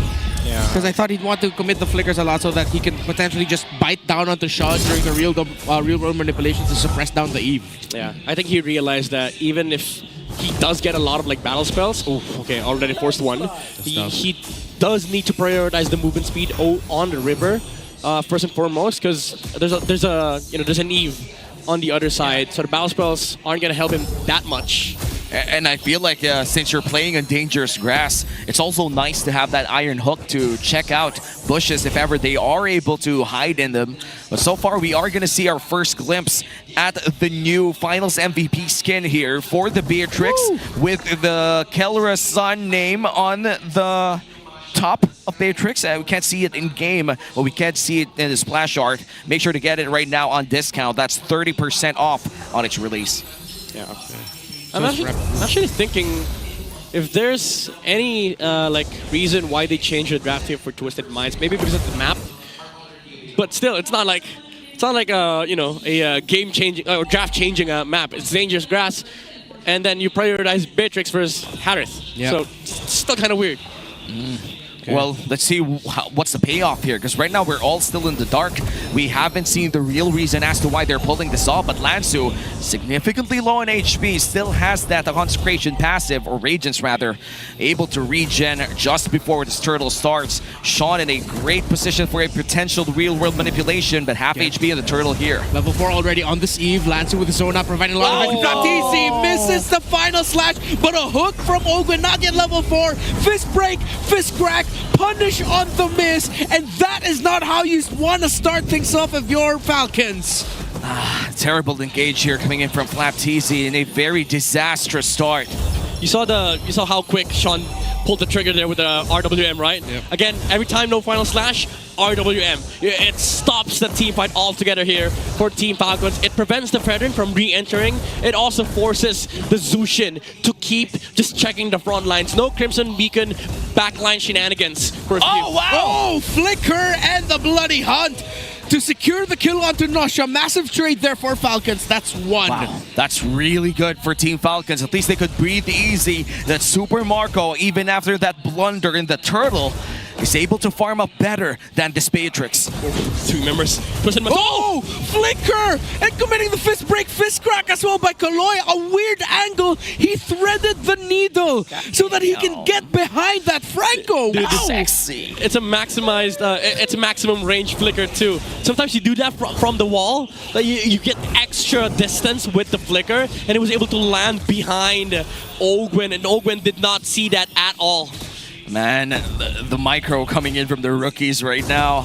It's really interesting to see how the veterans are reacting to these kinds of players entering the league. And now with Nosha playing it safe, they know that Ogwen and TLPH is just in the vicinity, but Kaloy ready to help out any time that the dive comes in for Falcons. Twisted Mind still ahead by 1,000, but because of Falcons' rotation down bottom lane, they're able to mitigate that almost 2,000 gold lead post-turtle. Yeah, they're also pressuring the, I would say, the weakest side of Twisted's side lanes. Honestly, as much as they want to, they can't do anything against this Uranus. They don't have the damage, so they just let FLCN clear the way. Okay, he still got that crab for Lansu, but now turtle fight. This is gonna change everything, though. Look at the Beatrix. He's rotating towards his turtle.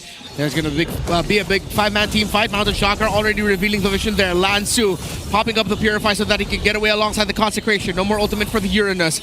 TZ Super Marco providing a bite down onto the Uranus. That's -1. That's Kaloy popping the fist crack as well. No more ultimate for the Badang. Here comes the real-world manipulation. That's Sean being able to zone out, deal damage. Few closing the gap while Super Marco walks away with a double kill. Wow, what a clean bloody hunt coming in from Ogwen. They knew the Consecration was about to be down. They were able to burst down that Uranus with the focusing mark. Oh! It hits the mark for FLCN. Flicker, final slash. Okay, now we see Team Falcons finally ramping up the pressure. Couple of misplays though from Twisted Minds. Lansu, even after burning through the Consecration and also the Purify, still tried going back and got met with the Bloody Hunt coming out from Ogwen. That allowed Team Falcons to just have full control of the Turtle Pit, and then FLCN still having that flicker is able to snipe Sean in the middle lane. Putting some pressure in the tower, but not yet taking it though. Well, it's still good. Still something for Team Falcons. Now ahead by 300 gold. Big rotation coming in from the Falcons.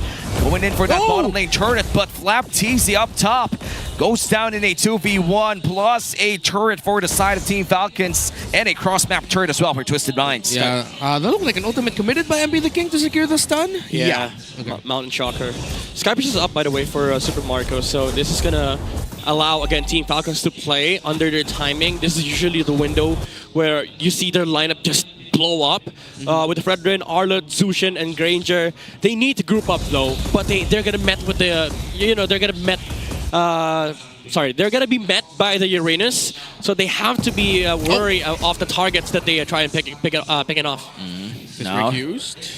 Renner's Apathy doesn't miss. Renner's Apathy misses there. Hey, it didn't miss if he was aiming for grass.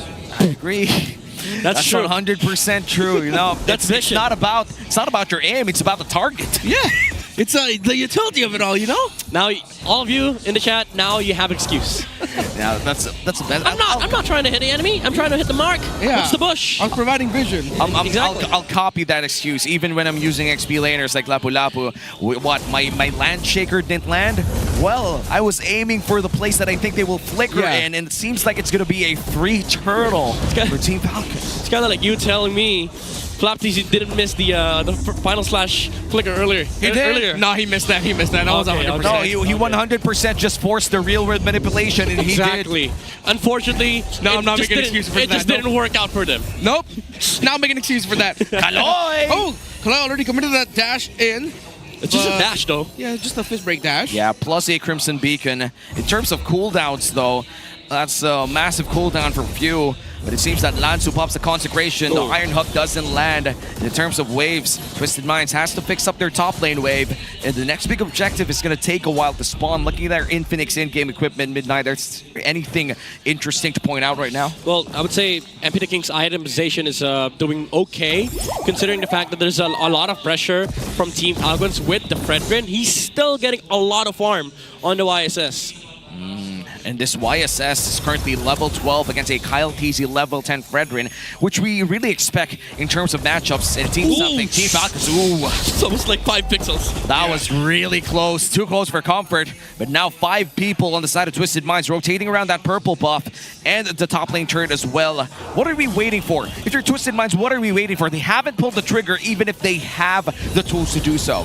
To be fair though, for Twisted Minds, to answer your question, they're just waiting for items, honestly. They're playing the scale in this game. They don't care if this game goes late. They have a Beatrix. They have a lot of ways to actually deal damage. Hooking a bite onto Kaloy, and that's going to be the roamer of Twisted Minds gone. A sudden surprise. Kaloy was just providing vision. Oakland committed the hook and the bite. And man, that feels bad for Twisted Minds because one of their main tanks just gets bursted down to 100 to none. And now that's going to be another turret down bottom lane as well. Nausea does have available ultimates, but it's not going to burst that down yet. It's a good thing there's a bush here, but few checks it. Yeah, good check. Oh, using the retribution as well. Overly greedy. A little bit of a disconnect there. Real world manipulation gets brought down. Kaloy back onto the map to zone and front, but he gets taunted, blasted. FlapTZ with a final slash. Flicker as well. Nausea still miraculously able to dash away despite being displaced by FlapTZ. That is insane. All the while, MP takes a tower top side. Now they send Zushin towards that area. This just means, MP King could just use the Mountain Chakra right now, get vision, and know for the fact that there's limited numbers of Falcons here. Oh, the stun by MP the King! FlapTZ with the final slash! He's still alive and he can still fight, but he decides to back off, slowing things down. Renner's Apathy to check. Just to check, just hitting the mark. Didn't miss. Didn't miss. This Lord will be started here with Team Falcons, but Lanzu available to give that vision as well. Kaloy bursts down the ultimate too. FlapTZ getting bursted down. Kaloy gets taken, now the hook and the final slash. Freaking TZ! Despite all the errors, despite all the mishaps, he finds the one to turn things around. Marco gets the flicker away from Lanzu. The Uranus is the last one standing. Falcons will finally be able to go for the Lord. Huge final slash for FlapTZ, and the jungler is alive for Falcons. This might be a free Lord. Yeah, it is a free Lord. MP the King out for 8 more seconds. Appraises Wrath by Kyle TZ just to be able to get the Lord much quicker. But top lane though, Lanzu is doing some work on the minion waves. So that Team Falcons has to address that. And this just means that, this take is going to be a lot slower, but they still get a free Lord for Team Falcons. And so far for Team Falcons, this is their biggest lead yet in this game. 11 minutes in, they're able to mount a 3k gold lead with a Lord push down bottom lane as well. Looking at the items, we are actually seeing a Bloodwings built here for the side of the Zushin. A bit of protection as we go on to this potential inhibitor run here for Team Falcons. I feel like for Twisted Minds, they still have enough wave clear here to potentially defend against this one. Yeah, I don't know how they're gonna defend this though. Oh, he gets blasted, taunted. CC Mean popped to Purify, suppress, and a bite down onto Galoy. Starfield is brought down by the Eve. Final slash is... Oh, it was a toss-up. Now it finally connects! What a surprise play by Falcons! And a surprise twist for them as it looks like they're on the way to securing the 4th kill. A triple for Marco. Make that a maniac. Make that a game number 3 for the series. And it's not over yet. Team Falcons with FLCN with back-to-back game-winning final slashes extends this series to a game number 3. That vengeance into the minion wave, followed up by a final slash into the flicker, onto the stun. 2 people were locked down by FLCN, and there was no hope left for Twisted Minds. Unfortunately, again, FLCN, he landed the final slash on the Beatrix. Yeah. 2 times in a row. 2 times. Yeah. So yeah, and after, imagine how good it must feel. You could even see it in the celebration. Few was like tapping FLCN in the back, and I think he was like giving him words of encouragement because it was the captain acknowledging, bro. Good job. Good job. Good job. You actually did that. And that started because FLCN went flicker finals. Wait, no one's here. Oh, look. Oh, no. Sorry, guys. I'm inside the pit. Yeah, and then he missed another one, but then now eventually he got the 2 game-winning ones. I told you, he didn't miss the first one. It was a warning shot. It was a warning shot. This is what's gonna happen later on. Foreshadowing even. And that's our Game 2 MVP, FLCN, wiping it all off. Buffing up as well. Look at that. Arlet plays left to right.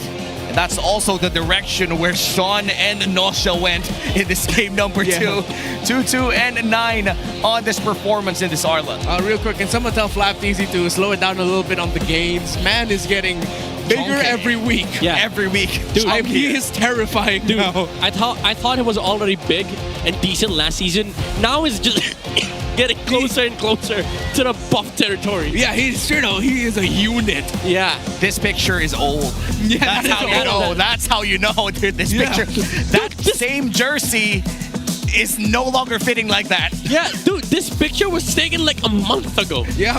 Now he's still bigger. I'm assuming he's wearing a different jersey now, like a different size jersey. Yes. And he was not just a tank in real life, but a tank inside the game. The Filipino cannon making his presence known. These final slashes have been deadly, I'm telling you. Team Falcons, Ogun as well on the Franco, very deadly on the hunt and very bloody as well. And after winning the first few skirmishes of the game, it felt like, all right, Team Falcons, they weren't really waiting for anything. While Twisted Minds, they were happy if Team Falcons was waiting because they were just getting farmed. They're getting farmed on the YSS, they're getting farmed on the Beatrix. But it all changed when it came down to the first story because both of you had to fight that.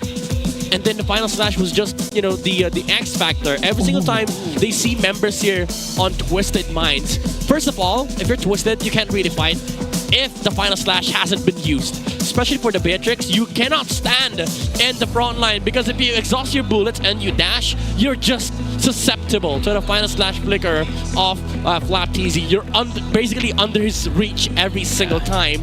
But even without that, Team Falcons, they're the ones forcing the issue. They're trying to force Twisted Minds into a situation where if you don't fight, we just win.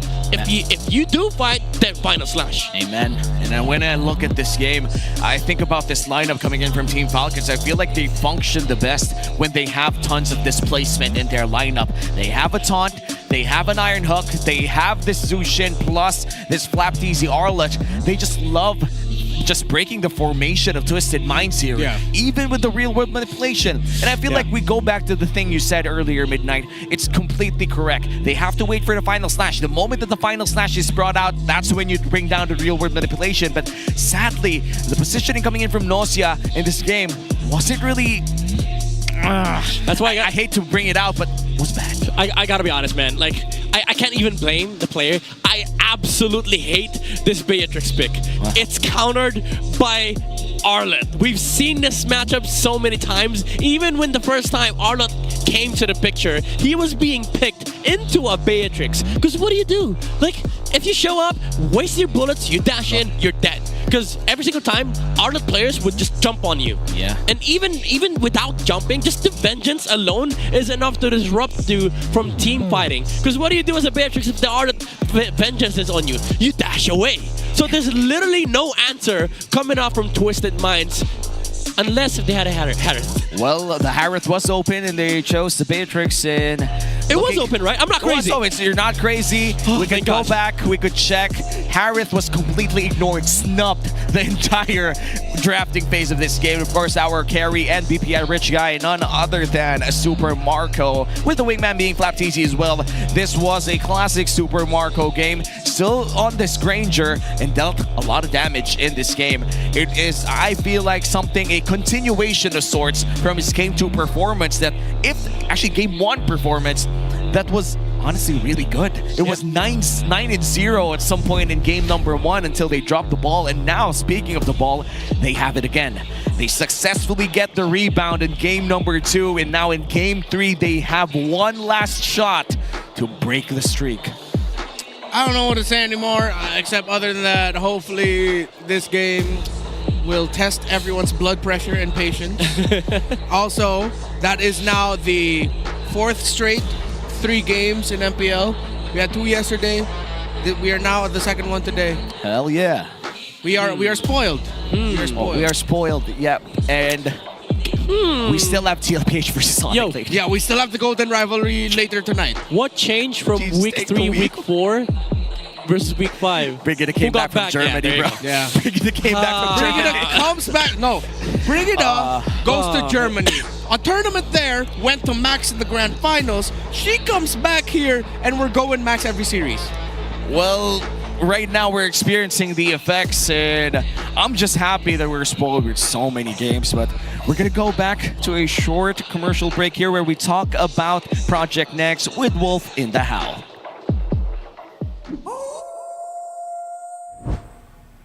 Welcome to the Howl. Ako nga pala si Wolf, bringing you the Infinix keys to victory. Welcome to the Howl. Ako nga pala si Wolf, and this time i-break down na natin ang mga pangyayari ng Week 5 Day 1 dahil may bagong patch. In fact, itong si Super Yoshi ng Omega prior to their match versus APBR in day number 2 ay pinakamagaling agad when it comes to highest gold per minute ng mga roamers. Okay, so let's break this down. Dahil may roamer boots na bagong changes ngayon, siya actually ang may pinakamaraming na-revealed na kalaban with 127 heroes na na-reveal niya. Ang ibig sabihin niyan, in translation to gold, ang average vision gold per minute niya ay 161. Kukumpara yan sa ating number 2 na si Light with 138 and Chapno din naman, ang kanyang mga nakuha ay comparable sa 1 or 2 assists in terms of gold per minute. Ibig sabihin, yung worth na nakuha niyang gold sa pag-reveal na kanyang mga nakatapat ay equal na agad sa 1 kill or assist. Ganon kaganda ang ginagawa ni Super Yoshi at ganon din naman ka-effective kapag active ka as a roamer. And hopefully this is some trend na makikita natin in the future. And speaking of the new patch, let's talk about yung mga maps natin. Ang mga favorite na heroes na masasuggest ko para sa inyo when it comes to the new patch ay ito. Sa Dangerous Grass, aking mga paborito is Arlet and Khalid and Cho, Lapu, Lunox, Lancelot at Hilda. Most of the heroes na makikita niya sa Dangerous Grass ay may mga one-hit knockouts na klase ng mga heroes. Katulad ng Lancelot, di ba? O kaya naman yung Khalid na kahit roamer or XP lane ay kayang mga one-shot. Ganon din naman yung Lapu. At syempre yung Arlot, napaka-effective lang talaga sa mga situation. Next naman sa Broken Walls, Hilda pa rin dahil wala siyang action na dash, napaka-effective na isang Hilda roam sa panggugulo dahil dun sa mga Broken Walls. Diyan din naman ang Khalid at yung mga utility junglers dahil mas madali silang makapunta dun sa mga jungle camps. At the same time, hindi sila ganun kadaling guluhin. Andyan din yung chip na napaka-importante sa ating patch ngayon. Now, Flying Clouds, one of the most weird, kumbaga, at nakakatawa kung titingnan natin, pero hindi nakakatawa yung pwede maging effective kay Arlot dahil pwede siyang pumunta from one lane to another at pang-surprise dahil dun sa Flying Clouds. Also, yan din yung mga Lunox at Parsa, pati na rin yung chip. Bukod sa may teleport yung chip, meron pa siyang Flying Clouds, ang dami niyang tools na pwedeng panghawakan. Andiyan din may nag-crack at pati na rin ang Chong. Ang expanding rivers naman ay nagbe-benefit ang mga nag-double lane katulad ng Claude at Granger, pati na rin yung Chip at Hilda na sobrang lakas manggang with that movement speed bonus, at syempre, nandun pa rin ang Khalid. Ang daming times na nakita natin Khalid at Hilda at Chip at expected na yan dahil sa ating bagong patch. Bating a breakdown, let's get back to the casters. Thank you so much, Wolf, for that small breakdown on the best heroes that we could see for each map. I'm seeing a lot of Arlots, a lot of Khalids, maybe a lot of Hildas too. Yeah. I don't want to see that in my RG. Shut up, Wolf. Shut up. Yeah, stop giving ideas to people, you know? Yeah, shut up. Why are you doing this? Keep it to yourself. Don't tell everyone. Give it to us. No, just kidding. But we have been seeing a lot of Khalids. Since yesterday, we've seen non-stop Khalids all the way from our first series. And I'm honestly surprised that we have not seen a single Khalid in this game number 2. Yeah. Considering it's the... Yeah, this is game number 6 now. We've seen Khalids in games 1, 2, 3. That's our first series. And now everybody's dying from a cough. No. Shout out to Midnight. I broke Midnight. My bad. That was my fault. You okay? It's okay. I needed that right after seeing Beatrix game 2.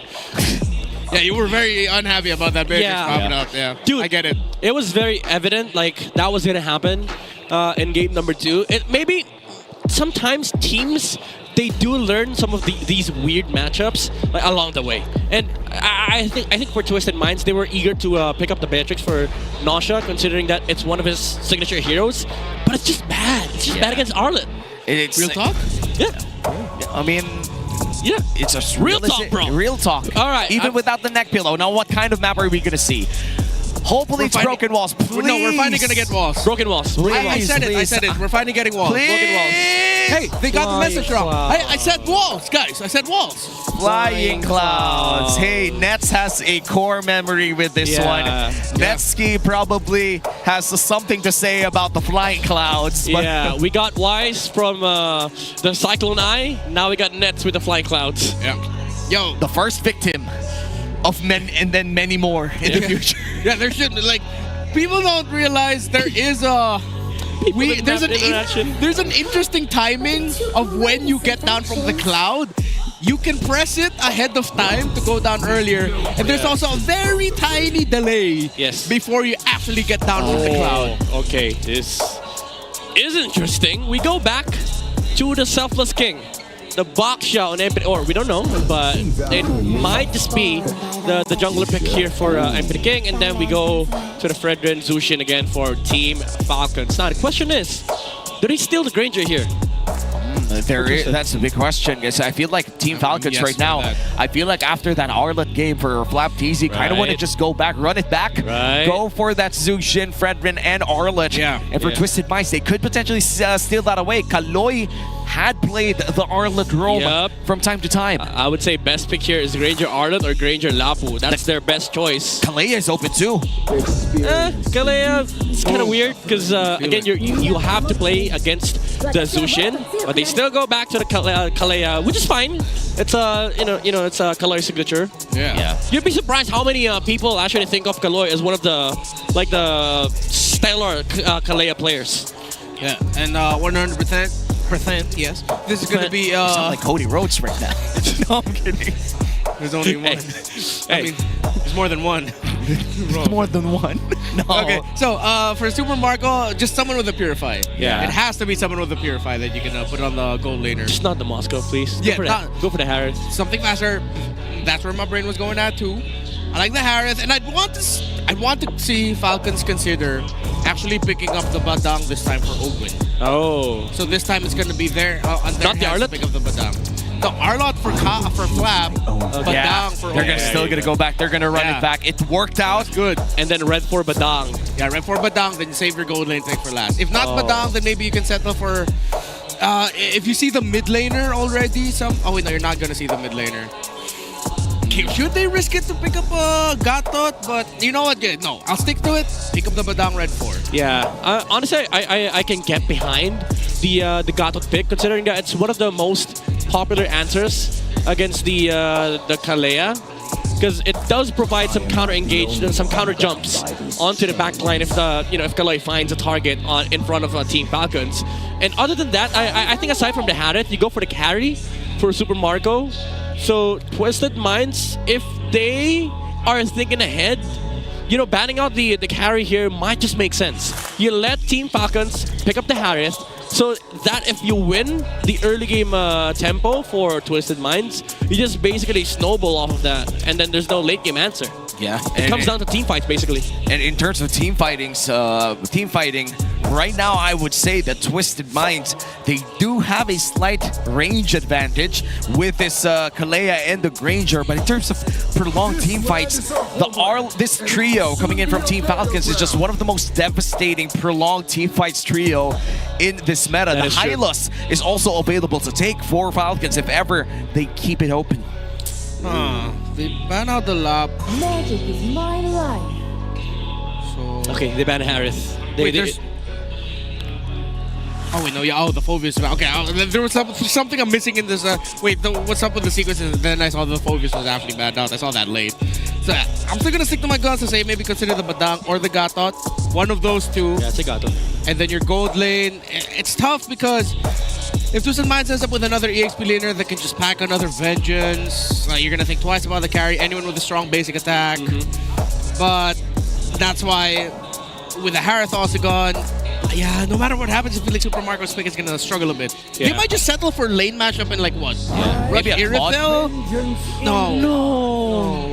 I would have preferred a Bruno, honestly. Yeah.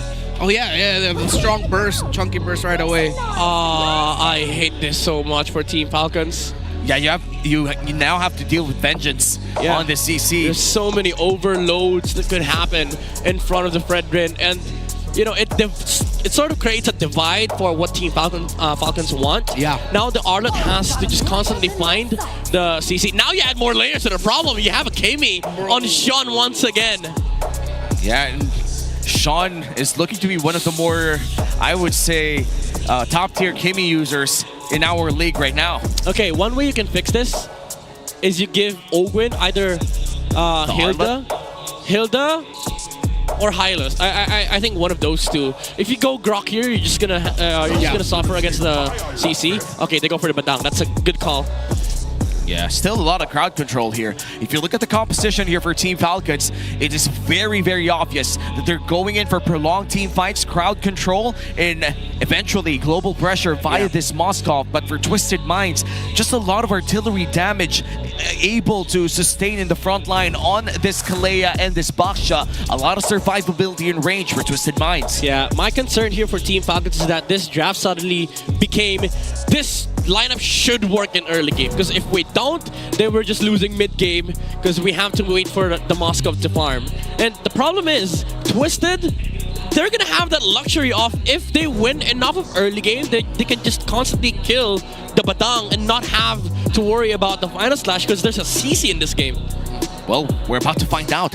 This is game number 3. This is where the story ends between Twisted Minds and Team Falcons. The last time that these two teams met in week 1, we saw Twisted Minds sweep Falcons. And now Team Falcons, after that game 2 victory, able to have another shot at breaking the streak.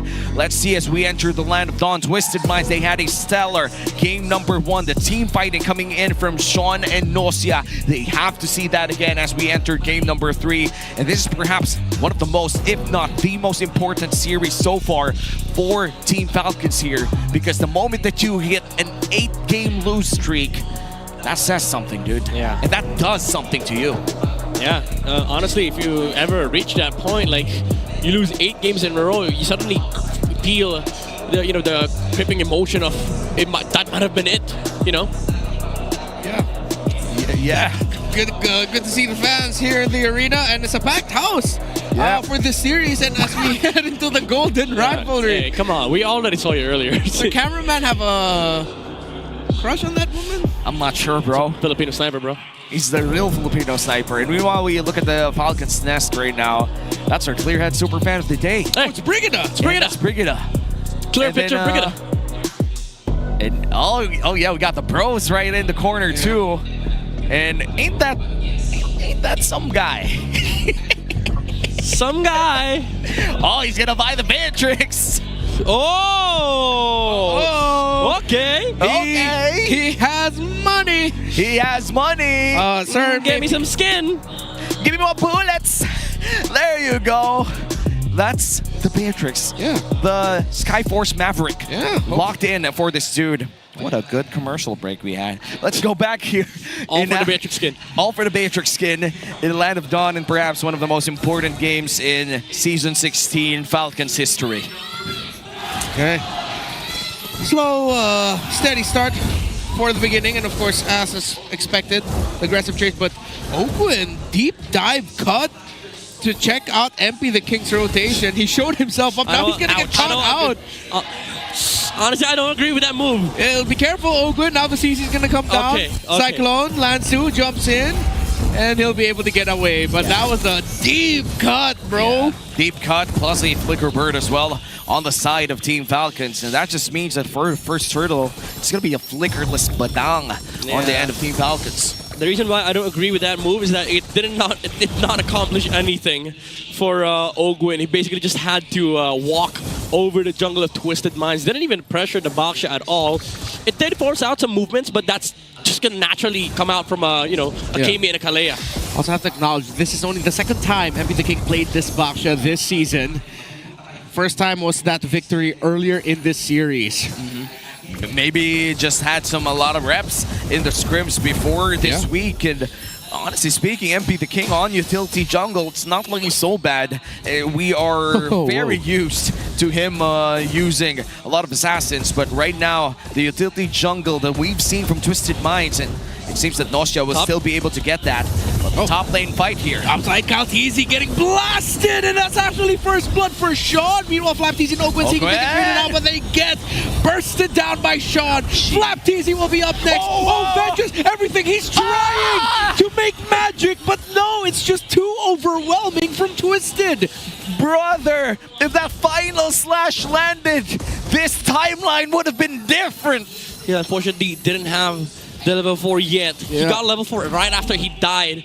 But Team Falcons, questionable decision there. Why would you fight into a winning XP, a Surge of Life? Oh, wait. They have a slight advantage here. Kaloy stops Kaltizi, but Kaltizi takes out too much damage. Final slash! Yet again by Flap! While Lansu, Sean, and MP trying to provide, but the SOD barely misses. Kaltizi trying to hold on to get the retry, and he does! While the rest of Twisted Minds continue to fight into it. Sean on this Kimmy is still a massive problem. Ogwen pops the fist crack, trying to get away from Lansu, and things finally simmer down. And now Twisted Minds holds a 1.4k gold lead against Team Falcons. You were talking about why Falcons fought that fight, and now on that turtle, they were able to secure it, but it seems that they lost so much. Yeah, MP died because of the the slashes coming out from Flapteezy, constant vengeances, and he didn't get the retribution in. It was Kaltizi that took down the turtle, but as Renmer mentioned, this Kimmy is becoming a big problem. Not rushing the Sky Piercer this time. I think he's going for the what is this? Concentrated first. So more sustain for the Kimmy, because there's a lot of spill damage coming out from Team Falcons. He's 3-0-2. We're getting a little bit closer and closer to the time where mids are the carries. Yeah, and we are already seeing a lot of savages from the mid lane itself. And in terms of damage dealt overall, it's not so far from happening, honestly. The Eve deals a lot of damage right now. The Zushin deals a lot of damage plus crowd control. So right now for Twisted Minds, they're still ahead by 1.4k, and Kaloy waiting for his flicker 20 seconds before that's up, and right before that turtle, they'll be able to have complete battle spells. Same could be said here for Team Falcons. Okay, he's gonna try something. Final slash. Okay, Sean able to sidestep and the punish.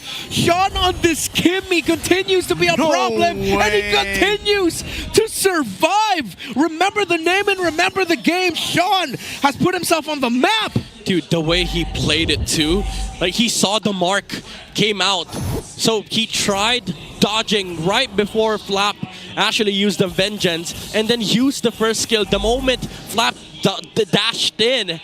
And then did the sort of like ankle breaker move against the Arlot. Final slash misses from TLPH, and he was stuck under the tower. Insane play coming in from Sean, and now Twisted Minds trying to take this turtle for themselves.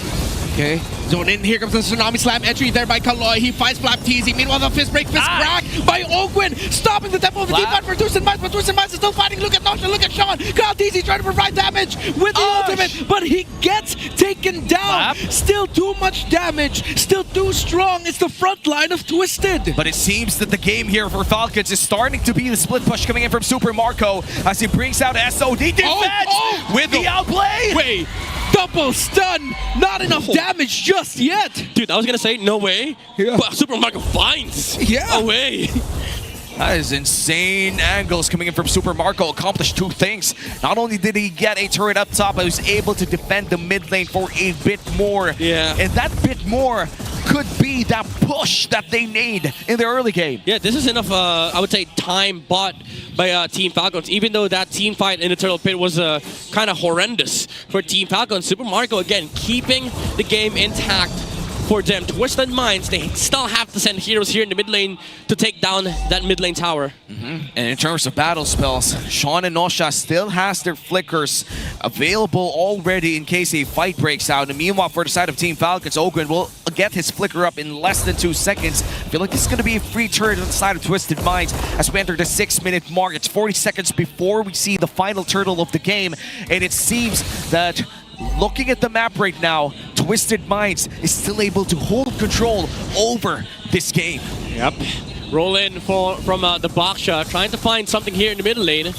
But they're just going to try and scare off Team Falcons. But they find Ogwen. Finds an angle that's going to be a Tsunami Slam locked down onto him. He gets a flicker out of there. Meanwhile, FLCN! Final slash! But the damage is still not enough from Falcons. Super Marco needs to back off. Fuel gets caught out. This Kimmy continues to be a massive headache for Falcons alongside the Granger of Nosha. 100% KP on this Kimmy.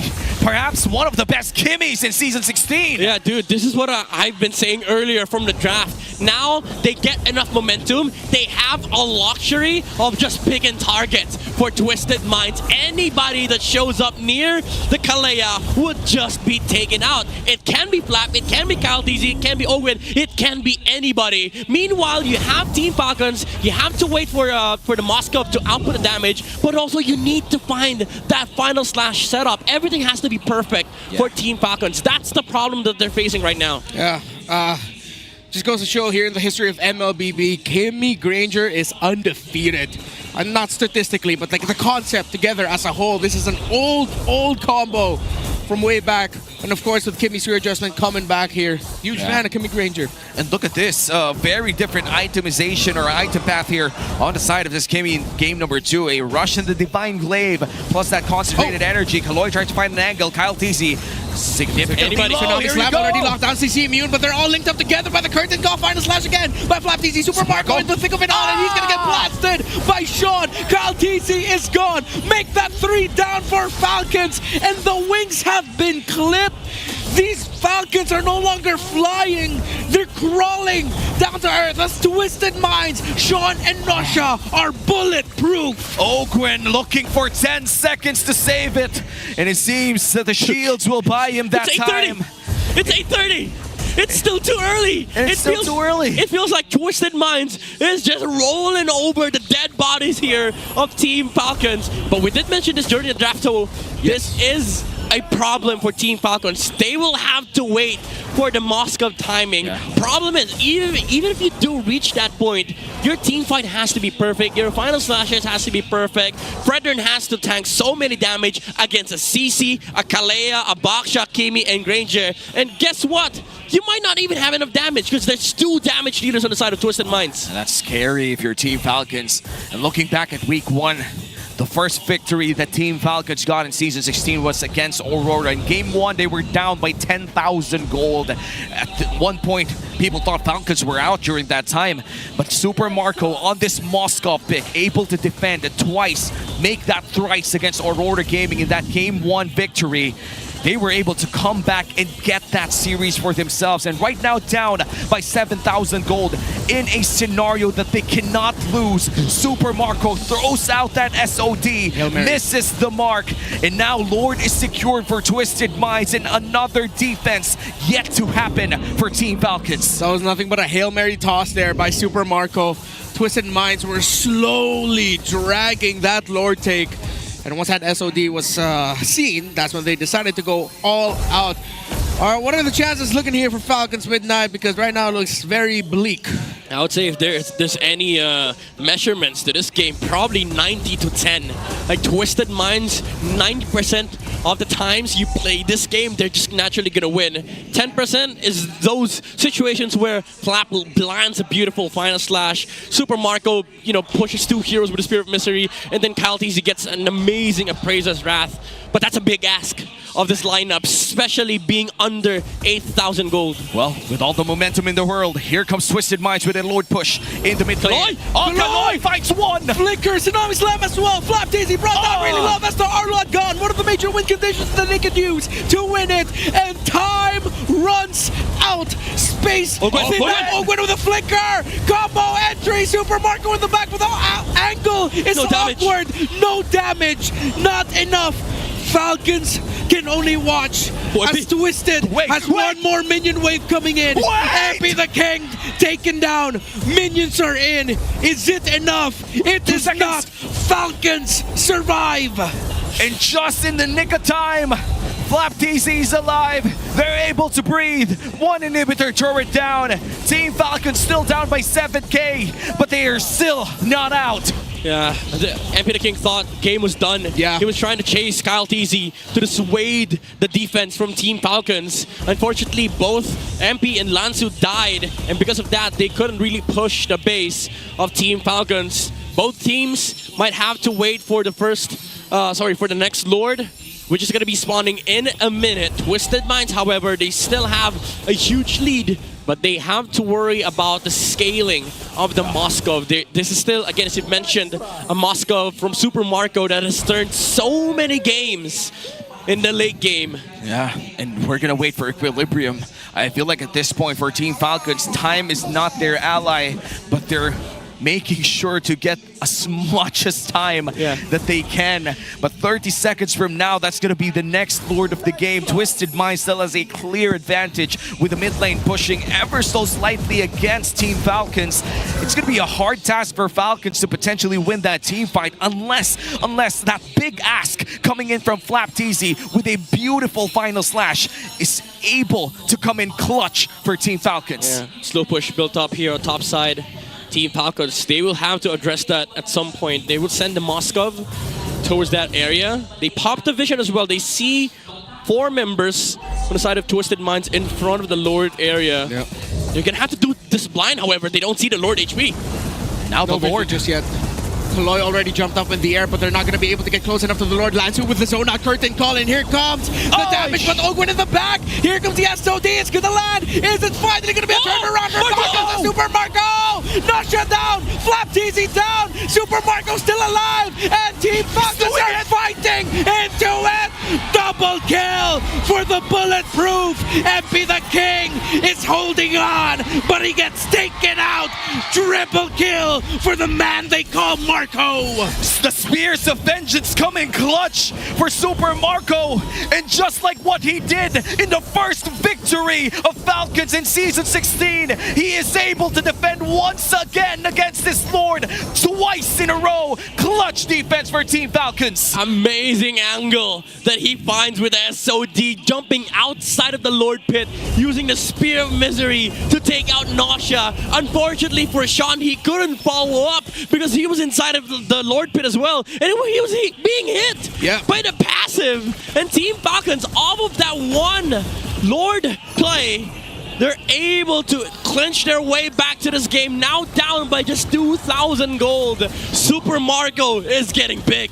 equalized at 14 minutes. This was a 9,000 gold lead 5-6 minutes ago. Twisted Minds had all the opportunities to end this game. They were at the cusp of eliminating Team Falcons from this series, but one crucial defense led to another, and now Team Falcons has a solid chance at winning, at snapping that streak.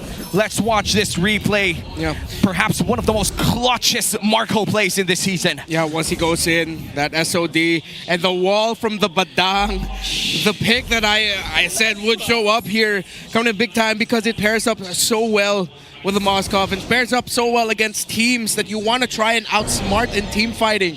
This is a pick that I feel like acknowledges, oh my god, Twisted Minds. And look, Marco was cold-blooded. He was just like, hey, cool, I did something cool. Stone cold. Stone cold Marco. It was like, all right, 3 down.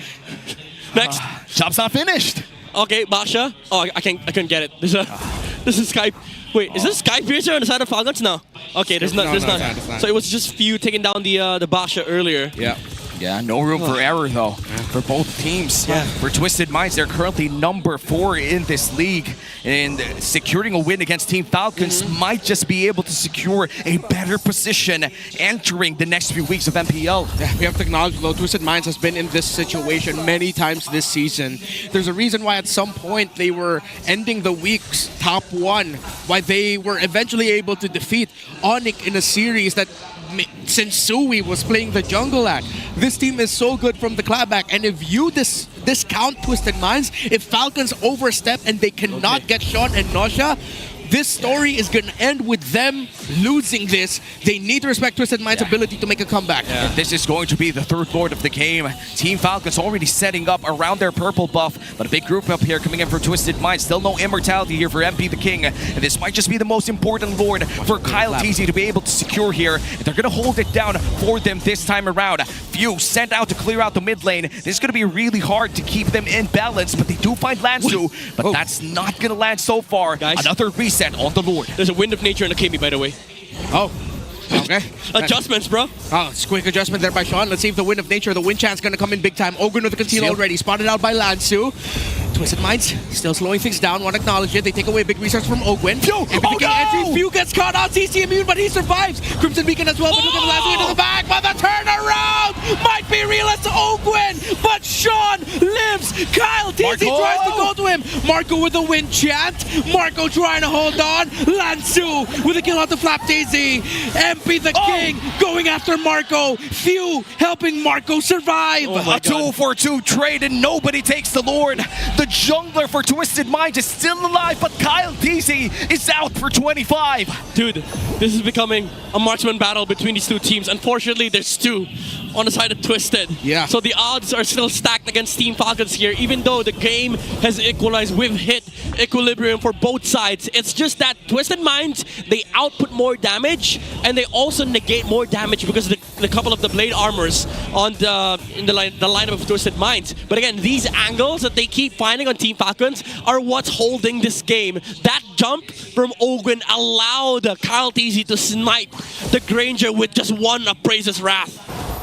And entering this next Lord fight, this might just be the biggest shot for both teams to end it all. It's going to be an Evolved Lord now, come 18 minutes. And looking at the immortalities right now, you mentioned the Wind of Nature on this Kimmy. We're yet to see that in big action as of now, but Twisted Minds now going to hold this Lord, this Evolved Lord that snubs everything else, that wants to end the game. Look at Marco though.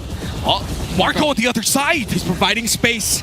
Falcons getting zoned out here by Lansu. A one-man zone out by Lansu. This CC has saved it for Twisted. Marco, SOD. It lands onto Nosha. Wizard Crown. Immortality also built up, but the double stun. Oh, Marco. Kaloy goes in. Marco survives. But look at this Kimmy. Still fighting. Falcons alive. Double for Marco. And they're going to clear out this Lord. 5 people still alive for Falcons. They have waited 4 weeks for this moment. Half HP on this Lord. Marco in the clutchest ever he has been. But 30 seconds left on Lansu. Twisted Minds could still be able to defend this. He wanted to cut it. What are you doing here, MP? This might be a massive error. Why would he try to cut it? Why is he trying to buy time? What for? He pulls attention. He gives a kill. Is this going to be worth it, MP the King? Why did you have to go out? The waves were far pushed in to the side of Team Falcons. That's a waste of a hero over on the side of Twisted Minds. They're still going to have 4 members though, but top and mid, they're going to get shoved. But this is...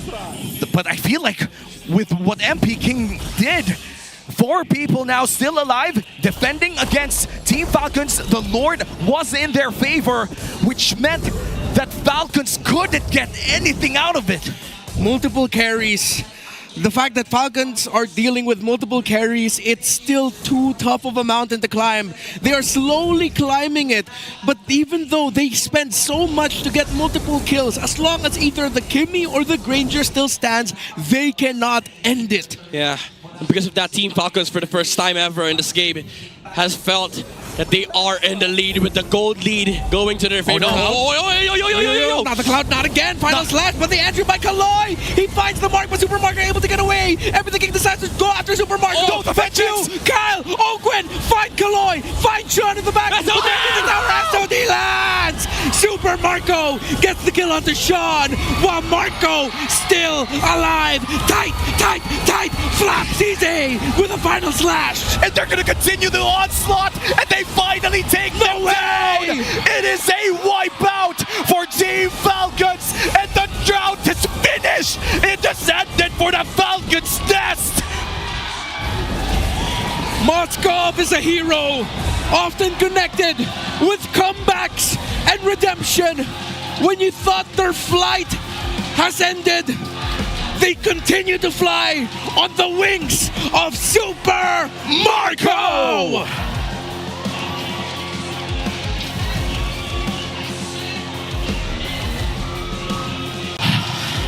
Oh my, it feels like a celebration for almost everybody. We saw an amazing game from Twisted, but finally, after a handful of games, Team Falcons claw their way back and ready to soar once more. The Super Rookies of Twisted Minds put up a great show. They almost took down the Falcons in one fell swoop. They have such bright futures ahead of them with that type of performance against former world champions Team Falcons. Now with their first victory after 4 weeks, they have finally found what has worked for them. It's no longer a story of almosts and what ifs. It is a story of what's next to come. And we're gonna talk to Team Falcons with our hosts in the main stage.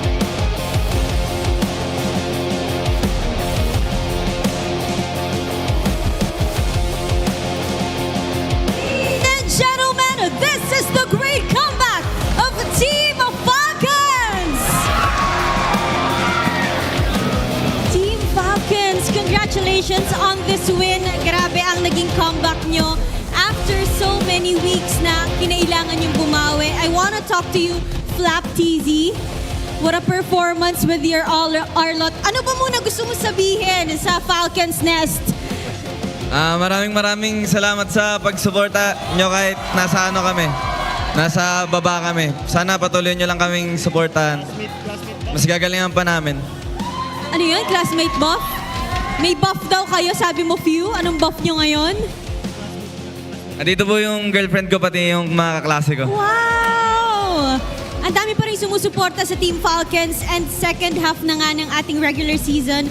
Mukhang ito na nga ang inyong pagbawi, Flap TZ. Ano ba yung mga ginawa nyo the past few weeks to encourage each other na makabangon, na moving forward?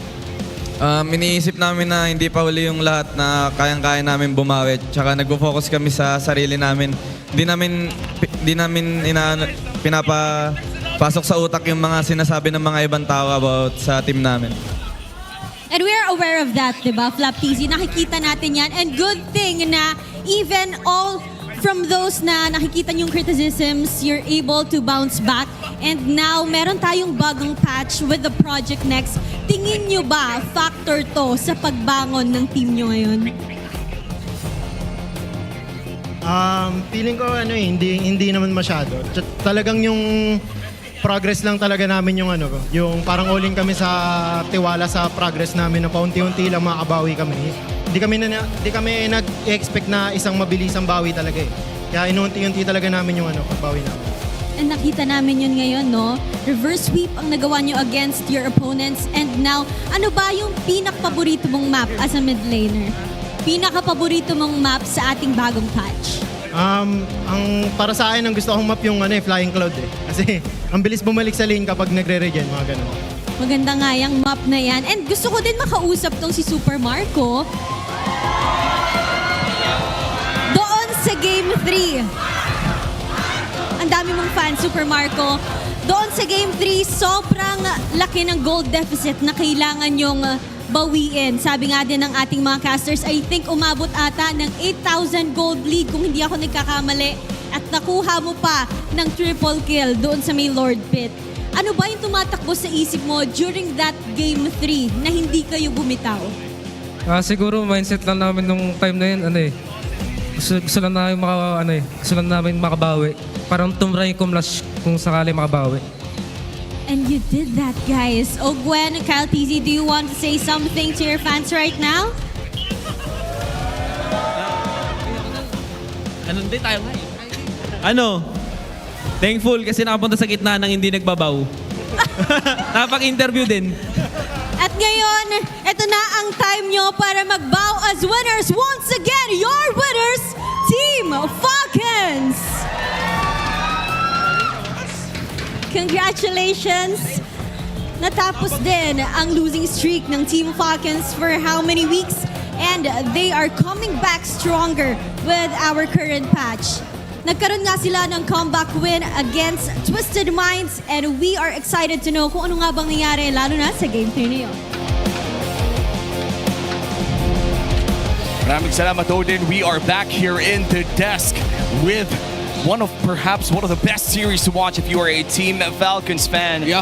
And for Twisted Minds, they could afford that loss. If Falcons took that L, that would have been devastating for the entire, not just team, but the org. Yeah, it was Owen himself who just said in the interview that he was grateful that finally he can go up to the stage, not just to bow, but to actually have an interview with Odin because they won. Yep, and our MVP, none other than the man himself, Super Marco, on this Moscow performance. We saw it from week 1, and now in week number 5, they get this victory once again at the back of this performance. Dude, this is a cracked version of a Moscow if I've ever seen one. He did so many things in this game. First off, that defense in the mid lane, like I was gonna say no, that's not possible, Marco, don't do it, but he did it anyway. Put 2 heroes in one, Spear of Misery, was able to land it, defended mid, and forced 2 heroes away from that lane for a couple of minutes. And it allowed Team Falcons to again buy more time. And then, all right, Twisted Minds came to play in the next few objectives. We thought they were gonna end the game by 8:30 because of the team fight. But Super Marco, sorry, not Super Marco, but I would say MP the King and Lanzu made a mistake of jumping in, even without minions, by the way. And after that, we got this beautiful Lord fight where Super Marco found 2 good targets behind the enemy lines. And those 2 targets were the important ones. The Granger, first off, he landed an amazing Spear of Misery onto Nausea. And then he snipes the Kimi with the passive. Didn't die to him, however, but he got so many kills in this team fight that he equalized the economy between them and the 2 marksmen on the side of Twisted Minds. And after that, every single team fight that we saw was just perfect execution from Team Falcons. Layers upon layers of crowd control from Ogwin, from Kyle TZ, from the final slashes of Flap. Granted that, the layer is what matters for Team Falcons. They were finding creative jumps. Like Ogwen had 2 amazing jumps in the late game. One was on the Granger when he sniped the Granger behind the enemy lines, and the SOD connected from the Moscow. They were able to snipe Nausea off of the team fight before Twisted Minds could react. And then this play from MP the King was super weird. The waves were pushed in, and he still went out. And because of this, Falcons had to force the fight inside the base of Twisted Minds 5v4, and they were able to get the map advantage. And here, Super Marco almost died to the blade armor damage. He stopped hitting the Baksha after the roll because he knew he could just outrun the Baksha. And once again, the layers of control behind the enemy lines. That Ogwin, that Badang pickup was the key factor as well for Team Falcons. And then the SOD landed from Super Marco to finish up this game. Brother experiencing victory after 4 weeks, and that's the most he could get. Dude, we got smiling, laughing Marco before the 6th sequel of a popular video game series. Well, it is a 21-minute game. I honestly felt that was around a 28 or 29-minute game with how many things were happening all around the map. It was a spectacular start from Twisted Minds. At some point in the game, they held the lead all the way to a 9K gold lead. It was looking hopeless. It was looking bleak for the side of Team Falcons, but 3 times they defended back to back to back, and they're able to close it out the same way that they got their victory against Aurora in Game 1. Week 1. Dude, if somebody asks me if I regret saying the 19-10, no. This was Twisted game to win. Again, they were almost able to close out the game by 8:30. And Super Marco held on. Falcons held on. They found good team fights. They found good initiations. But the cream of the crop is these SODs from Super Marcos, the target selection as well, the timings on the jumps, the dashes, the Spear of Miseries. It was all beautiful. It was almost like picture perfect from Team Falcons. It's literally poetry in motion.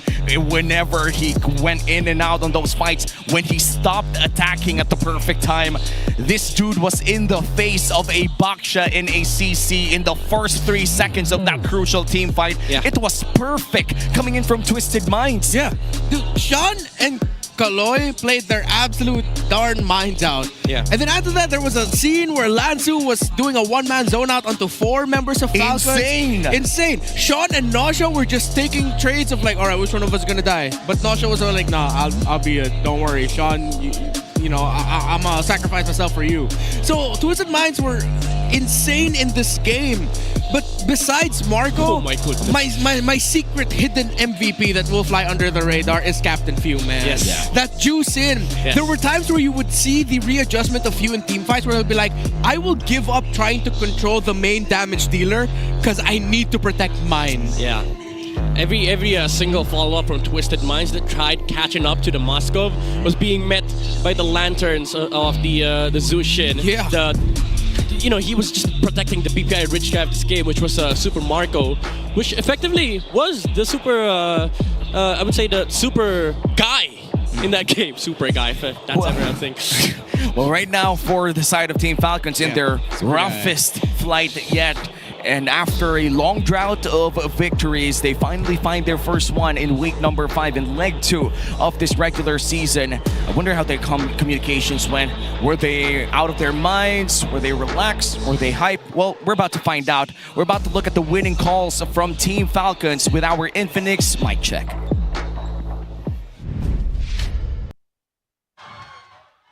Antay kami, Mike. Antay kami. Nice one, Mike. Ito, ingat ha. Gumagulong ha. Talon na. Talon. Pare. Bilis. Nice, Mark. Mate. Nice. Good shot. Boy, hindi na kayo maano dito. Pansinin mo ako. Hindi na kayo maburst dito. Kung nasan si Mike, nandun lang ako. Pressure ko na lang. Labang back siya. Di ata gagawa ng play itong mga to. Yula tayo. Sige. Pag-winter ha. Yung Mike, andito Mike. Hula, patay na yung game.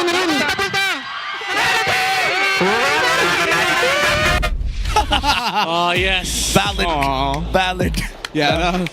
What's an opposite of a crash out? It wasn't a crash out, dude. What's the opposite of a crash? What's an opposite of crash in? No, crash in? I'm just kidding. Crash in. I don't know, man. But that was a valid response. Well, day's not over yet, because after a spectacular start of 3 games in our first series, we have this very emotional second series for Team Falcons. We are yet to see the golden rivalry of TLPH versus ONIC Philippines. Any final thoughts before we move on? I love this new patch. I like how it's bringing out some things that we haven't seen before, and Filipino teams are on a whole nother level, man. Hell yeah. We're on a whole nother level. I mean, honestly, going to week 5, week 6, screw the standings. Yeah, screw the standings, man. Anybody could take it all. Anybody could beat anybody. Wow, so far one of the most, if not the most competitive seasons of MPL so far. Former world champions are downstairs. Current world champions are in the middle of the pack, and rookies are currently top 4. This is looking to be the most insane regular season of MPL Philippines just yet. We have been your casters, and it's been an honor to be one. It's Umi, Renmar, Midnight. We're gonna send you over to the Howl with Wolf.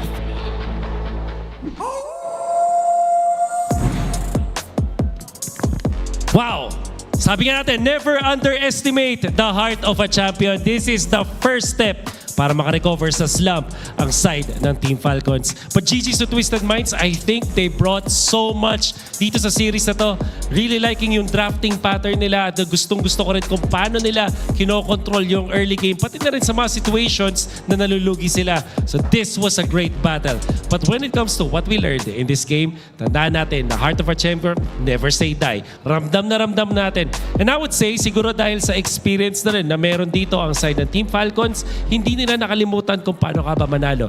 Nagkaroon ng maraming tsansa etong si Ogwin na gawin yung kanyang gustong gawin with this badang na sinabi natin nakakaibang pick mula dito sa side ng Team Falcons, but in the end, it worked out for them. Also, ang ginawa ng side ng Team Falcons ay inayos nila yung mga early game mistakes nila by winning the next play. Kapag natalo ka dun sa mga unang Lord fight or mga turtle fight, galingan mo na lang sa susunod. Evident yan kay Flap TZ, missing and important initiations but having so many ways para makabalik at makapag-initiate para sa kanyang team. This is what we are seeing from Team Falcons. Alam nila kung paano ayusin yung mga nagiging problema nila sa mismong in-game. Kumbaga, in-game adjustments yung ginagawa nila. Hindi na sila maghihintay ng next game pa para ayusin yung kung ano kailangan nilang gawin. They have to do it on the next play. And lastly, yung Super Saiyan, Super Marco, ang naging susi talaga. Ang daming beses na ankle break niya. Yung kanyang mga nakakatapat, yung kanyang pagsibat on the right targets, surviving for so many times, shuffling yung mga items niya, Wind of Nature, Immortality, outplaying at outwitting yung kanyang mga nakatapat. At i-remind tayo, nandito pa sila sa ating liga. Maraming salamat para sa Team Falcons at pati na rin sa Twisted Minds. Pero hindi pa yan ang aabangan nitong Sabado. Meron pa tayong star match. It's TLPH going up against ONIC Philippines. A rematch of the Grand Finals once again. That will be after this break. Kaya huwag kayong alis. Magbabalik ang MPLPH Season 16.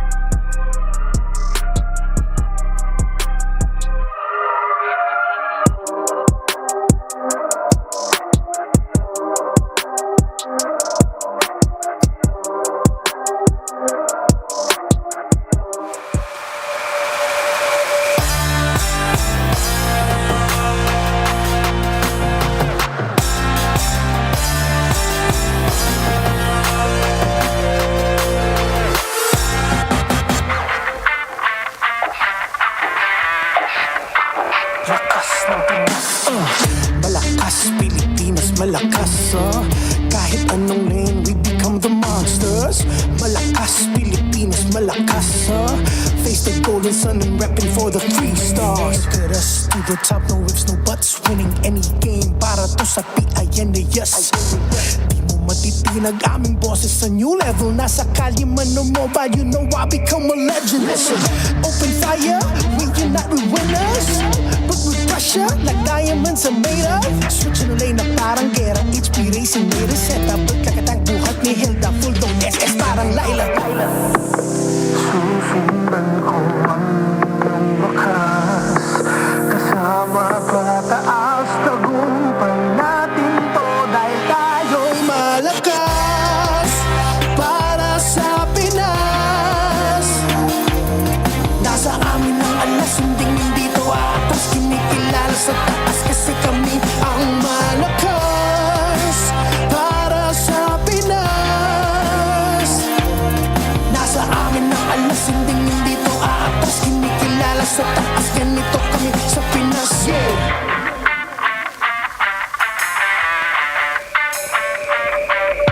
Laging MVP, no surrender, no retreat. Pag nagsama-sama, just imagine what we can achieve. Laging MVP, no surrender, no retreat. Giving 100 on my all, cause we just cannot be defeated. We are unstoppable, immune and invulnerable. Ready ang equipment, lahat frozen, mala, crowd control. Pakita on the jab, east to the southeast. Taas ang matawad, proud and loud, cause every enemy we devour. Susundan ko ang iyong wakas, kasama pataas, tagumpay natin to dahil tayo'y malakas. Para sa Pinas, nasa amin ang alas, hindi to atas. Kinikilala sa taas kasi kami ang malakas. Para sa Pinas, nasa amin ang alas, hindi to atas. Kinikilala sa taas, ganito kami sa Pinas. Malakas, Pilipinas, malakas. Kahit anong become the monsters. Malakas, Pilipinas, malakas, Face the golden sun and repping for the 3 stars.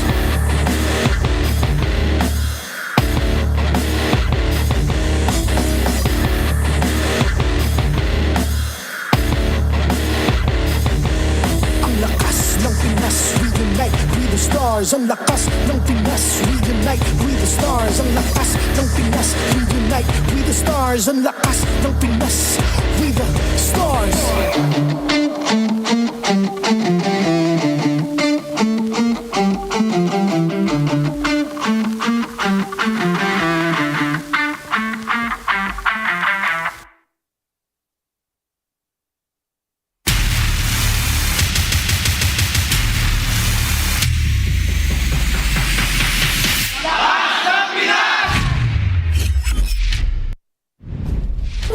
Welcome back to MPL Philippines Season 16, and after 2 intense back-to-back series, we're down to the last one in Week 5, Day number 2. We'll be your casters in this golden rivalry matchup. Omi here with Brigida and Renmar to bring you the action between TLPH and ONIC Philippines. I can't believe we're on the road to actually getting 15 games in just 2 days of Week 5. So imagine that, we just headed into the second half of the regular season and teams have just been stepping up all the time. Yep.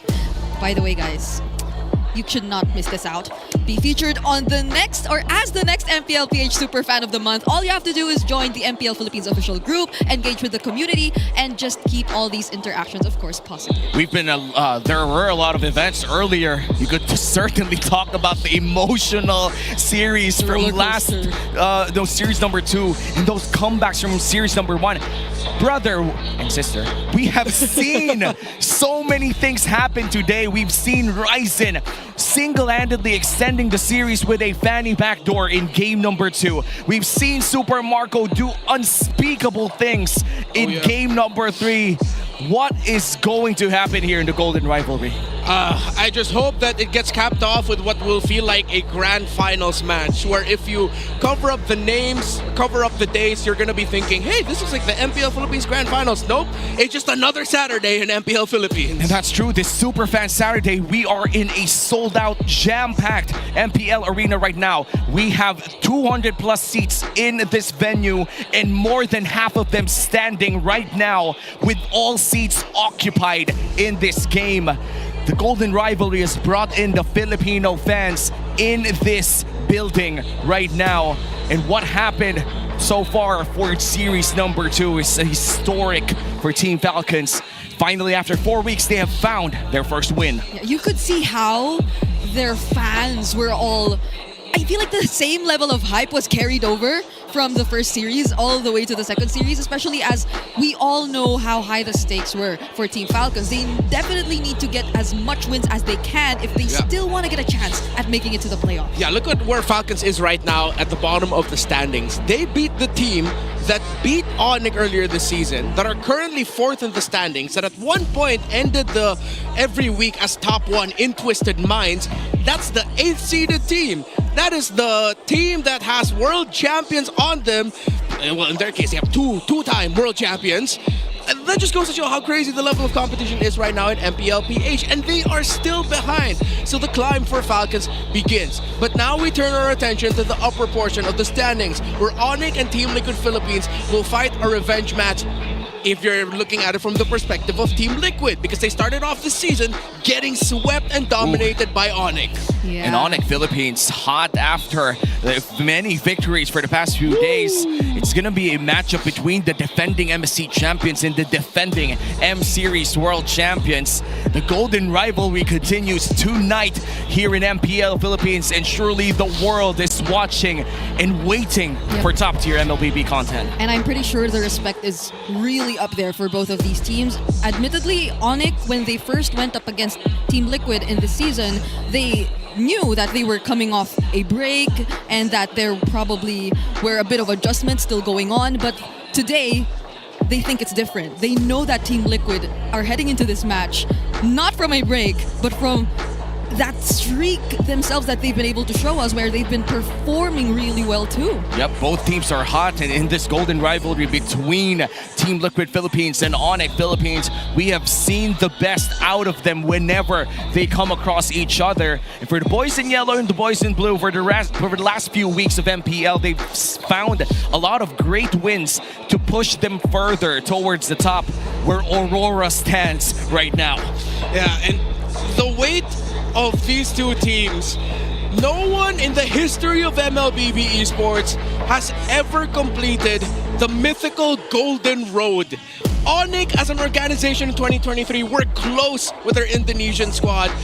SRG last year were close. Now this time, Team Liquid are at the precipice of potentially reaching that, while ONIC are looking to be another team, looking to secure a chance to defend their M-Series title.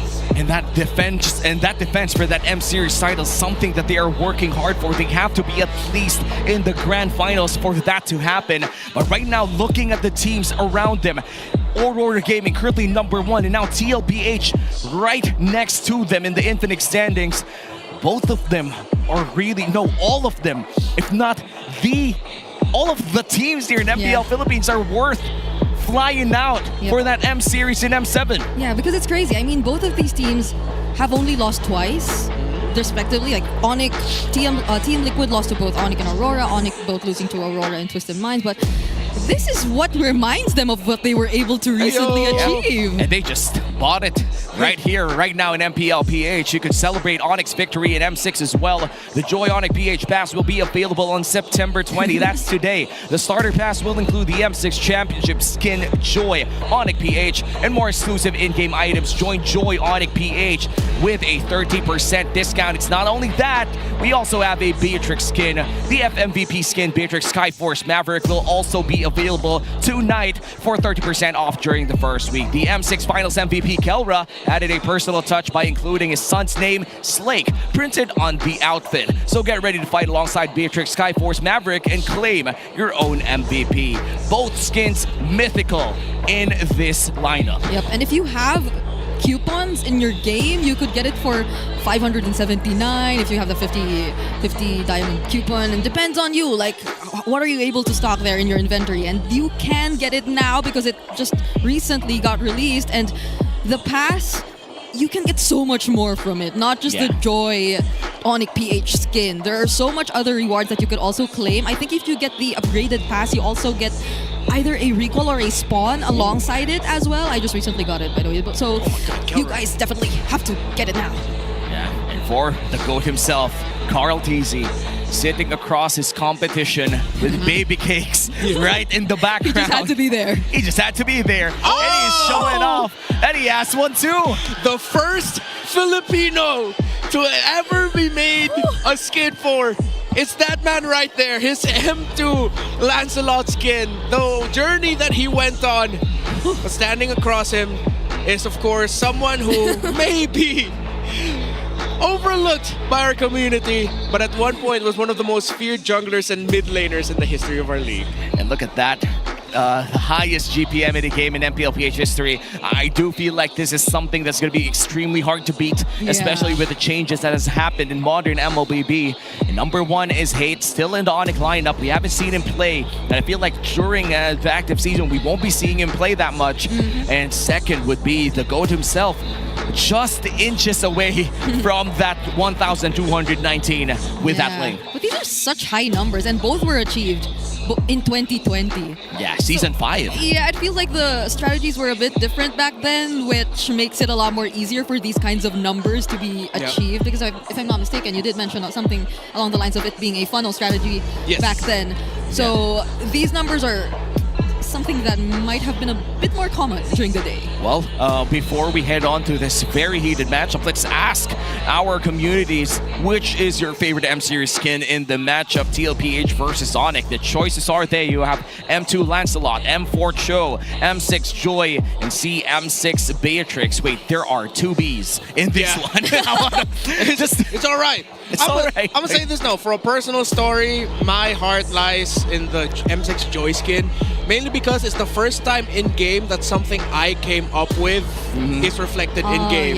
It's because at one point in the animations, Joy will actually call out the monikers of each player, and the fact that I now hear Monster Mage and the Bruiser being said in game, brought a small tear to my eye.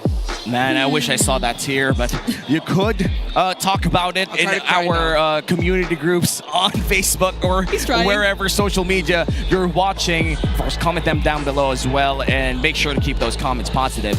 We are about to begin in this golden rivalry, the last match of our Superfans Saturday.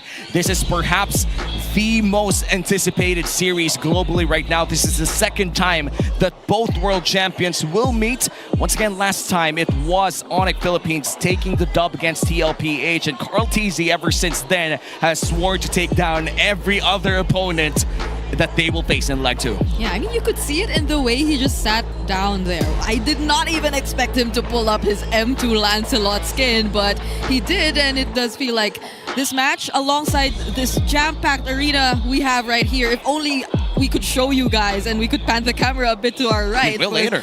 Later, actually, you will. And you will see that maybe we had to add a few more seats. We used to not have the audience right beside us here in the caster's desk. Yeah, no, they expanded seating to accommodate, of course, within safety regulations, to accommodate even more people into the arena. So we are maxed out. Yeah, we are maxed out quite literally, and this is like playoffs level in terms of seating capacity. And by the way, playoffs tickets are still out, starting at $250. You could still buy your playoffs tickets. It's live in Cuneta Astrodome, which means that we're gonna have thousands upon thousands of fans watching our playoffs. But right now, we're gonna talk about something special, something that the finals MVP will talk about. Let's watch this video. Actually, yung parang naging usapan lang dun sa skin na FMVP. Basta lagyan ni Monton yung beya ng pangalan ng baby ko na si Slake. And maglagay sila ng voice line na kasama yung pangalan ni Slake. Sa buhok, gusto ko kapares ng buhok ko yung wolf cut. Nung nakaraan pa yun naka-wolf cut pa ako nun Kasi gusto ko yung beya, pag tinignan mo yung beya, may isip ng mga tao na ako talaga yun. Or andun din yung anak ko. Yung sa pangalan ni Slake, kaya gusto ko talaga siyang ipalagay kasi Dati pinapangarap ko talaga mag-champion sa M-World no, simula nung nagka-baby ako. Lalo na nung nalaman ko may FMVP. Tapos ina-assume ko na pag nag-MVP ako, matik, hindi mawawala yung pangalan ng anak ko para ipagmamalaki ko sa kanya, paglaki niya na ito may pangalan, sa'yo yung skin na yun. Parang andun ka sa skin na yun, sa hero. Kasi hindi naman tatanggal yan sa ML. Andiyan na yan habang buhay. Ayun talaga yung pagmamalaki ko sa kanya na sa pag-ML ko, nagkaroon ako ng chance na magkaroon ng sariling skin and malagay yung pangalan niya sa larong yun. Kaya, ayun, pag nakita niya yung skin na yan, I hope na talagang matutuwa siya paglaki niya. Already dripping in gold and with new skins to boast. It's the Kirk-Tech, it's the Beast, it's the Monster Mage, the Bruiser, and the Gold Standard. They are the reigning champions of the world, ONIC Philippines!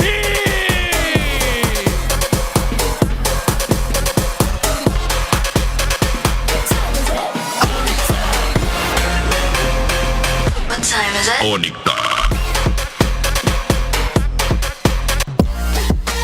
And their golden rivals. This is the Cavalry, the Apex Predator, the GOAT, Daddy JP, the Rich Guy Oheb, and the Lone Stallion Sanji. They're the MSC champions and the defending champions of the Philippines, Team Liquid!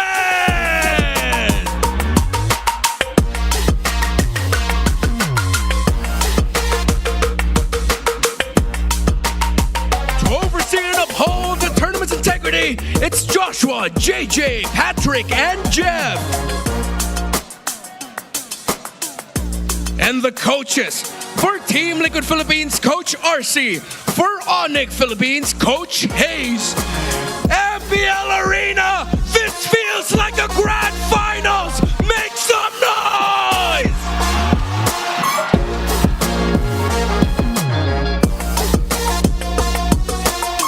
It's a sold-out MPL Arena tonight. Let's welcome TLPH. We have Sanford, Carl TZ, Sanji, JP, and Oheb. Definitely got goosebumps watching that intro, but this again, as mentioned, the defending champions of the Philippines, Team Liquid Philippines, may have had a bit more of a rougher start in terms of entering this season as compared to how you would expect the recent champions to do so. But it wasn't too long before they eventually found their way back, and it's nice to see how they have been constantly adapting. But speaking of adapting, we have ONIC Philippines who have introduced a few more iterations in their lineup as well. Well, we're gonna see. Let's welcome ONIC Philippines, the defending M-Series World Champions. We have Kirk, King Kong, Super Fridge, Brusco, and Kelra. I feel like a lot of the pressure right now is going to be on the shoulders of two people. First, Super Friends, considering that the changes to the meta have sort of shafted the mid laner in such a way that now you have to be able to perform as a secondary carry for the team while watching out for all the threats of the map that could mess you up. While Kirk is returning after multiple weeks and games of Ryota being at the helm in the EXP lane for ONIC. How will Kirk fare in his return match? Massive gap here for the first blood ratio. A lot of aggression coming in from Team Liquid Philippines, but the rest of the hexagram, you could see that ONIC Philippines is actually either controlling the Lord more or just having a better control over the objectives so far, except for that tower take. TLPH and ONIC, it seems that we might see a lot of overlap in terms of our upcoming drafting phase. Yeah, it's mostly in the early game that we see the most difference, I'd say, between these two teams, especially in terms of the hexagraph, but it's not something that you cannot entirely recover from, especially if you're basing it from the recent games which took place after the patch. Well, before we head on to this golden matchup between two world champions, let's go back in time and check out the moments before the game in the Smart 5G ping test. Sayong paa, sayong na. Wait lang, message ko JP. Ano maganda? It's me you're looking for. Ang message ko kay JP, galingan mo lagi. Kasi gagalingan ko rin. Eh, yung mga takot, matakot matalo. Or, Di na ako sanay ng wala. Message ko kay Bruce ko. Ito ang sabi ni Alston Pabico. Good luck sa atin at sana ay kami ay manalo na sa inyo. Di ba? Lakas mo, G! Bruce Goat. Idol kita, Bruce Goat. Sana manalo kami sa inyo. Alston. Angas din, no? Pang ano? Alston Pabico, pang mayaman, G. Super Prince, ito na yung masabi sa'yo ni Alston. Wala akong sinasabi. Anong wala akong sinasabi? Bubulong ka kanina eh. Ano gusto mo mapa, G? Mamaya. I-request natin yan. Flying clouds. Okay. Mga boss, gusto namin ng Flying Clouds. Gusto daw nila. They want the flying clouds. Sorry. That was out of habit. No, you were quoting him. You were quoting him. I was quoting JP. He wants to see the flying clouds. Yeah. But other than that, that was the calm before the storm. These players are now locked in when we saw them in the entrance. Yeah. They may have been making fun of Sanji's real name and doing all that, but I just know they're locked in.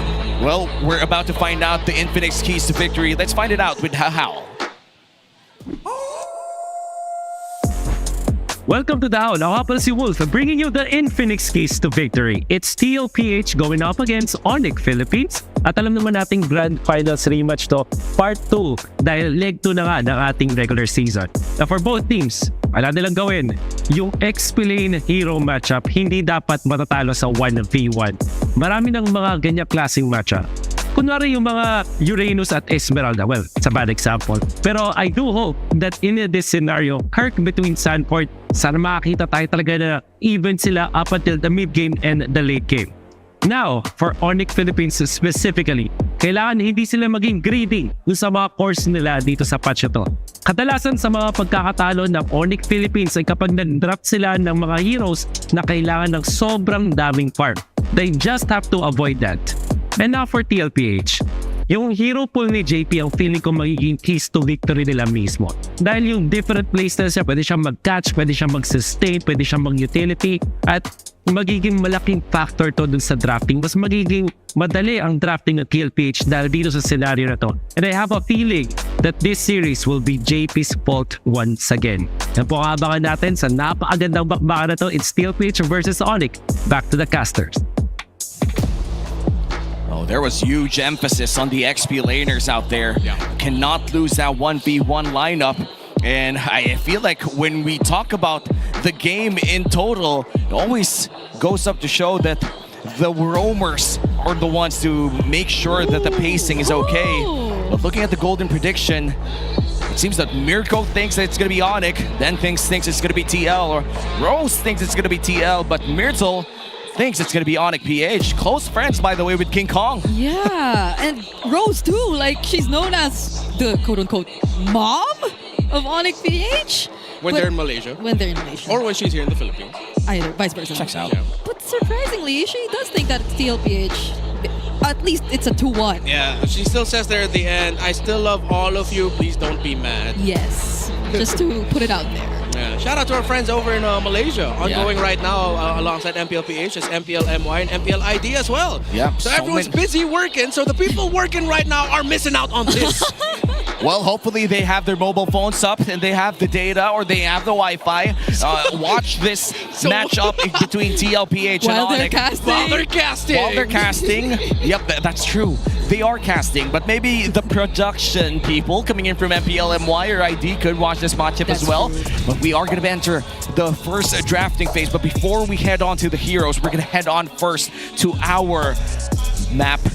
They want flying clouds. They want flying clouds. Broken I walls. want broken walls. Broken walls. What do you give? It's finally going to be broken walls. Finally! There we go! Finally, it's broken walls. And this is going to be game 1 for this best of 3 series. We have not seen a drawn out broken walls game so far. This might just be the first one. Yeah. I want Johnson. Hey, it was mentioned in the Howl that JP's hero pool and different styles of play should be a factor in drafting. Yes. But so will the... said there are no shortcuts. It's funny how they made broken walls with Johnson really in mind. Yeah. Because in the art is him in his car form. Yep. It's like the entire point of Broken Walls for them is for Johnson to be part of the meta again, but sadly that didn't work out. Mainly because the thing for Broken Walls right now, it's insane how far you could pull the Lord away from different parts of the map.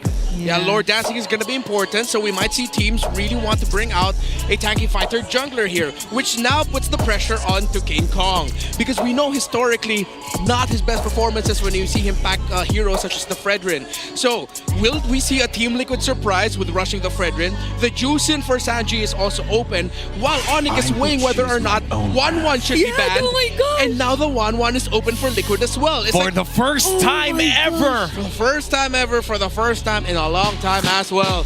Will Liquid bite the bait and pick up a 1-1?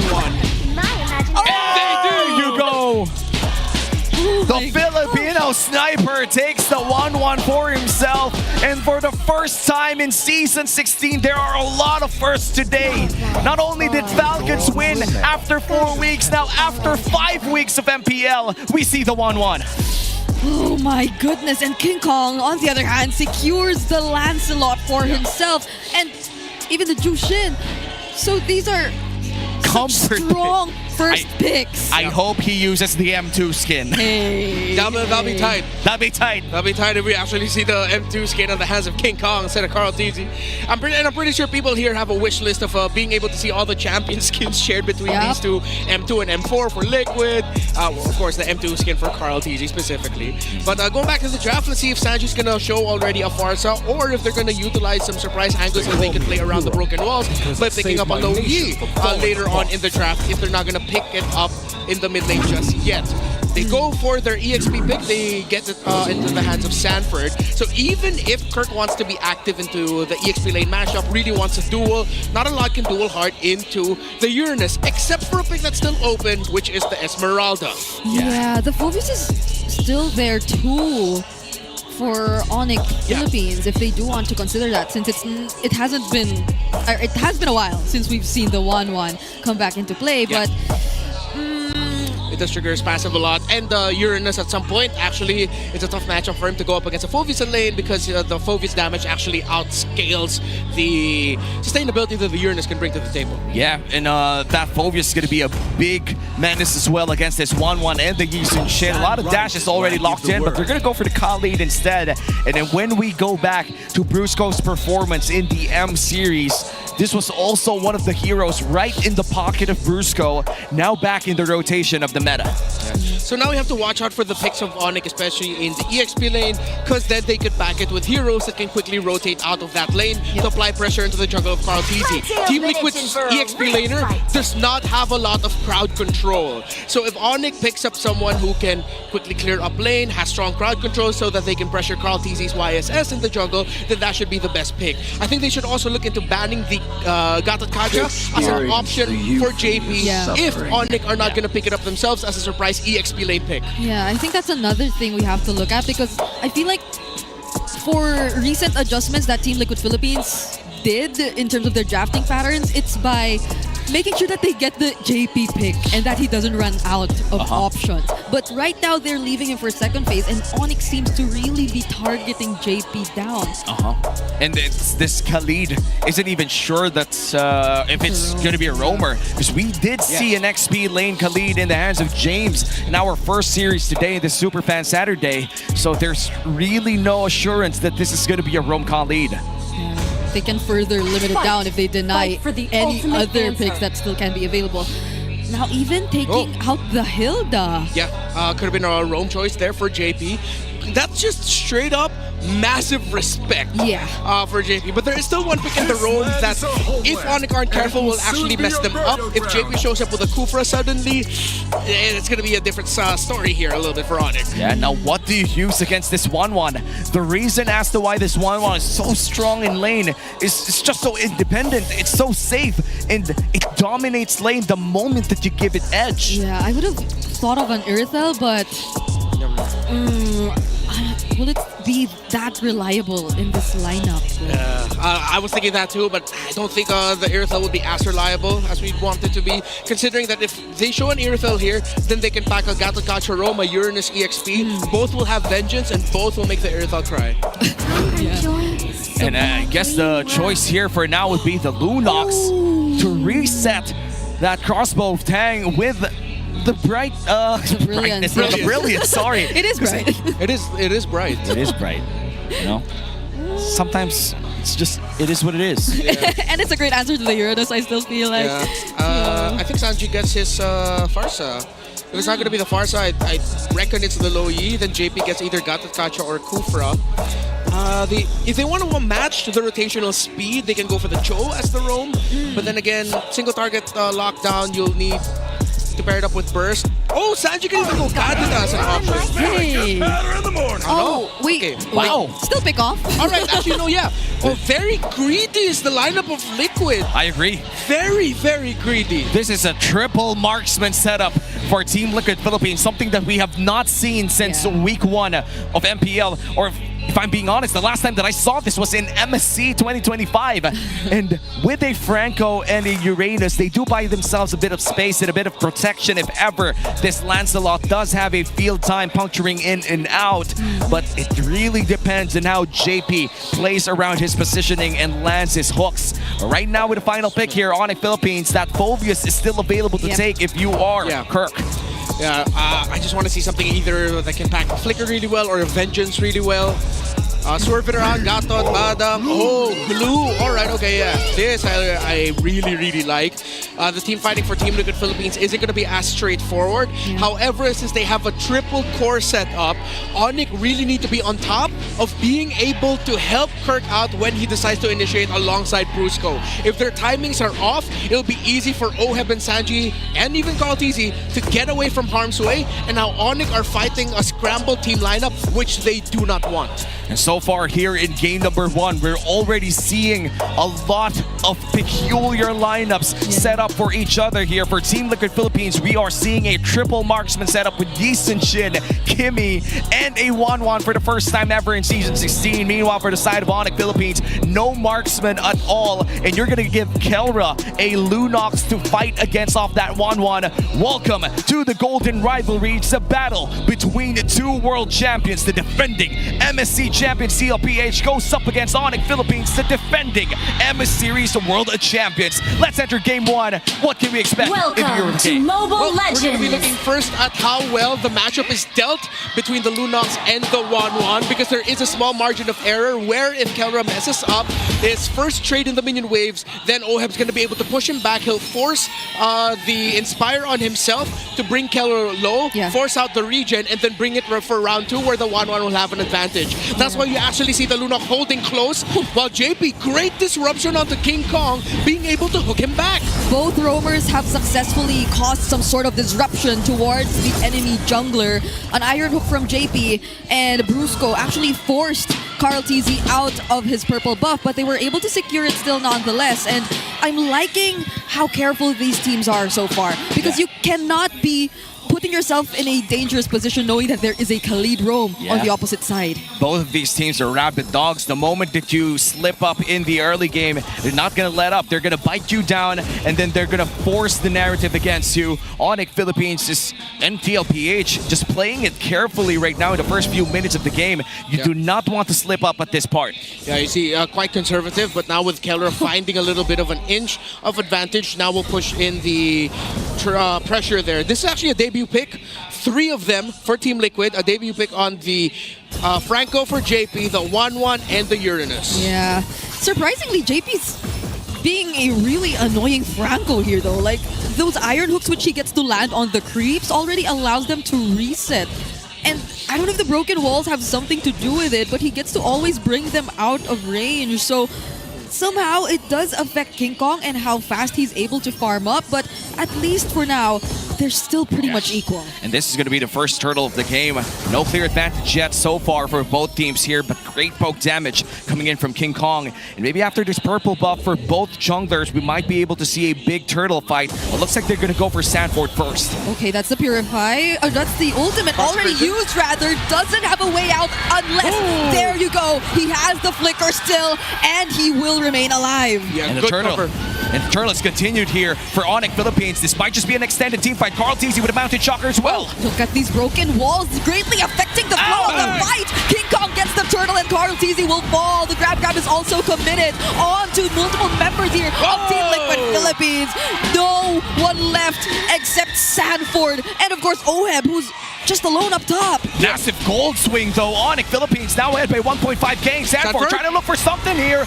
Might just find King Kong, but King Kong finds him first. And that's going to be a 4-0 lead. Yeah, massive trade there. It actually began because Superfans was able to find the perfect angle for the Crimson Beacon. Team Liquid Philippines slipped up on their positioning after Sanji got a beautiful traction pulse to what looked like start things off very well for Team Liquid. But great assessment of the situation by Superfans. The moment he committed the Crimson Beacon, that was immediately 3 under his feet, which forced ONIC to respond to that, which they rightfully did, and Team Liquid had to back. Sanford was a bit too deep with that cut. Yeah, I mean, it's understandable that he is the guy who's capable of doing that because he's the Uranus. He is the guy who should be standing in front of the enemies because JP should be a bit more further back. He will be a bit more reliant on the Iron Hook unless there is a really isolated member for them to commit the Flicker Bloody Hunt onto.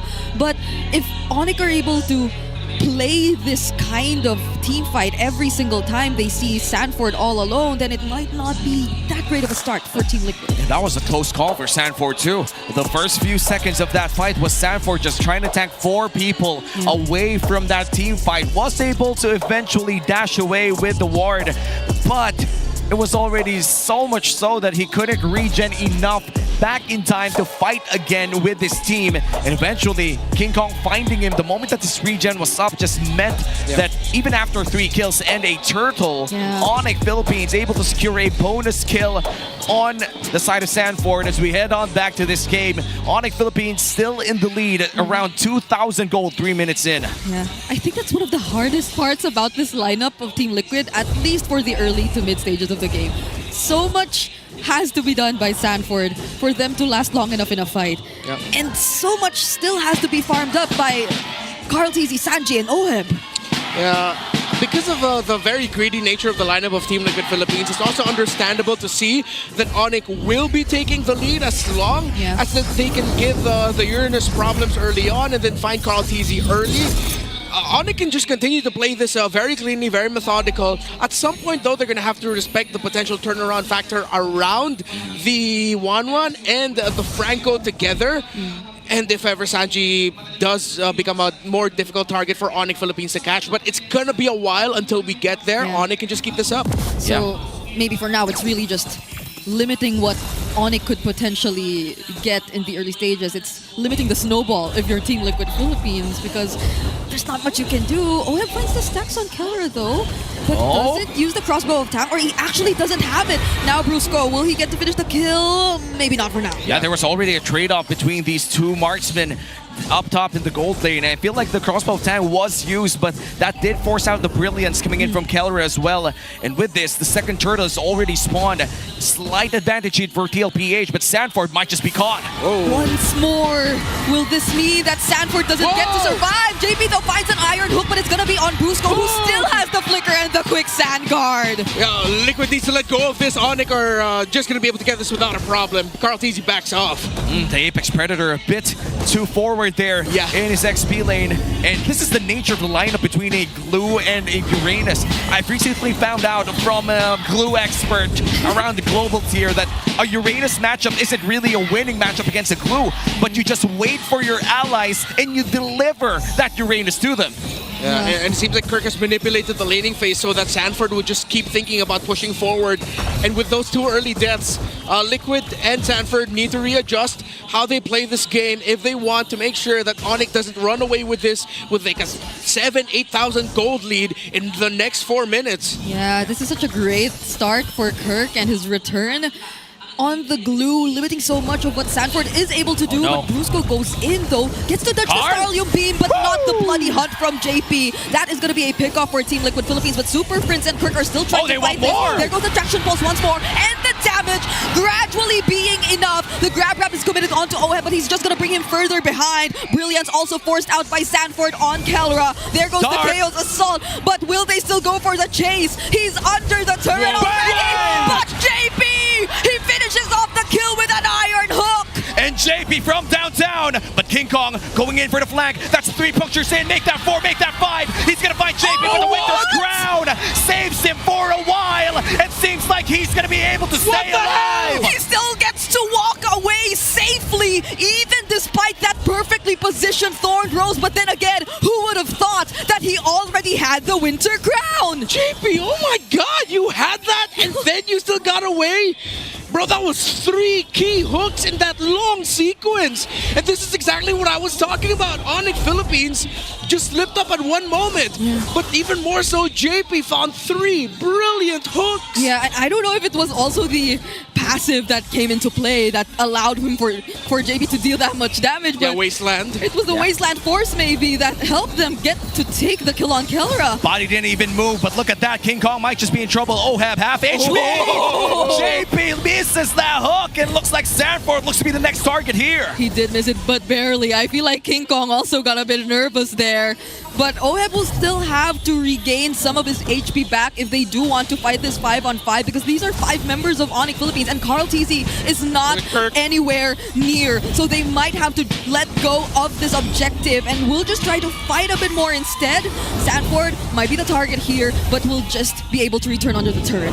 Oh, wait, they actually want to go for more! Hold on, Sanji doesn't survive! King Kong used the Retribution just to take the kill, and even the tier 1 in mid will not last long. And just when you thought that the fight was over, ONIC Philippines, they find another angle and they go in with a Raging Sandstorm. Perfect entry there by Kirk. I thought he wouldn't commit it, but he even uses Flicker as well. If you're gonna commit a play like that, you have to get a trade, and they did. Sanji even forces Flicker out to survive, but he didn't. He caused his death. Big win in the middle for ONIC as they were able to push the tower there as well.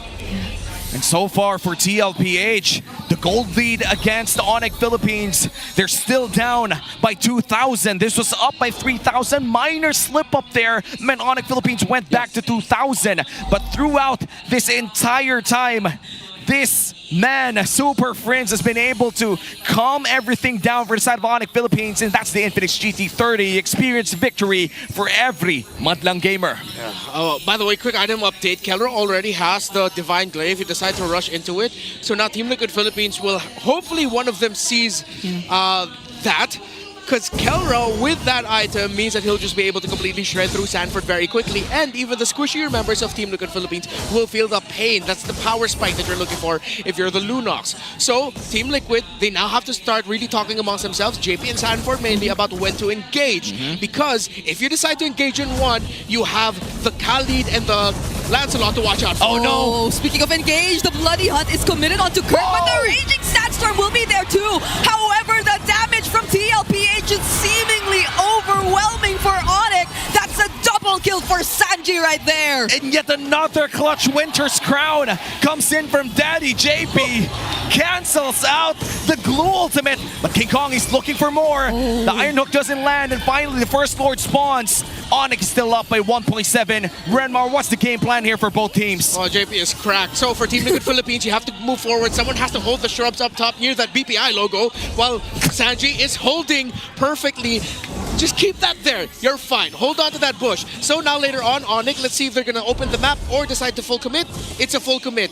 They can't just all be here. They need to try and send someone through mid so that they can pincer together. Yeah. Wait a minute, Kirk! What a well-timed hook! But the answer from Brusco, we have the crossbow of tag from Oheb is going to land. Sanford will have to flicker out just to survive, but Carl TZ and Sanji are dealing enough damage. Traction Pulse will not connect. The Flicker Iron Hook 2 will not connect, but ONIC are able to run away.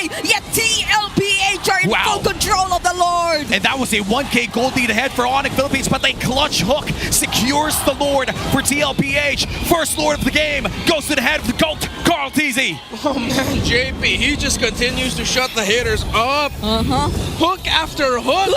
And then that even forced the Thorn Rose out of King Kong so that he gets an iframe. Oh my goodness, JP, what is going on? Man, a lot of players have stepped up today, and it seems in game one, JP is the man to look at for TLPH, and this is going to be the first Lord push of the game.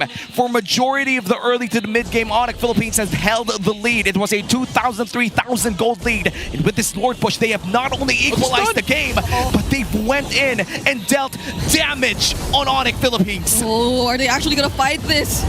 Look at how Carl TZ, without hesitation, just threw out the Mountain Shocker. JP will not get to find a target there, but it was enough to push ONIC back and potentially Team Liquid Philippines to really take control of the map right now. Yeah, Team Liquid Philippines did a terrific job of just being able to farm up. Sanji's 5-2-1.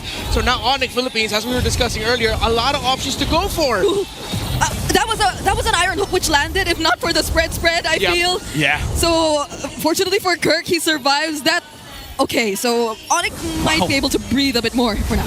And finally, both junglers reach level 15 here by 11:40. And after 10 minutes of suffering for TLPH, they finally get the gold lead to 1.5k in their favor. But looking at the Infinix in-game equipment right now, Renmar, looking at the two top-tier junglers that we have, it's still King Kong up top by 200 gold. Yeah, Glue doesn't have the Radiant Armor yet for Kirk, as he decided to go for a bit of a chop suey build. Dominance Ice was his rush, and then he went Dreadnought, and then he built the Robe as well. So there's no real full component to deal with the damage of the Kimmy. Later on, we're going to start seeing our Radiant Armors and Blade Armors on the side of ONIC, which actually shuts down those 3 carries for Liquid. However, it just sort of mitigates what the 1-1 can do. One of the problems is ONIC doesn't have that surefire burst that can easily get the 1-1. Keldra has to put himself in harm's way. King Kong has to put himself in harm's way just to make sure that they can get damage off on OHEM. But Team Liquid are holding the formation so well every team fight, and Sanji is so hard to reach that it's so tough to do. Concealed play here for ONIC.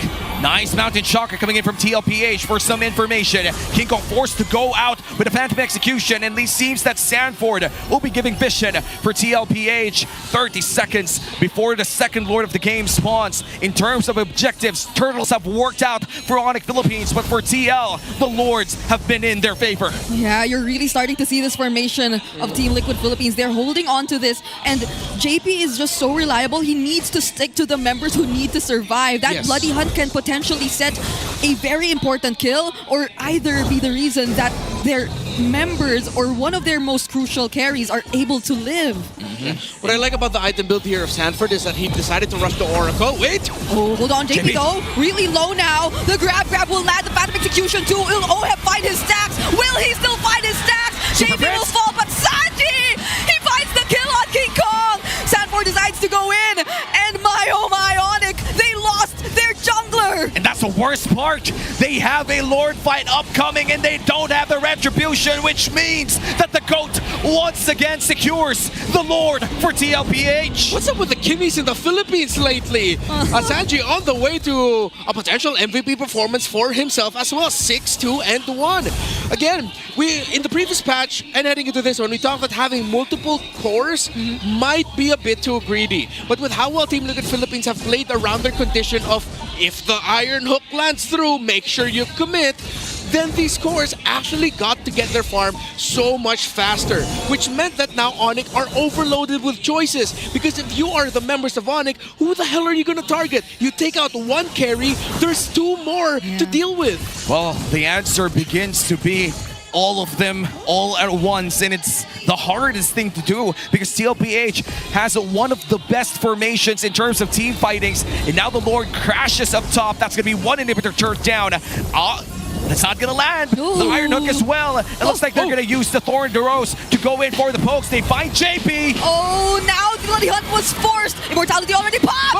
Sanji gets taken down by King Kong, but King Kong might have to sacrifice himself as well. Brusco will be the next target. OHEM still dancing around the members. Quick Sandguard just trying to force some sort of sustain, but it's just a double kill for Carl TZ. Sanford still tagging the damage, and somehow, some way. 2-for-2 trades take place across the map. 3 people left in vent here for ONIC Philippines, but you still have Kelra and Superfans. You still have the wave clear, but all of the resources inside the jungle of ONIC Philippines will be surrendered to TLPH. Yeah, you gotta appreciate the killer mentality there of Superfans. The moment he saw that the hook was used by JP, he decided to commit his Crimson Beacon in damage to the center. Wait. Oh, Flicker. Flicker from Kirk. He got him! Yeah, he got away! But he couldn't do anything. There's the stun from the Mountain Shocker and the damage from Oheb and Carl. Now they're trying to fight back once more, but they have to respect Kelra too. He has damage. Crimson Beacon in from Superfans, but Carl still finds the kill before eventually getting shut down by King Kong. It looks like Sanford and Oheb, they want blood. They want blood. Kelra is the first victim, but the light is there to guide him back home. And the hook lands on one. He eats the 2, and the 1 remains. Brusco, the only one left. Quick Sandguard, but he cannot last long. A Winter Crown from Sanji to survive. And with every single member alive except Carl, TLPH secure game number 1. In that game, I couldn't believe it. They were once hailed as gods, but they looked like kids in front of the hook of Daddy JP. What the hell? And that Flicker Bloody Hunt as well, paired up with Attraction Pulse, just ended that push. Clean execution coming in from Team Liquid Philippines there in game number 1. ONIC Philippines, however, they almost brought back that team fight. King Kong finding Carl TZ. If Oheb and JP didn't decide to go back in that fight, that would have been a completely different story. Yeah, the sudden decision to say, let's still fight into this. Actually, Carl TZ getting that double kill was a massive swing. I think that was the condition that Liquid decided to go, hey, I think we can end this here. Yeah, I really can't believe these are 3 debut hero picks at least for this season, because the way they played it did not feel like they were debut picks at all. From the 1-1 to the Franco, absolutely not. They probably practice this a lot in their scrims or whatever, because with a 100% ban rate on 1-1, it's quite insane to think that the moment that you give it away, it's going to get its first dub in the hands of Oheb. And we're about to see the MVP of game number 1. I don't have any bets, but it's still going to be Daddy JP on that performance on the Franco. Pulse in the cameraman too. Hey. Early Winter's Crown, baby. Outplays left and right. I really did not expect that Winter Crown play though. First item Winter Crown, by the way. Yeah, in my head I was thinking, okay, he's building Fleeting Time. I don't need to look at the items. Sees the Winter Crown. Oh, what? Is that a new ability for Franco? Nope. He rushed it. The hooks. Again, Liquid acknowledge, as long as JP gets a hook and a bite, you play around that right away. Because in the Philippines, advantage -1 against the opponents, most Filipino teams will say, nah, we gotta back off this one. And that's what ONIC did a lot. Yeah, and we're looking at the highlights from this game number 1. This was a very condensed game. Even if it weren't like a long run-out game at around 20 minutes, this felt like every second of it was just filled with fighting again and again. And this was honestly the nature of their heroes, and I feel like that began to be bad for Kelra running that Lunox, because the Lunox is not built for this kind of pacing. You do not want fights every 10 seconds if you're a Lunox. And honestly, whoever decides to go near Team Liquid Philippines when they felt that they were slowly getting activated would not last at least 2 or 3 seconds in front of these 3 damage dealers of Team Liquid. So they either have to get away, and that happened even to King Kong, even to Brusco. The quick Sandguards had to come in even when he wasn't positioned at the best spot. So I can't believe we kept saying that this was such a greedy lineup, but look at how things turned out. Yeah, it's just so many outplays as well from JP. So come to think of it, like I feel like the first 2 or 3 winning plays for TLPH was built around hooks and Winter Crowns. It's not even the Bloody Hunt, brother. It's a Winter's Crown proc that gave them that, I think, that dub in that second team fight in this entire game 1. I never thought I'd be so hyped to see a Winter Crown play. Same. I mean, we've seen some really amazing ones all throughout the history of our sport. But then seeing it here on a Saturday night MLBB matchup in the Philippines is like, wait, that felt special. Because it was, because no one expected that the Winter Crown is just going to be rushed there by JP. Dude, I didn't even notice that we had broken walls. Yeah, that's true. I was about to say. Or did that actually help them? Because they had a much easier way to go around the map and group up together, or like find themselves in places which will keep them safe? Well, or maybe a way to approach this is that due to the nature of the heroes that we've seen in this game, plus the broken walls, it was way easier to just engage again and again and again. And we've seen that. The Khalid, the Lancelot loves skirmishes left and right, even the Glue, even Superfans. It's just that the Lunox is not built for that. Lunox wants bursts of team fights, and maybe the same goes for the Yisun Shin, but then again, the Yisun Shin has more uptime even without the Mountain Shocker. yeah, that's why even towards that last sequence we saw up top where Carl TZ did die, but Sanford and Oheb felt like they still wanted to fight because they knew that Kelra no longer had skills. Yes, he had the brilliance, but that's about it. And the other members of Team Liquid Philippines would be able to catch up to them anyway. And that's when they were able to go for this game-winning Iron Hook and setup and burst damage. Output was just really evident from Team Liquid Philippines there. So I love how they were just so aware of the conditions of ONIC Philippines lineup and how they just surprised us with them fully knowing what their own lineup's conditions were. Yeah, how ONIC could have found a comeback into this though was simple. If it wasn't for JP just every time seeing an opportunity to start things off, if ONIC were the ones getting into positions first, then Liquid would have been struggling against what the ONIC bring to the table. Yes, you could still use the Bloody Hunt as a strong counter. At the end of the day, the damage that the Lunox can bring out is actually quite limited against everything that Team Liquid has to the table. I guess in this meta, even if you're gonna pack a very greedy lineup, as long as you have one pick, which it looks like is a pick-off roamer that can just start things off and turn things around with one ability, that's the way to make it work. And to add on to that point as well, Renmar, I feel like the Uranus is also a big reason as to why this quote-unquote greedy lineup coming in from TLPH worked out. Mainly because the Uranus takes 0 gold to be effective. And that's really huge when we're looking at lineups like this. I feel like a good replacement would have been the Turisla as well. Historically speaking, we've seen a lot of these greedy lineup work whenever they have XP laners like the Hylos, the Turisla, or even the Uranus that requires 0 gold to be effective, work out. Yeah, just a meaty dude. They're the EXP lane to hold. It's like, I'm good here. I'm good here. Oh, give me an elegant gem and I'm good to go. He didn't have the best time, but it was all worth it in the end. Like, those 2 deaths he had in the early game were the sacrifice that they had to do. So, unknowingly, Carl TZ, everyone else, they were farming up. And I think even in that one turtle fight we saw, Carl TZ was so far away, but they still decided to show up. Like, the other members of Team Liquid still decided to show up, or maybe make ONIC feel like they were gonna contest, but that really wasn't the goal. Hearing that from you made me think that maybe because of the Uranus getting so much gravity around the early game, with Kirk delivering the Uranus again and again to ONIC Philippines, meant that the rest of the squad could just farm up. Like, maybe that was it, you know? But at this point, it's already said and done. TLPH already secured game number 1.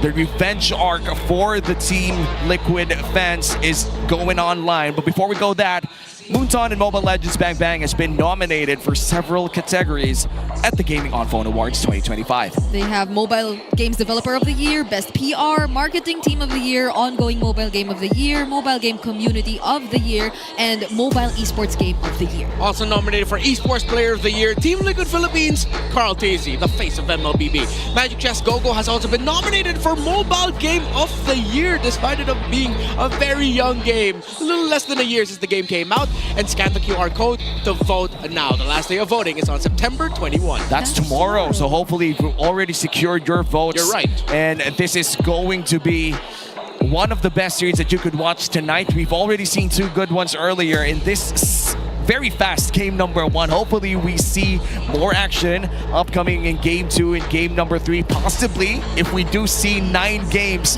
total from week 5. We've already seen 6 games, by the way, Friday. Now we've seen 6 games for the first 2 series. And why not make it 9? Didn't you guys have 9 games in week 4 too? Last Saturday? I can't remember. Well, we'll check. By this time, we're going to visit the sold-out MPL Arena. Let's go to our host for the All Access. Maraming salamat sa ating casters. We are here still at the MPL Arena at kasama natin ang isa sa mga MDL teams that's gonna be competing sa kanilang playoffs and play-ins, ang ONIC x Minerva. Guys, welcome. We're very happy that you guys are here. Magpakilala naman ang isa-isa sa atin before we start everything else that's about to happen. Let's go. Ako po si Russell Angelo Bersabal, CRA, ex-Pilane of ONIC x Minerva. Ako po si Jericho Mendoza. Ajin ko is Ricochet, gold lane ng Minerva. O XM Minerva. Ako po si Louie Romer ng ONIC times Minerva. Ako po si Shadow, jungler ng ONIC x Minerva. I'm Reju, multi-role ng ONIC x Minerva. Ako po si Jello, mid lane ng ONIC x Minerva. Ako po si Arbay, mid lane ng ONIC x Minerva. So happy to see you here, mga familiar faces natin from MDL Philippines. Welcome to MPL Arena. And Jello, bilang isang OG sa inyong lineup, magsisimula na yung laro nyo for the next round this weekdays. Ano ba yung mga preparations na ginawa nyo? Sa ngayon po, okay naman po yung preparation namin. Ginagawa lang po namin palagi yung best namin. Gusto ko malaman more about the roamers. Louie, sa'yo ko ibibigay ito. Okay, kasi karamihan ng mga roamers, tinanong namin kung ano ba yung effect sa kanila nung bagong update ng Project Next. Para ba sa'yo, habang pinapanood yung iba sa ating mga MPL teams, ano ba yung mga napupulot mo? Are there some significant ideas na pwede nyo magamit sa mga feature nyong laro? Meron ba? Para sa akin kasi po yung low. Meron. Naririnig ka namin, Louie. Parang yung sa practice kasi namin, parang yung idadrop mo sa sa draft nyo, yung depende sa mapa, parang may tinatype po siya na hero. Okay, so binabagayan. May hero na binabagayan. Depende dun sa map na pick up nila. At meron nga adjustments dito sa ating Project Next. Matanong ko lang, since ONIC Minerva kayo, meron ba kayong favorite player dito sa MPL? Ikaw, may favorite player ka ba dito? Opo. Sino? Si Nosha po. Bakit si Nosha? Nasa ibang team. Nandito naman sa MPL. Pagbigyan mo na. Pero bakit si Nosha? Si Nosha? Bilang inspirasyon mo siya from MDL, ano bang meron kay Nosha? Wala po, makulit po siya eh. Tapos, nililibre ako sa sulit. Yan ang gusto natin, yung may mga libre. Kahit naman ako magiging favorite ko yan, yung mga ganyang kaibigan, no? Oo, may gusto ko yan. Kaya pala na-shoutout. Pero Kap, imbitahan mo naman lahat na panoorin at suportahan kayo sa darating yung MDL tournament. Okay, sino gagawa? Okay. Panoorin nyo kami sa this week na sa laban namin sa Wednesday. Supportahan nyo kami. Gagalingan namin. There we finally have it. ONIC x Minerva, maraming salamat for being here. And I hope you continue to enjoy and watch the show because we're gonna keep going with all of the action together with our casters. Thank you so much, Hans and Odin. Of course, to ONIC x Minerva as well, one of the top MDL teams in the country. We're back here in the desk, still Womi here with Brigida and Renmar. After that game one, it has been a spectacular experience to watch both teams hook it out. But of course, it's going to be the Franco from Daddy JP securing that win for TLPH. Yeah, all the Franco games we've had so far have been really fun to watch. Have been very unexpected too in terms of the Winter Crown plays. So I'm looking forward to see more, especially as I think JP and his hero pool was really highlighted in the Howl. But now Team Liquid Philippines are showing that they might have really come prepared in this matchup. And now with a swap of sides here, ONIC Philippines will be playing in the blue side compared to red side in game number one. Do you think TLPH would be brave enough to keep that 1-1 open for game two? Nope. No. Take it away. Ban it out. Or if you're gonna keep the 1-1 on there, maybe at least now you have an idea that Liquid are willing to play a multiple core setup. Then you change up your order so that you can get a strong prio pick for Kelra, who would be great at dealing with wow. What a visual with a lineup that has multi-core. So strong, rapid, basic attacks is what you want from your gold laner. Again! Back to back, broken walls. And this is something that I did not ask for. I just wanted one Broken Walls game. But now we might see the Lord Dance that we've been hyping up for the entire time, maybe for the third time in the day, because in this game we had 0 Lord dances. Most of our fights were dominant wins before the Lord started, which meant that it had no business in dancing around in this entire game 1. We didn't really get to see the new Lord Dance, the Broken Walls version of the Lord Dance. And there you go. No 1-1 for this game. Oh man. That was enough. That was enough. Yeah. So good choice there by Liquid, respecting that ONIC Philippines could also have a crazy one-run player on their side. Of course, that is Kelra with them. So they also respect the chip here of JP. But again, I feel like when it comes to Broken Walls, Chip might actually be one of the go-to bans you're going to have to commit.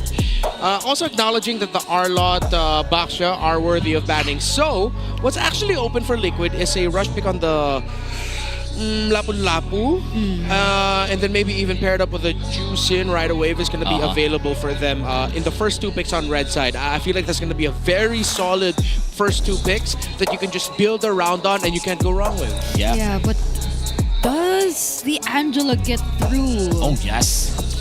This game. It's either the Lancelot or the Angela. You gotta pick your poison at this point. But are you actually gonna give the Angela to Super Friends? Okay. The answer is no. Yeah, and it's always been mid so far. Yeah. Like mid lane. Okay. And now the Lancelot able to be locked in here for ONIC Philippines. But are they gonna do that? The Baksha itself was banned by ONIC. Yeah, there you see Kirk's lips and glance. Okay. Yep.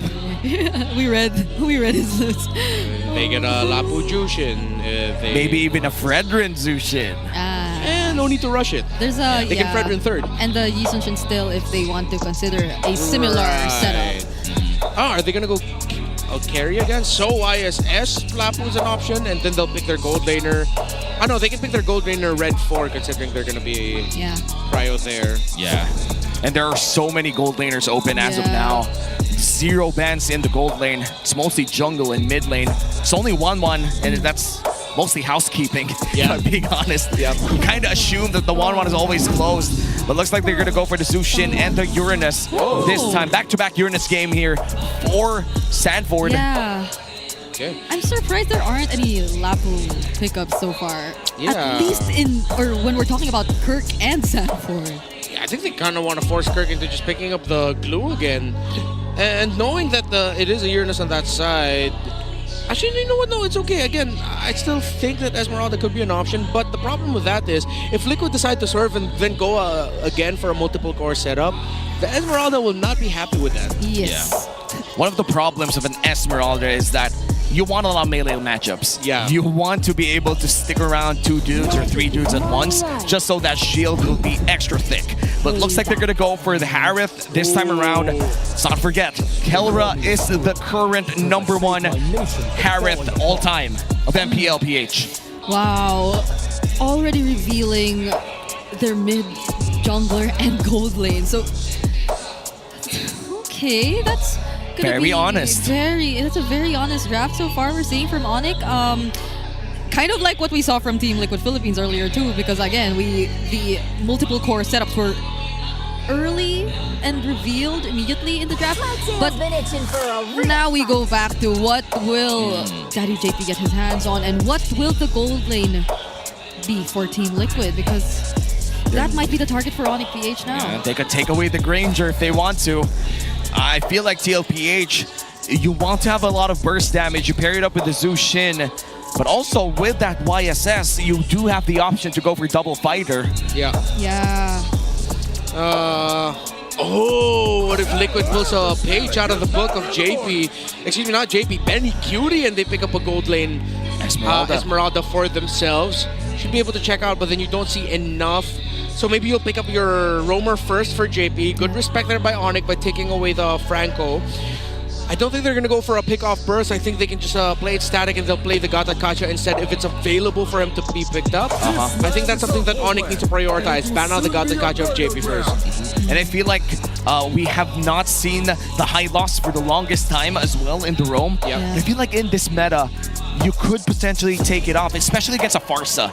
You know, the Farsa, historically speaking, has struggled against that high loss.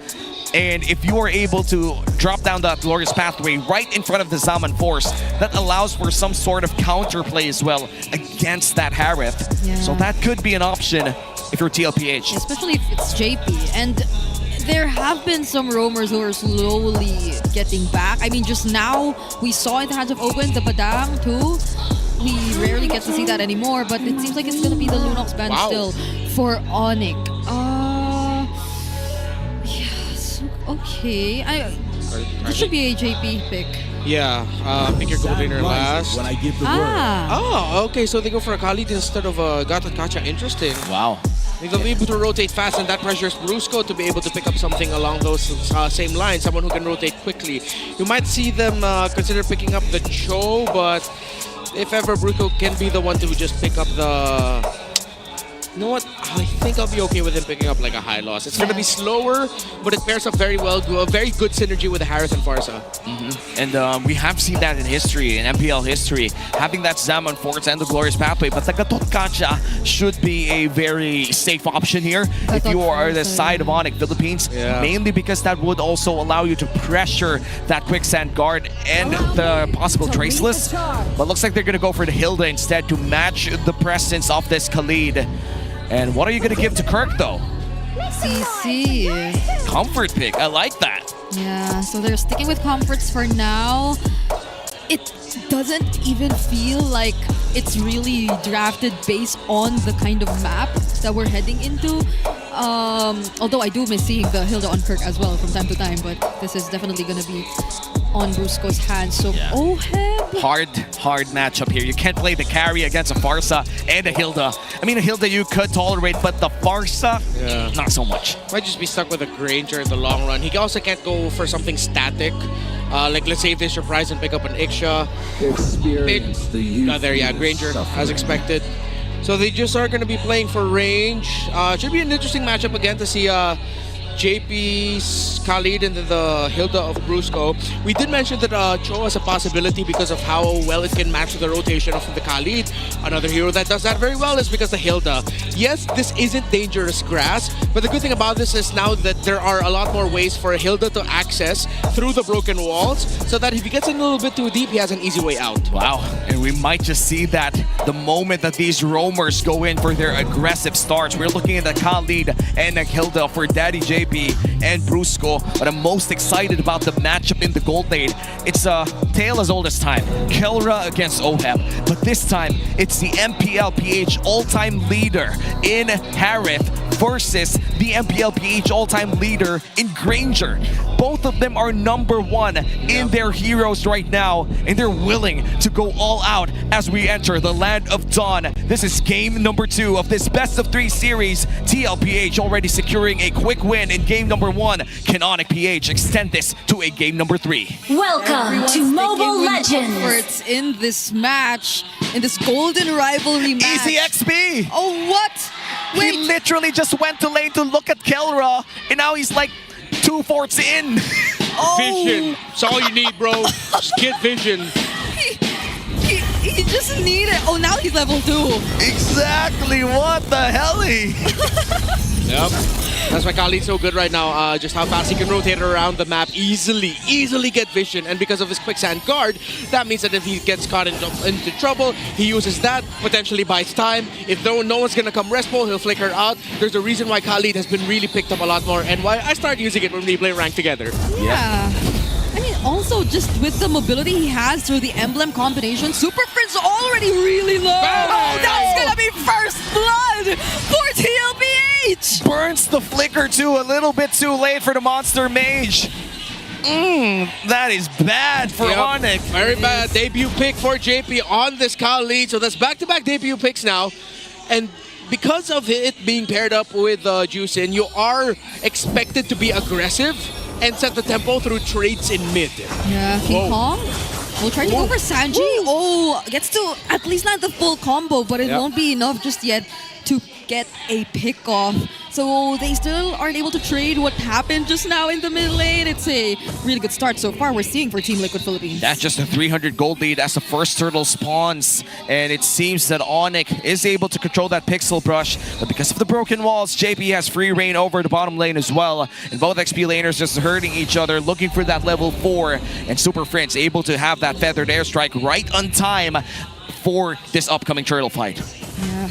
Look at the movement speeds. We're seeing Kirk still not level 4 and TLPH are clearly the ones trying to take control. JP is not letting ONIC out of sight. Now Brusco getting some information. Kirk easily gains access to the turtle pit as well, but Carl TZ and Sanji, they seem to be working on this member who can just constantly regain his HP back. Wow. So this is a They're dancing the turtle. Yeah. JP already used the flicker. Sanford keeping his eyes out for King Kong. Oh, flicker already committed by Sanji. They get to spot Kelra, but Carl still survives. Sanji actually saves him there with a clutch lantern flare, but King Kong, he will be able to secure this objective, and that well-timed feathered airstrike from Superfans takes down JP. And TLPH lost out on that turtle fight, but at least Carl TZ is still alive. Yeah, great aggression there actually. Carl TZ, okay, he almost fell down to the buff, but then Sanji just got a little bit of the aggro from it so that Carl TZ wouldn't get killed by the purple buff. Okay, so for the side of ONIC now, I like how Kirk acknowledged, hey, CC at this point has one simple job. You get curtain call off, man. Someone should follow up. You back off. If you die, it's okay. You got curtain call. Job done. The good thing is it was Carl TZ that he was able to curtain call and bring down really low, which forced him out of the range of the turtle. The stun didn't land on Oheb.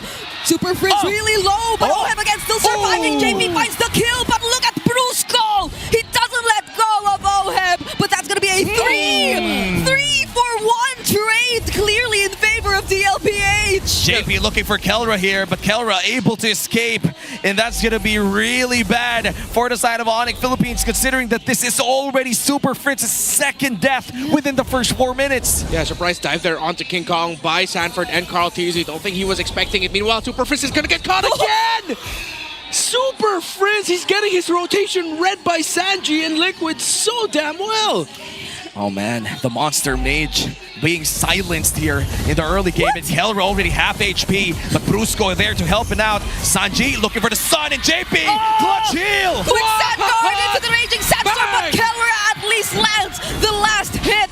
Sanji couldn't do much to help him as well, but the energy shields up top, they're nearly gone. And even after all of those exchanges, it's just a 1,000 gold lead for Team Liquid Philippines. Yeah. This is still anybody's ball game. Yeah, the gold lead is growing between the two junglers, almost 700, getting closer to 1,000 for Carl TZ. Meanwhile, there's a growing gap between Sanji and Superfans as well. Yep. Something that ONIC really need to answer, because if Sanji just starts racking up kills, that's going to be it for them.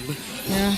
And now you can see how confident Sanji is, even in terms of positioning, putting himself up front. King Kong trying to look for targets too, but they won't be engaging in any fight just yet. Look at where Team Liquid Philippines have positioned themselves. Everyone, you could expect them to come in at every single angle. They're dancing the second turtle of the game too. Superfans still being more careful about his positioning. It looks like Sanford is going to be regenning out of this turtle, but the stun lands. The turtle low on HP. Mountain Shocker already committed the curtain call, only landed on Carl. They will be letting go of the objective, but will TLPH still decide to fight? King Kong dashes in, but that might have made, or he might have made a wrong decision. Fortunately, he gets to escape, but that's a Crimson Beacon coming in from Sanji.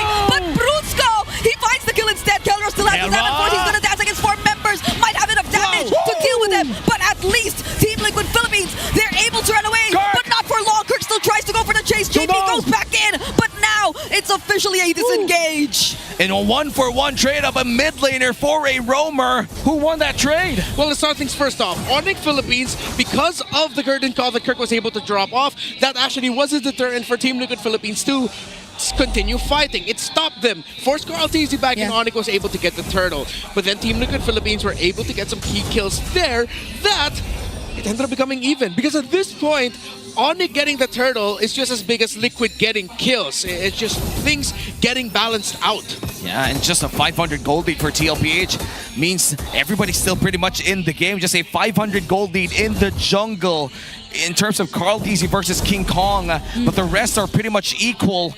Things are looking to be great here as the turret falls down. ONIC Philippines, they find the turret up top as the game progresses. We are about to enter our Lord, or last turtle rather, in 35 seconds, and seems that TLPH will be the ones controlling that pit early on. Yeah, but macro-wise, it's interesting how ONIC are the first to take some turrets away from TLPH, and it's Brusco who's slightly ahead of JP in terms of XP, in terms of levels just now too. So even despite how Team Liquid Philippines have been performing in the early game, ONIC, they know their way around it. Yep, and now 15 seconds from now, it seems that the TLPH squad still scrambling to get their first turtle. How important is this for ONIC? Well, if they get this third turtle and they get some kills, then they're going to be pushing their lead. If Liquid get that turtle, should still be a little bit okay for them. However, it's just really boils down to who gets more kills after the fact. JP trying to look for targets from behind. Wait, that was a flicker committed by Brusco, but he couldn't find anyone, and now Carl TZ is the one who's able to secure the Turtle Mountain Shocker, landing on his two members. Crimson Beacon in as well. Sanji finds the kill on Kirk. Better the airstrike. Somehow working them back. Kelra dancing, looking for targets, and picks up a shutdown against Carl. And Sanford is next to fall, but JP still trying to go for the chase. He has to use the flicker to escape, and that'll be it for now. It became a 2-for-2 trade up, but the turtle is secured by Carl TZ. Yeah, and because of that, Liquid won the engagement. Warning shot though for Liquid, the Harith is starting to become an issue. However, good thing that OHEB was able to keep himself alive with conservative positioning, and of course, similar to how we saw in the previous game where Few kept protecting Super Marcos Moskov as the juice in, Sanji is quick to readjust his position in team fights so that he can quickly go back to OHEB to give space for him. Yep, and now it looks like the mid lane turret is the next target here for TLPH. Great defense, however, coming in from ONIC Philippines, able to defend it for a minute longer. And so far for TLPH, they are looking to be ahead in terms of level slightly against King Kong for Carl TZ. But overall, this is still an even ball game 9 minutes in. Yeah, I mean, Keller is able to deal that much damage to Sanford. So this is going to be really difficult for them. If it cries out loud enough. Ouch, that hurt. That's just one arrow, but wait a minute. Now this is really going to hurt. Brusco needs to run away from this. Thorn Rose lands onto JP. Yeah, he still has the quick sand guard though, so he's still alive. Yeah, that looked like a damage heat check from both teams, and the answer is both teams have hella damage. So it's just going to boil down to who'll be able to play the team fights a lot better, and who can check out the key conditions. The problem is, if you're going to be trying to chase down Granger, if you're the side of ONIC Philippines, then, well, you also still have the YSS to deal with. Yeah. If Sanji stays alive, he can actually be a surprising source of good damage that is going to be problematic for you. On the other side for Team Liquid, Kelra, even if you dive on him, as long as he's on his Zaman Force and Superfans is in a safe distance to toss out a feathered airstrike, then it seems like that Harith can live on, keep fighting, and actually mess you up. I agree. I think the Farsa should be given a bit more attention. I know Team Liquid Philippines did already put much attention in the early stages of the game, but all the more now that it seemingly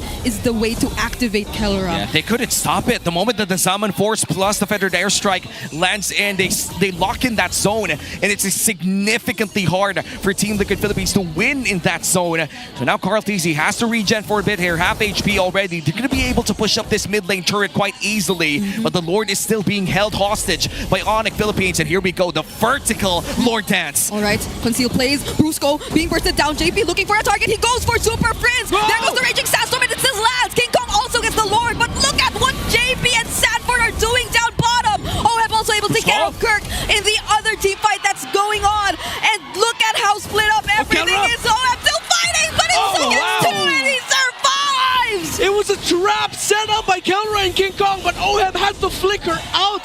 Fast hands by the Filipino sniper. And now they're going to defend. A Lord is marching down bottom lane, and King Kong is stealing away objectives away from Team Liquid Philippines. Yes, TLPH still holds the gold lead, but right now, ONIC Philippines has the chance to turn it around. They have the Lord down bottom lane, and they could go for an aggressive maneuver in the next 2 minutes.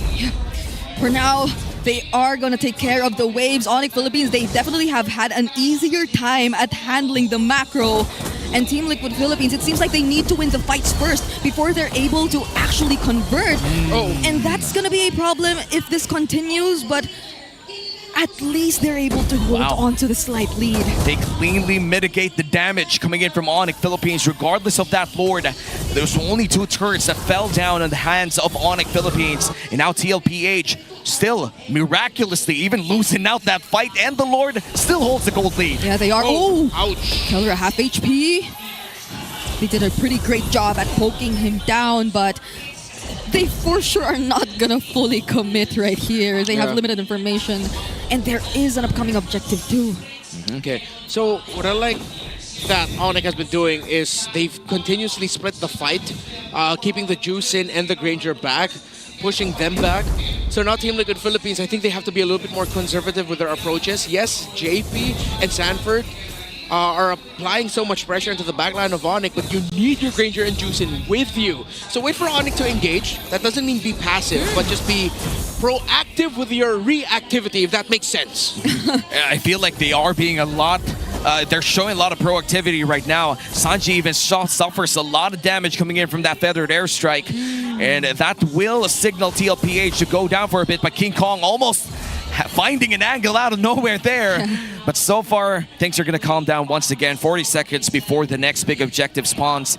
And TLPH still ahead by 700 gold, but that doesn't really matter considering that everybody has the damage that they need and everybody has the battle spells to keep each other in check the moment that those fights start. Yeah, the feathered airstrike will be back, or there, it's already back.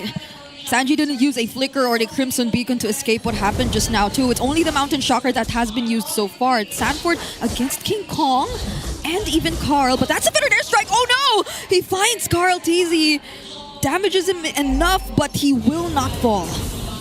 Right. Good thing that the feathered airstrike is being used by Superfans early because it forces reactions and rotations out from Team Liquid. And I'm sure he understands the timing that as long as he has his ultimate and feathered airstrike with him for the objective dances, then it should be good. Should be coming back in just a few more seconds while ONIC can continue to push the envelope. I think JP is actually playing a little bit more way forward actually to try and get vision onto King Kong and Kelra. And at the same time, that allows Team Liquid Philippines to play this Lord take to their tempo because they can consistently have a man marking the jungler and carries of ONIC. And look at Sanford just tanking the damage coming in from this Lord. This is the second Lord of the game, which means it hurts just a bit more. And King Kong will be able to deal a bit of damage here, but here comes the concealed play. JP on the back as well. Yeah, Kelra definitely hurt. There's the knockup. JP doesn't find the target. Consecration already used, but Carl TZ, he gets damaged by Kelra. Sanji too has to run away. Brusco did a spectacular job at zoning everyone else. JP using the quick stand guard, but he will not survive long. Sanford has to flicker out and he cannot! Kelra now on a mega kill! And now look at King Kong! Oh no, greedy! A bit too much, but it forces them back. King Kong will be back in 35, but ONIC have the Lord and can continue to apply pressure. Again, we spoke about the Harith, and Kelra has a perfect game so far. 4, 0, and 2 assists. And now the push continues for ONIC Philippines. You have 2 seconds on Carl TZ, 5 on JP. Here comes the feathered airstrike, zoning out Ohem and Sanji, and it looks like going to be the turret going down on the hands of ONIC Philippines. Mid lane is down, bottom lane looks to be the next target, but all of the members of TLPH now alive. They're all working together to make sure this turret doesn't go down. They're able to zone out the members of ONIC PH, and somehow they're still able to defend it. But Sanji, why was he there? Now he uses the Crimson Beacon just to escape. That was a close call, and now they have to work on their waves first. Oh, feathered airstrike called out here. Keller with Summon Force. He goes down, and he fights 1-2. Sanford looks to be next. Oh no, only 3 members of Team Liquid Philippines trying to defend this. Look at Kirk! Already under the base, but he might get taken down. Somehow gets to jump away from danger, but King Kong too, he's already back. He's trying to look for another kill. Keller waiting for the Salmon Force once again, but there are still incoming waves that Liquid has to take care of. But ONIC has their eyes set on the base. We are going 9 games today. We're heading into another game, number 3. We started week 5, day 1 with 6 games, and we're ending week 5, day 2 with 9. Saturday night, Filipino MLBB, baby. How many many times have I said it this season? And I am happy to say it yet again. 9 games in a day, and what a comeback. You saw Kelra, again, we acknowledged it. Once that Zaman Force is up, he does not care how many members of Liquid are on him. He can carry, and the members of ONIC will back him up. That's exactly what they did. Beautiful game coming in from ONIC Philippines. TLPH held on to that lead for majority of that game, but through crucial engages, through crucial fights, dare I say, micro-intensive fights, they won that game. Sure, some of the parts were a bit too greedy, but they did force out crucial engages as well, or defensive abilities from TLPH. Yeah. I feel like there were some times where Liquid weren't fully respecting what a curtain call does to you in a team fight in a lineup that has a Harith on the other side. So again, Kirk didn't have the most statistically impressive performance here, but if you just count how many times did the curtain call stop Liquid from doing Liquid things, that number is a lot in this game, and which is why slowly, little by little, it felt like Liquid couldn't do anything once it came to the big team fights. And now we're gonna look at our MVP. It's gonna be Kelra doing the chrono dashes and the synchro fission as well. The Harith of game number 2, our game 2 MVP. Kelra, spectacular performance in the team fights, in the laning phase as well. You're looking at the number 1 MPLPH all-time Harith user. I guess you could say it was indeed a perfect Harith game for Kelra, despite everything that happened towards his teammates in the early portions of the game. Superfans, namely, didn't have that great of a start. He was 0-3, I believe, at some point, and it was really surprising to see that stat line for the Monster Mage, but that did not matter at all when they were already able to execute the team fights, which again, they weren't able to answer. And this is what you said, Renmar. The curtain call just made sure that Carl TZ was not at all comfortable in every turtle fight. Yeah, people always look at CCs and think, oh, you're going to have to deal a lot of damage, you see a lot of stats on you. Dude, just toss out your curtain call, you've done your job. If your team doesn't follow it up, maybe you were a little bit too early, or maybe your teammates just didn't acknowledge, or you didn't call it. But once that's out, that's it. And then, for Kelra, job is simple. Well, not really simple. That's okay. We gotta admit, it's hard for a Harith to bring down the Zaman Force onto a lot and then just dash deal damage. But he made it look easy. The timings of it. Sometimes he would actually wait to find a better position in the team fight. Sometimes even go around the formation of his own team so that he's coming off from a weirder angle the Team Liquid Philippines aren't completely ready to deal with. Yep, and the feathered airstrikes coming in from Superfans. At some point in the game, I was asking, didn't this dude die 3 times in the first 4 minutes? Why is he dealing so much damage come 5-6 minutes inside the game? Has he not been able to farm up the entire laning phase? The answer is yes. The only item that he held was a glowing wand, but for some reason, it hit like a truck. Or maybe that's the thing. It might have felt for Team Liquid that they were already able to address the problem or the potential problem that Superfans could be, because they were able to bring him to a 0-3, but what they didn't know was that it was not all that mattered. And yeah, we never run out of highlights in this game. Even that one escape just now that Ohem did against the KK connection was crazy. Yeah, even the sudden burst damage to the Power of Wilderness at not Masha, I'm blanking. Excuse me, Hilda. I mix them up. They're both wild. They're both wild female warriors. Yes, exactly.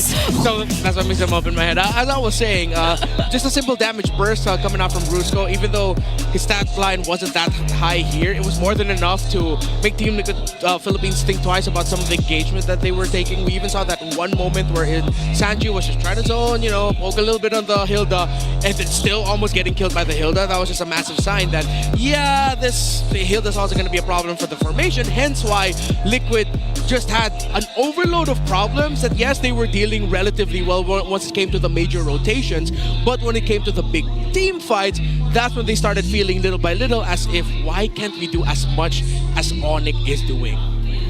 I feel like at that point, TLPH already accepted the fact that the burst damage coming in from ONIC Philippines was just way too much to tolerate unless you could dodge it. But how can you dodge it with the curtain call already slowing down your carries?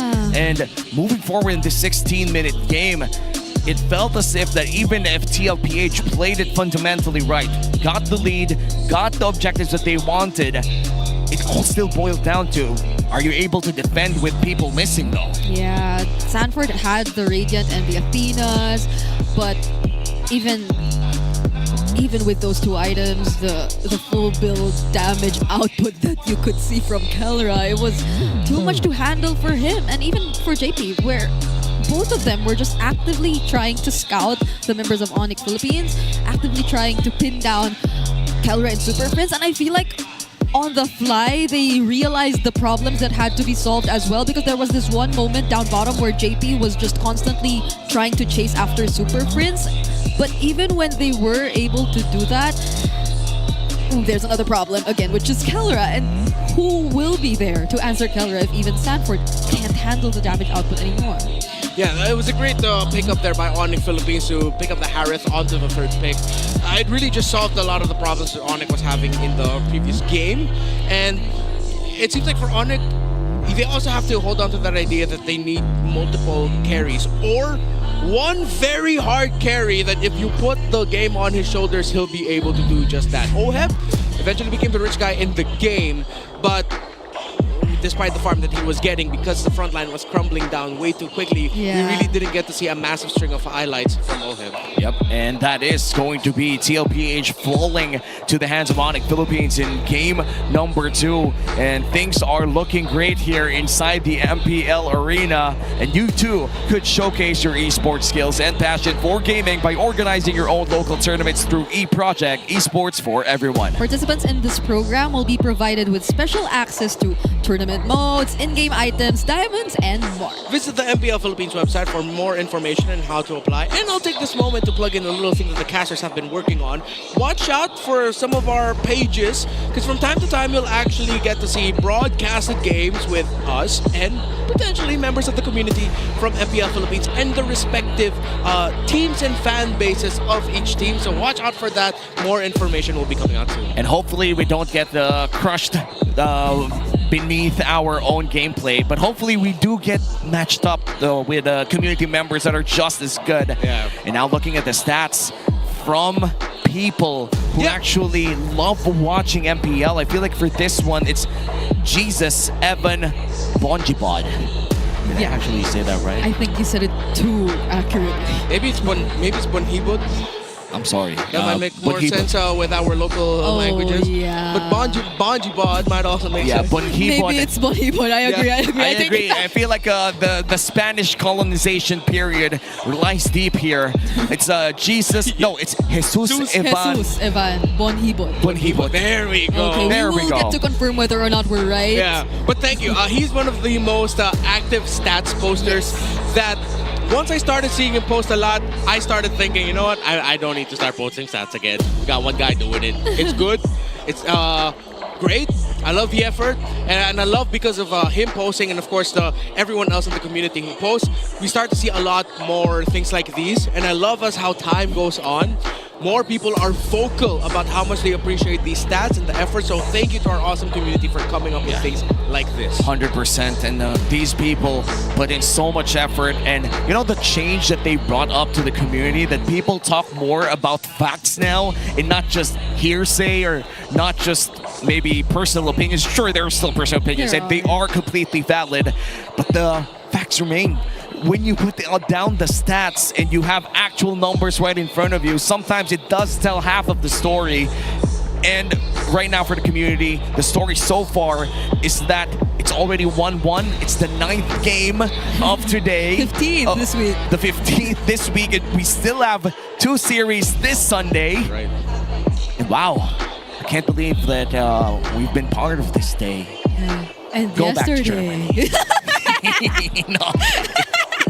Telling me to go away. No. We're happy that you're back, but if tomorrow, and you're not working, right? You're I'm not working tomorrow. Yeah, it's me, Leo, and Naisu here.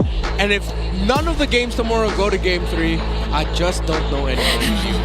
Hey man, I'm just happy that we're being spoiled, you know. Yeah. We are. You asked for a Grand Finals 5 last series. Here we are. I did. Yeah. I did. And by the way, week 4, Gold Laner of the Week, Kelra, secures the top 1 GPM of last week. and the #1 turret damage as well, and #2 in KDA. Those are, and honestly, #2 in DPM. These are the best stats that you can have as a gold laner in this current meta.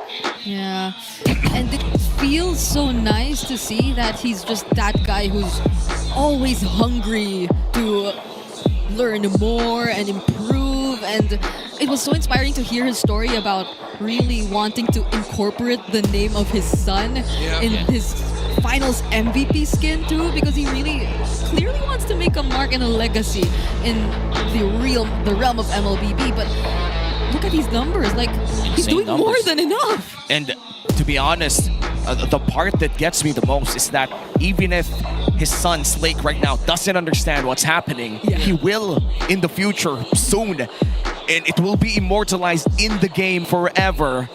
And speaking of immortalized, we have Carl TZ, the GOAT, the jungler of the week for week 4, 2-time game MVP, #1 in KP, touches everything that he sees. Yeah. He's the GOAT. Yeah, That's why he's the GOAT. The GOAT. Hey, I have a sudden question. What? Is Slake, Kelra's son, the first ever child of an esports athlete who was incorporated in an in-game item? Perhaps yes. No. Like, no, 1-1 was already there before. No, no, but exactly. Specifically, something was put in game as a tribute to the child of an esports athlete. No, I feel like that's the first one. Because the most related thing that you mentioned is Benny Cutie naming his son. His daughter. His daughter 1-1, you know? And I feel like if you're Benny Cutie, watching Oheb play 1-1 in game #1 and giving it a dub is a thumbs up for me. Thumbs up. And now we're gonna look at the randomizer for this game #3. Which map would you like to see? Which map do I like to see? Maybe not Broken Walls again. Broken Walls again. That's what we have. Bring it up. Oh my god. I'm really sorry. I've been asking for this one for the last few it's your matches. fault. And now we have Broken Walls again for game #3. No big adjustments for both of these teams. And if I'm being honest, that's the best case scenario. You have the best teams in the world right now.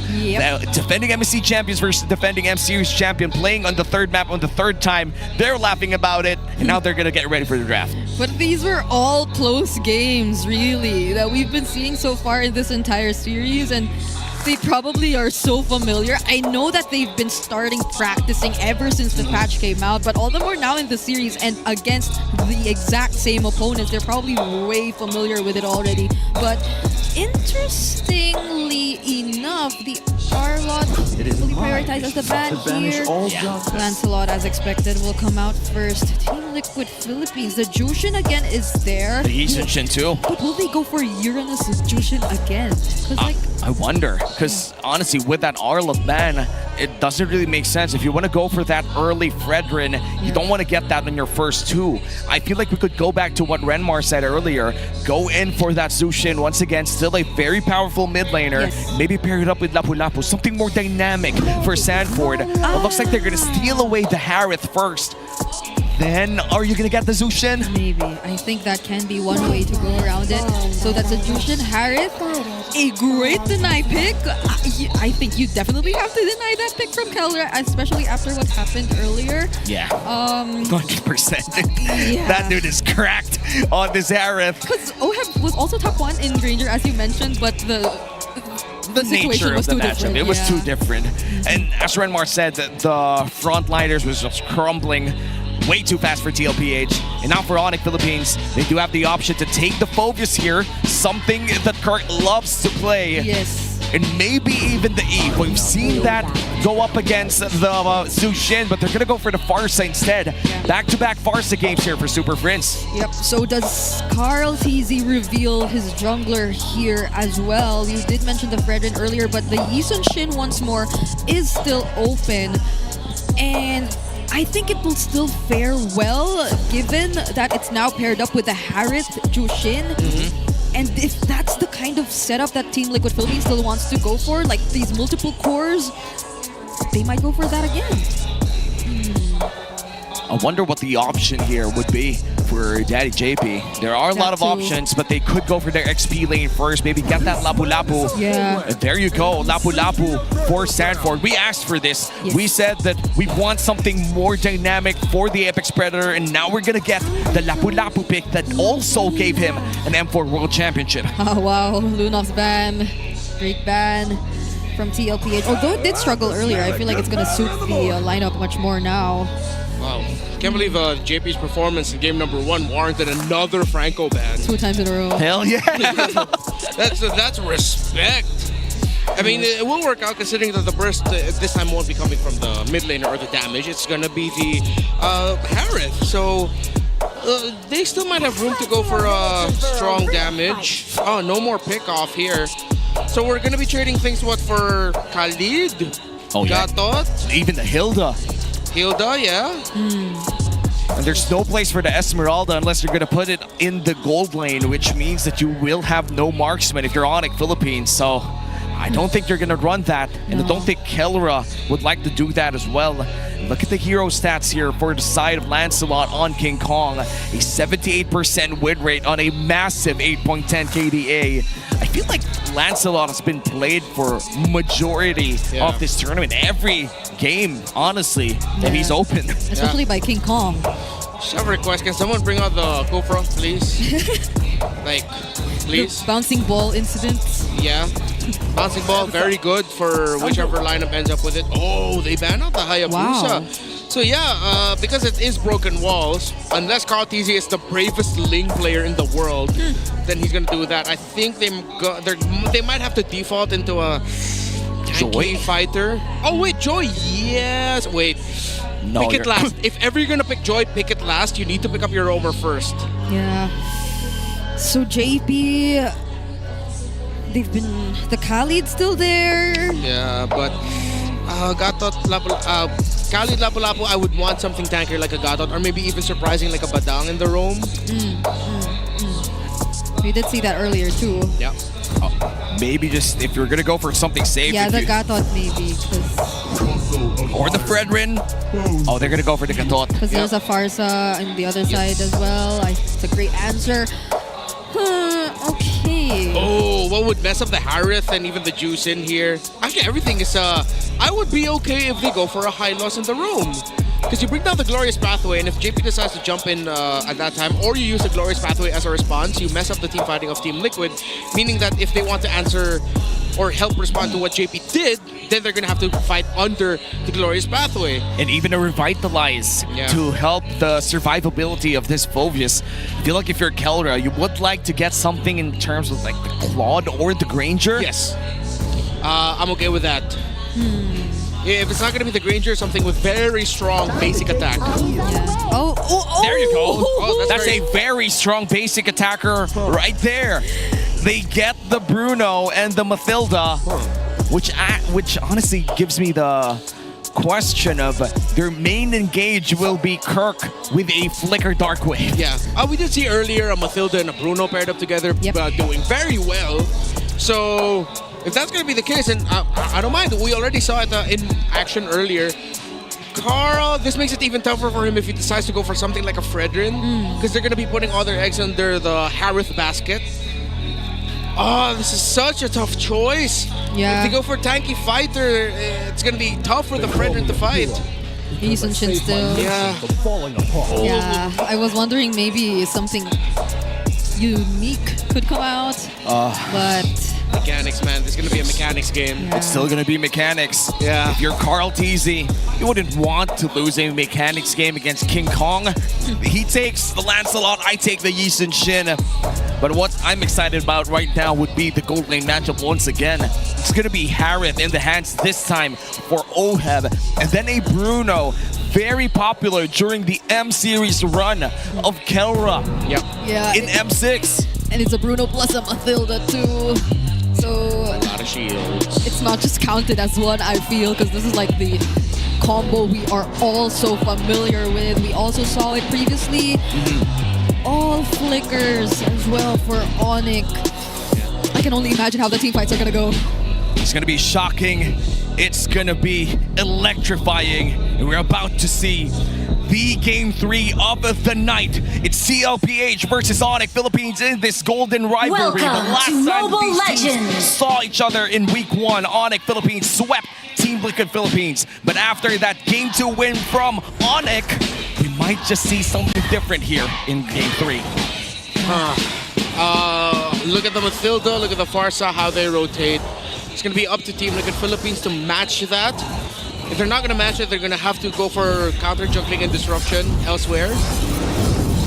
Oh, okay. King Kong with the retribution. He actually went in for the retribution there. Yeah, he had to use it. There was a risk that maybe JP could have stolen it away. Yep. So Carl TZ definitely will be taking this. He just used his retribution now. Surprisingly, Superfans and Brusco are able to really deal with this. I mean, this is what you wouldn't expect from a Mathilda Farsa, no less from a Mathilda Farsa in the mid. Ouch. But have taken a lot in lane. Kelra is just dictating the tempo here in the gold lane trading. Regen already popped off there by Oheb. And this is something they did expect. I would expect that the Harith would win a lot of the early game, especially if he lands those synchro visions. But it seems that Kelra's mastery on this Bruno and the choice of emblem as well allows him to sustain and outposition Oheb in the lane right now. But let's wait for those team fights later on. It seems that we are setting up for the next big objective in this Broken Walls. Once again, we have seen back-to-back Broken Walls games here for TLPH and ONIC. And it seems that Sanji still looking for that level 4, same as Super Friends. Yeah. Again, no level 4s coming in just yet. It's even for the EXP, or especially for the EXP laners. So I feel like that could have been a fight earlier on. Now we most likely will be seeing one take place, especially as the turtle is already up. Look at the level gap between JP and Brusco. JP is lagging behind in terms of the EXP. Yeah, he's not at level 4 just yet. Brusco, goes in, but gets down to half HP. Venom Airstrike already committed, but King Kong still gets the objective, but at the expense of Kirk. And that kill will go into the hands of Carl. Kelra too, somehow joining the fight here in the mid lane. Wow. But they'll stop here. First blood for TLPH and the turtle for ONIC. Who wins that trade? Yep, pretty even there, honestly, with how Team Liquid Philippines were still able to walk away with the kill, punishing the deep dive that Kirk needed to do there to make sure that they had the space. It depends if we can see a bigger win elsewhere for Team Liquid Philippines, considering they get the kill to get more kills, but at this point that time has passed, the window has closed, and now let's look at the items. Good disruption by Sanford! Oh wait, he's denying that easy take on the orange buff from King Kong. Also forced out the retribution. Yeah. But yeah, King Kong's able to get away safe. Yeah, and the regen as well. Yeah, really good steal there. Now you're slowing down the farm of the YSS. Of course, since the YSS was the one who was able to get the first kill, that was a good counter jungle rotation by King Kong. At that point, you're looking to see what resources you can take from the opposing jungler. They understood that the timing was off for Carl TZ to get his orange buff. King Kong decided to steal it instead. And now we are entering the 3-minute mark where Oheb seems to be the next target here for ONIC Philippines. Big upcoming rotation, but it seems that TLPH are well aware that they are about to go in that vicinity. Nice block from Sanji and the gang, and it seems that the gold lane duel will continue as a 1v1 unless Carl TZ has different ideas. And look at Oheb. Yeah, there's the 1v1. Worldy already used as well. And there's a separate skirmish happening in the mid lane too, right before the next objective spawns. But Oheb's pretty low. Yeah. We'll have to be careful with this. He took in like 3 extra hits from that Worldy after Kelra threw it next to the minions. And now with that river speed up, everybody's been converging on that next turtle. The first turtle was handed over to the ONIC Philippines squad, but TLPH were able to get that first blood. Wonder how this turtle fight would come in next. Yeah, it's going to be a full 5v5. Looks like both teams are going to be sending their gold laners unless Kelra decides to go back down. He does. It's going to be Oheb who joins the rest of Team Liquid 5v4, but that forces Kelra to go back to the turtle. But there's still King Kong. There's still a potential steal from King Kong. And there you have it, a Phantom execution into the steal. Oh, Sanford gets to immune the AOG, and they're still trying to fight back. JP in the middle of everything. Sanji flickering in just to look for a target, but Kelra, he picks up a kill on JP. Kirk might still go for this. Carl TZ has to be careful. Gets stunned! And there goes Kirk for the chase. Carl TZ, he doesn't get away! And the fight continues here. Sanford tanks a bit of damage coming in from Kirk. Brave Spider used, but he's not going to flicker in. But looks like another orange buff will be stolen away here by King Kong. Thorn rolls out, baby. And he's able to take that buff. Yeah, the final hit of the Raging Slash actually just brought the orange buff really low. Quick enough for King Kong to use the Thorn Rose. Kelra is taking control of this fight, but you have to shout out Super Friends, the Monster Mage. Oh, Sanford's... The Beast for a reason! He just tried to avoid the Thorn Rose, but not even standing right in front of King Kong will do you any good because his basic attacks deal so much damage already, and this is going to be a turret that will go into the hands of Kelra. The King Kong on fire here. The Beast finds one once again, and now a 2.3k gold lead starting to build up for ONIC Philippines as they go for the invade, and it seems that Super Friends will be the one taking the purple buff as Carl TZ tries to steal away the ONIC side purple buff. Is able to take it and stay alive in doing so.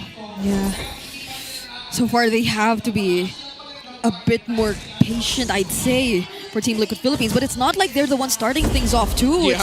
It's just that ONIC Philippines, they're not letting them rest at all, fully knowing that right now is the time that they should really be playing this aggressively. And just as I mentioned it, Carl TZ nearly fell to the feathered airstrike. They're just not letting up. Yep, and they're looking for Kirk here. It's a 3v3 down the river, but Kirk is low on HP, able to go out with a guiding wind, and it seems that Sanji will just be giving out that vision as the last turtle of the game spawns, but I feel like they're not going to fight for it anymore. If none of them touches, and that's the Worldy, burnt as well, but the Crimson Beacon will be used for the side of TLPH as the turtle is started here by ONIC. Yeah, luckily Sanji got to reposition there. Another feathered airstrike from Super Friends. It's just causing so much problems for Team Liquid. Yeah, every time Liquid rotates to the center, Friends is just there to shut it down. On Carl TZ, 3v1! How can you do this? And the Circuit Eagle Mountain Shocker only landing on Super Friends, and he won't even get to take a single kill out of that. Caught between three Sonics, and the gold couldn't do anything. And the gold lead balloons up to 3.6k, and the buffs, I feel like, will be stolen, considering that 10 seconds is a long time for Carl. All right, the lead between the Bruno and the Harris, 1,500 and plus. Jeez. That isn't just because ONIC have been dominating the map. Oh, wait, oh, that's, no, not like that. What a play. No, the Dark Wave, the flicker. It did happen right under the turret, all onto OHEB. No one from Team Liquid Philippines was able to react. That was just so off-tempo coming in from Kirk. You wouldn't really expect him to expend his flicker just for one kill. But then again, you pin it as just one kill. No, it's a kill on OHEB, who's already down by 1.5k. Yeah, this is looking like a very tough situation. Another feathered airstrike into the Infernal Pursuits from Kirk, but he might get punished here. But there you have it. TLPH finally get to pick up a trade. Yeah, that looked like a miscom there. It doesn't look like ONIC were completely in the same page of fighting alongside Kirk, as Super Friends was able to get the burst off there onto Sanji, so Kirk decided to commit the Infernal Pursuit, jump on him, but Liquid were ready to respond, while ONIC were not ready to fight. So as we look at the items, revisiting the two gold laners, massive, getting close now to 2,000 is the gold lead of Kelra, hovering around that. Feather of Heaven and just a Starlium, while Kelra's already on the way to potentially a Malefic Gun. Yeah, that's the complete power spike for the Bruno right now. And as you remember, the moment that Bruno gets that Malefic Gun, it's going to be a lot of pain here for the side of TLPH, but nice dodge! Coming in from Sanji. Okay. My goodness. Didn't even burn the flicker. Yeah. By the way, he had the flicker. He just trusted in his ability to sidestep his way through, even with the Wings by Wings already committed by Super Friends in an attempt to actually take him down. That looked really dangerous there for Sanji, but he's still in this game. But currently, ONIC are in control of the Lord Pit. Good control over the Lord Pit. Half HP on this Lord. It seems that TLPH will be conceding this Lord out. And that's going to be a Lord secured by Kelra. And as they go in for the fight, they fight one, they fight Carl! They change targets, they're looking for Carl. Veteran Airstrike lands two, and the Dark Wave makes it right in time to allow for the Veteran Airstrikes to connect. And King Kong picks up the kill on Oheb. They take 4 members down. He finds a triple. It's only 40 left alone! And it's the Apex Predator turned into prey. And that's going to be a wipeout for ONIC Philippines. They have minions. A 4-man Dark Wave from Kirk. Bruce go with the knockup as well, and this could be it! They won't even wait for the Lord to join anymore. Oheb and Carl TZ get to respawn. The Mountain Shocker makes it just in time, and they buy enough time for now. The death timers were a bit too short there.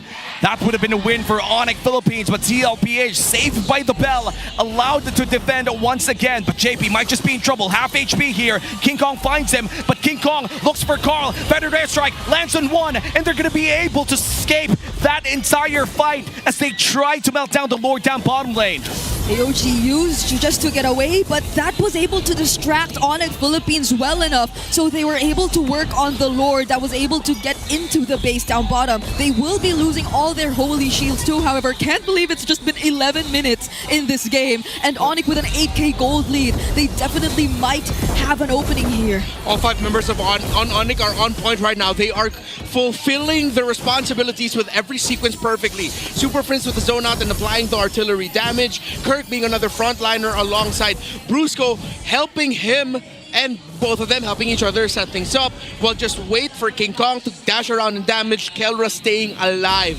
Slow, fundamental, a precise execution by ONIC is putting Team Liquid Philippines apart. Now they're able to take down the top lane base turret as well. JP going in, but just jumping away with the AOG. ONIC knows that he no longer has his ultimate, but TLPH are still holding on to this mid lane base turret. They're not letting go of it. They're trying to defend it as much as they can. And ONIC Philippines will now retreat. They respected it. They knew that TLPH had enough damage to defend that mid lane, but looks like they're gonna play it safe for the upcoming Lord of the game. That will be the second Lord, and it seems that because of that extremely long Lord push, we're just gonna have to wait for 20 seconds. Yeah, Malefic Gun and Windtalker already for Kelra, so look at that. It's almost a crit hit. So Sanford decides to build up the blade armor, and I think that should be another one as well. So 2 blade armors in succession, if I'm not mistaken. We're gonna have to double check the items. No, it's just the one on Sanford. Yeah. So no way in hell Team Liquid Philippines would want to contest this Lord, because if they mess up the contention, they lose the game. Yeah. So you see them just playing back, and they will wait for the defense. This is going to be an incredibly tough defense though, as ONIC are stacked up. They have the items, they have everything they need to win in the next Lord Siege. Lightning Truncheon as well, picked up here by Superfans, which means that you can't be the first target of that Feathered Airstrike, or else you might just drop half on your HP. So a lot of positioning advantage here for the side of ONIC Philippines, and meanwhile for TLPH, as you said, Brenmar, it's going to be a really hard defense here for the Cavalry. The last time that these boys met, it was a massive win for ONIC Philippines, and even if it was a sweep back then, and this is a Game 3, ONIC Philippines is looking for the same result. They want to maintain that #2 spot in our Infinite standings. Yep. All members complete, but the first target will be this base turret.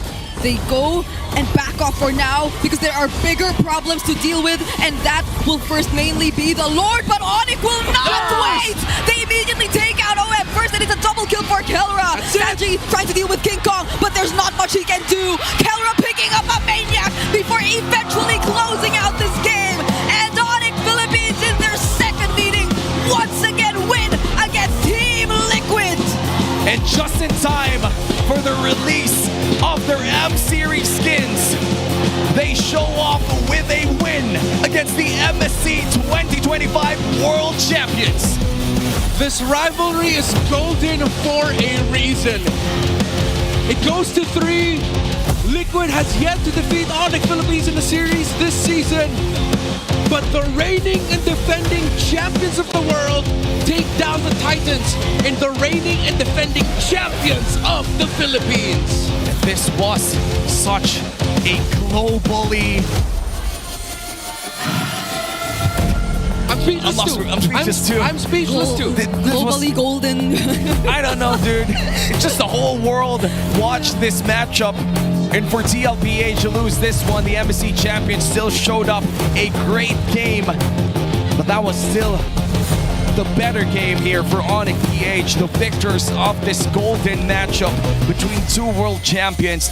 Now we're about to find out the thoughts of ONIC Philippines retaining their number 2 spot in the Infinix standings. We're gonna go to the main stage and talk with ONIC Philippines together with our hosts, Hans and Odin. Sonics, I want to hear you. What time is it? Here are your winners, ONIC Philippines! My goodness, it went all 3 games. I just want to know, first off, Kelra. Kelra, hello? Man, congratulations not only with this victory, pero dahil nalabas na yung ONIC skin and of course the finals MVP skin. Kukuha bang lahat? Kukuha lahat? Nakakuha na ba? Nakakuha na, hindi pa. Sino hindi pa? Bibigyan ko. Ay! Ayan na. Naka-live yun Naklip ka na nila, Kelra. Joke lang. Pero I want to know more about that kasi those are some of your biggest wins para sa ngayon.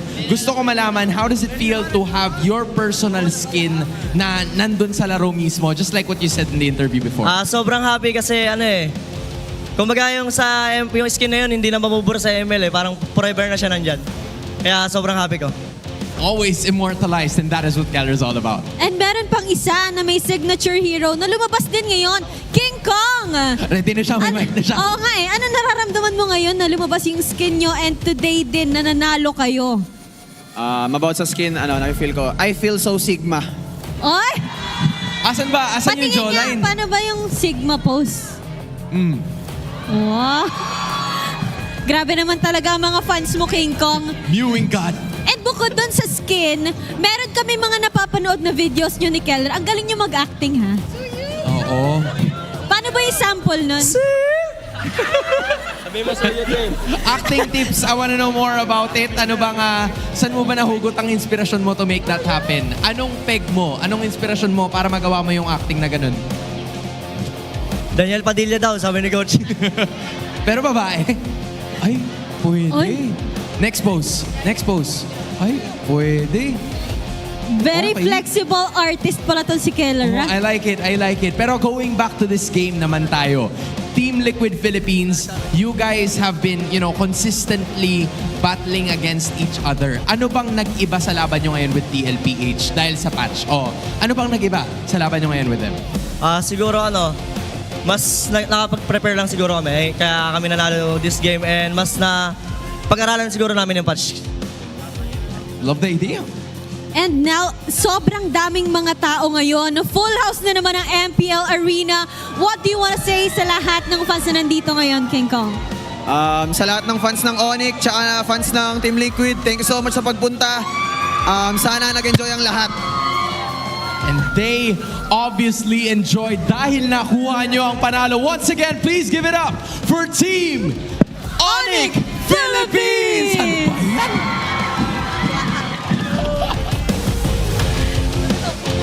I managed to almost get it quite right again. What a performance coming in from ONIC Philippines. This team really showcased what it is all about kontra sa Golden Rivalry. And this time, they did it again. Laban sa Team Liquid Philippines. Noong unang round, second round, nagkaharap sila. Successful ang run ng ONIC Philippines. I mean, I have to say that there's gonna be a lot of stories na mapapag-usapan ng ating mga casters. So we're throwing it back to you. Thank you so much to our hosts and to ONIC Philippines as well. Congratulations on that victory against Team Liquid Philippines. We're back here in the desk. Still Uomi, Brigida, and Renmar here to break down game number 3, our 9th game in this Superfans Saturday with ONIC Philippines securing that dub against TLPH. Yeah, it was a really good start of a series for Team Liquid, but then eventually ONIC were able to find their way back. Still a much closer fight than the last time they met though, but I can't believe ONIC Philippines are this quick to improve and adjust. Well, it's gotta be Kirk. That's the gotta be Kirk. only engaged tool that they had, apart from the Mathilda, was the Dark Wave. And when it mattered the most, he found 3, he found 4, and he found all of the members of Team Liquid Philippines that he had to hit it with. Yeah, even when we mentioned that their sole source of engage aside from the circling eagle would probably be the flicker dark wave, he was still as reliable as ever on the Phobius. Yeah, made the most out of it. And the funny thing is, one, Kirk, I know he gets a lot of flack for his performances here and there, and especially this Phobius. But it's good to see that when he decides to show up, and when he does show up, he gets an MVP performance. Number 2, did you know, usually, when Ryota comes in as the sub-EXP laner for a team, and then eventually he gets subbed out, the guy he subbed in for comes back stronger. So that trend continues. I wonder how Ryota feels about that. Feel about this? Because it's like that. We call him the new general, right? Yeah. General's lead. General's what? Lead. No, that's true. They General's lead lead. and inspire. So I'm sure Kirk saw Ryota and like, oh, if Ryota's doing good, I gotta do good too. And look at that. That's more than good. I think that's great. He dared to be great. in that entire flicker dark wave play. This was such a series to watch, especially if you're a global MPL fan or a global MLBB esports fan. Mainly because these are very familiar faces that you see in the main stage, in the international stages every once or twice a year. And to see them in such excellent form for both teams here, for both Team Liquid and ONIC Philippines, to be able to execute this type of MLBB and even earn a Maniac on Kelra, you just gotta love Filipino MLBB. Yeah, there seem to be so many obstacles for TLPH in their attempt to maybe get that golden road, because ONIC Philippines, some switch has seemingly turned on for them. Whenever it's M series, they're just suddenly in this kind of form. And I appreciate the adjustments that ONIC Philippines did in the series. Game number 1, they saw that JP's Franco is a problem. They proceed to ban it out for 2 games in a row. Then they start backing up lineups that have a little bit more power to carry through one. Still, it doesn't completely shake off the what people say about ONIC, that it's I wouldn't say Kelra team, but a little bit too Kelra focused. However, you have to look at this game as if the rest of ONIC Philippines didn't get to do their jobs, then even Kelra dominating a lane against OHEB would have been an afterthought. So yes, Kelra did his job in lane. OHEB struggled. 0-3-1, almost a non-factor here. But the fact that Brusco went 0-0-14, he was there for save 1 kill this entire game. He was all over the map. And Superfans doing what he did at the center of the map to stop Carl TZ and his rotations alongside Sanji as well. This was a total team effort that led to eventually Kelra being able to shine in fights because the rest of ONIC were doing their jobs perfectly. And ONIC Philippines locked in for this matchup, and Kelra talked about in the post-game interview that they came in here much more prepared, and it feels as if that's the main reason why they won against Team Liquid Philippines. And we know Carl TZ. Carl TZ hates losing, and when we look at this entire matchup, it seems like the next guy that TLPH will be facing, which is, by the way, TNC Pro Team, it's not gonna have a good time. Because after a loss like this one, TLPH usually wakes up, and for ONIC Philippines, they could already rest up for week 5. This is the only game that ONIC Philippines will play in week 5. Perhaps one of the harder games that they're gonna play. And they played it out so well. Yeah, even that next match you mentioned, Zaida, his mechanical prowess too is something you have to respect and watch out for. And so as we look at the big 4, definitely King Kong still as reliable, the rich guy in this game, and Superfans, okay. Wow. I think Renmar, you opened up this idea in our first series or second, I think, that mid laners are starting to look like the carries of our games, and Superfans just dealing so much damage here in game number 3 with, of course, our BPI rich guy King Kong earning so much money all around the map.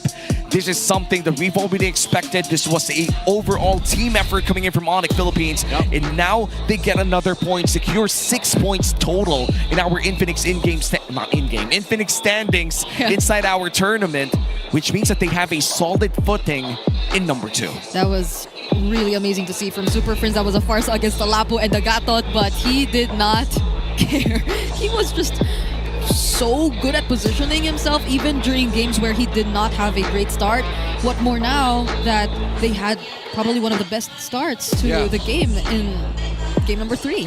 Yeah, that's why Superfans globally has been acknowledged as one of the most difficult mid laners to go up against, because he doesn't hesitate to use his abilities to take control of the map. Well, we're gonna revisit the Infinix keys to victory. Let's move on over to the Howl with Wolf.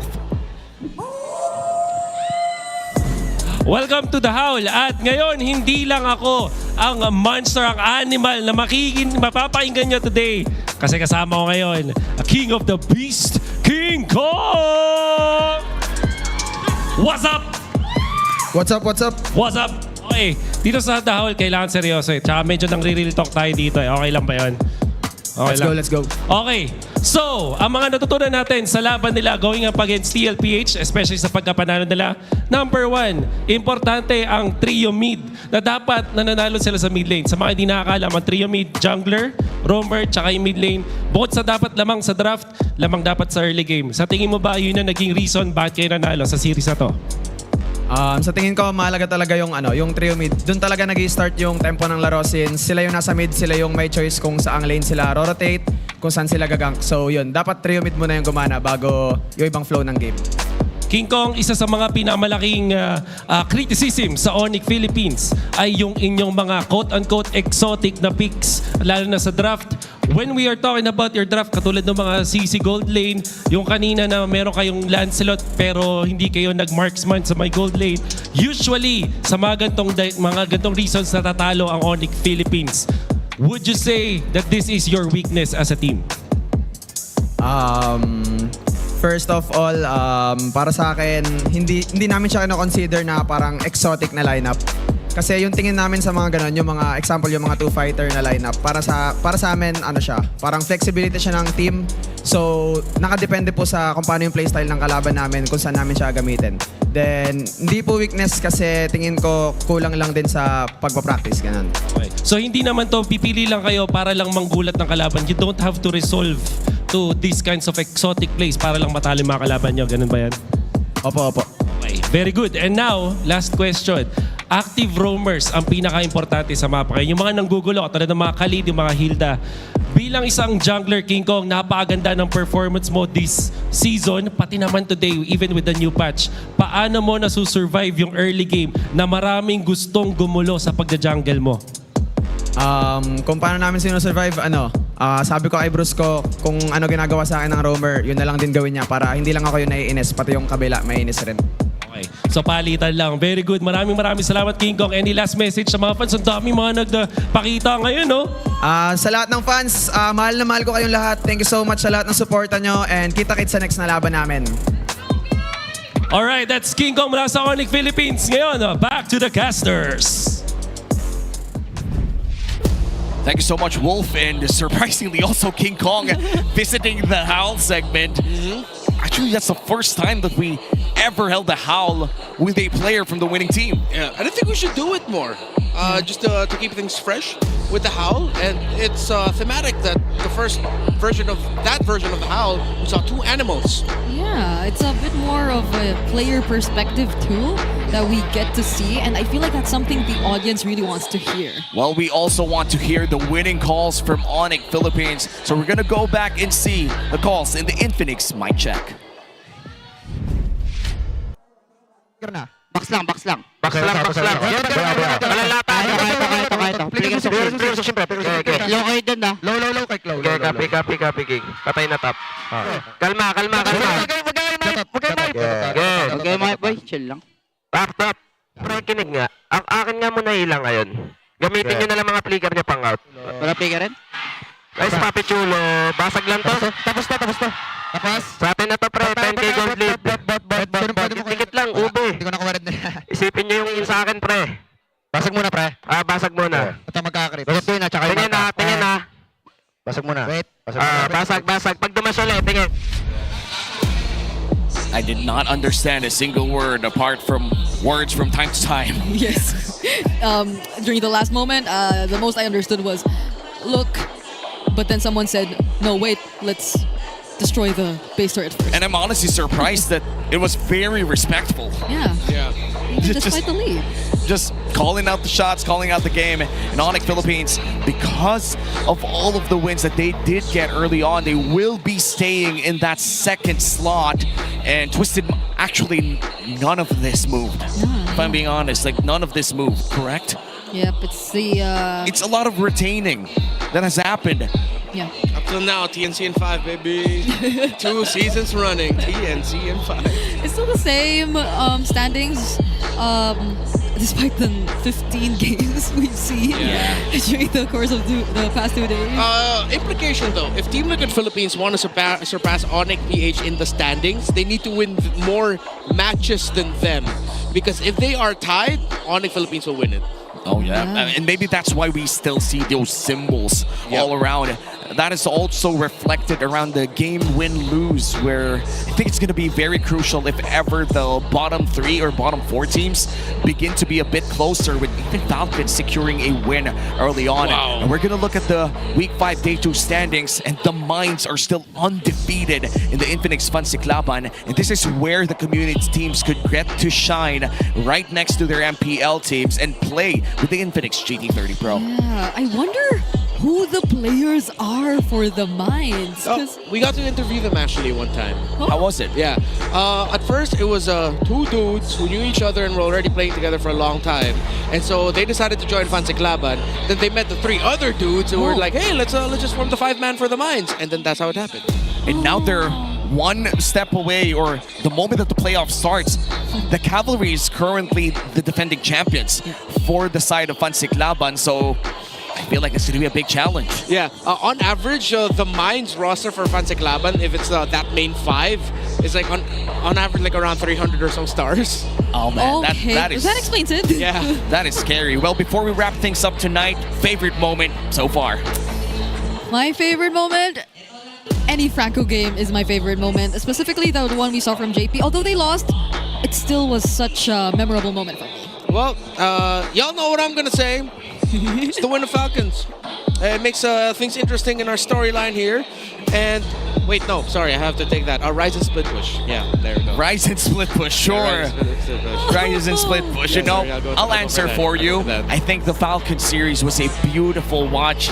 And this has been our Superfans Saturday. Once again, Uomi here with Brigida and Renmar. We have been your casters for tonight. We're going to be sending you over to the main stage.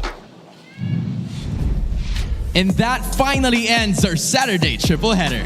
Streaks have ended this Saturday with APBR during the first series finding their victory sa second half ng ating regular season. At tuluyang naramdaman ng Team Falcons na lumipad ulit after their victory in so long in that second match. Mukhang nag-enjoy ang ating mga super fans ngayong Saturday.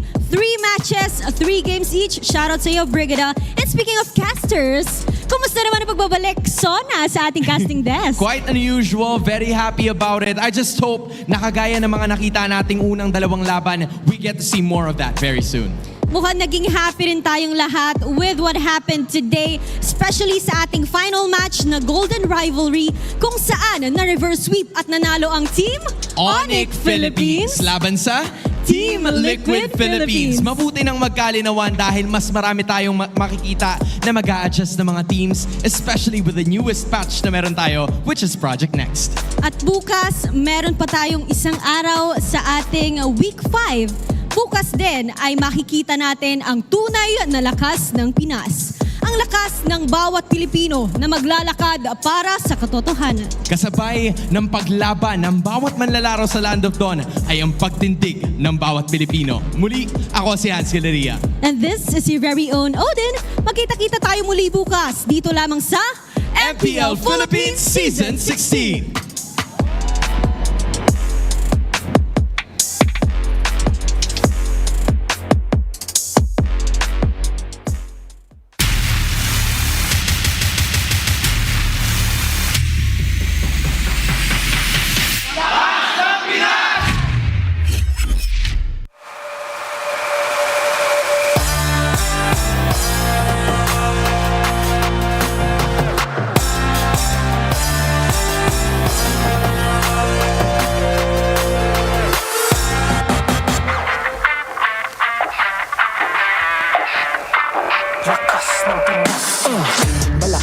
Pilipinas malakas, kahit anong lane we become the monsters.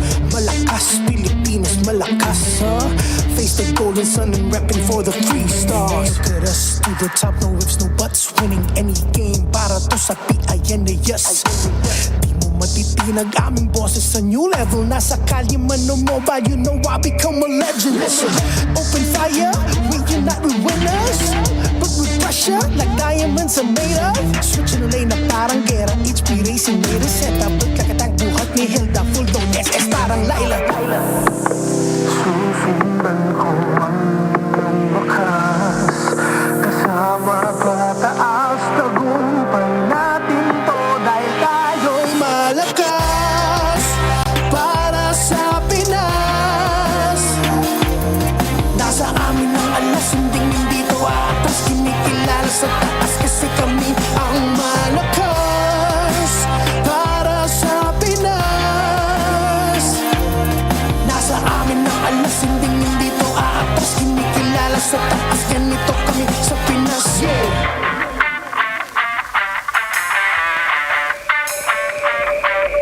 Laging MVP, no surrender, no retreat. Pag nagsama-sama, just imagine what we can achieve. Laging MVP, no surrender, no retreat. Giving 100 on my all, cause we just cannot be defeated. We are unstoppable, immune and invulnerable. Ready ang equipment, lahat frozen, mala, crowd control. Pakita on the jab, beast to the southeast. Taas ang matawag, proud and loud, cause every enemy we devour. Susundan ko ang iyong wakas, kasama pataas, tagumpay natin to dahil tayo'y malakas. Para sa Pinas, nasa amin ang alas, hindi to atas, kinikilala sa taas.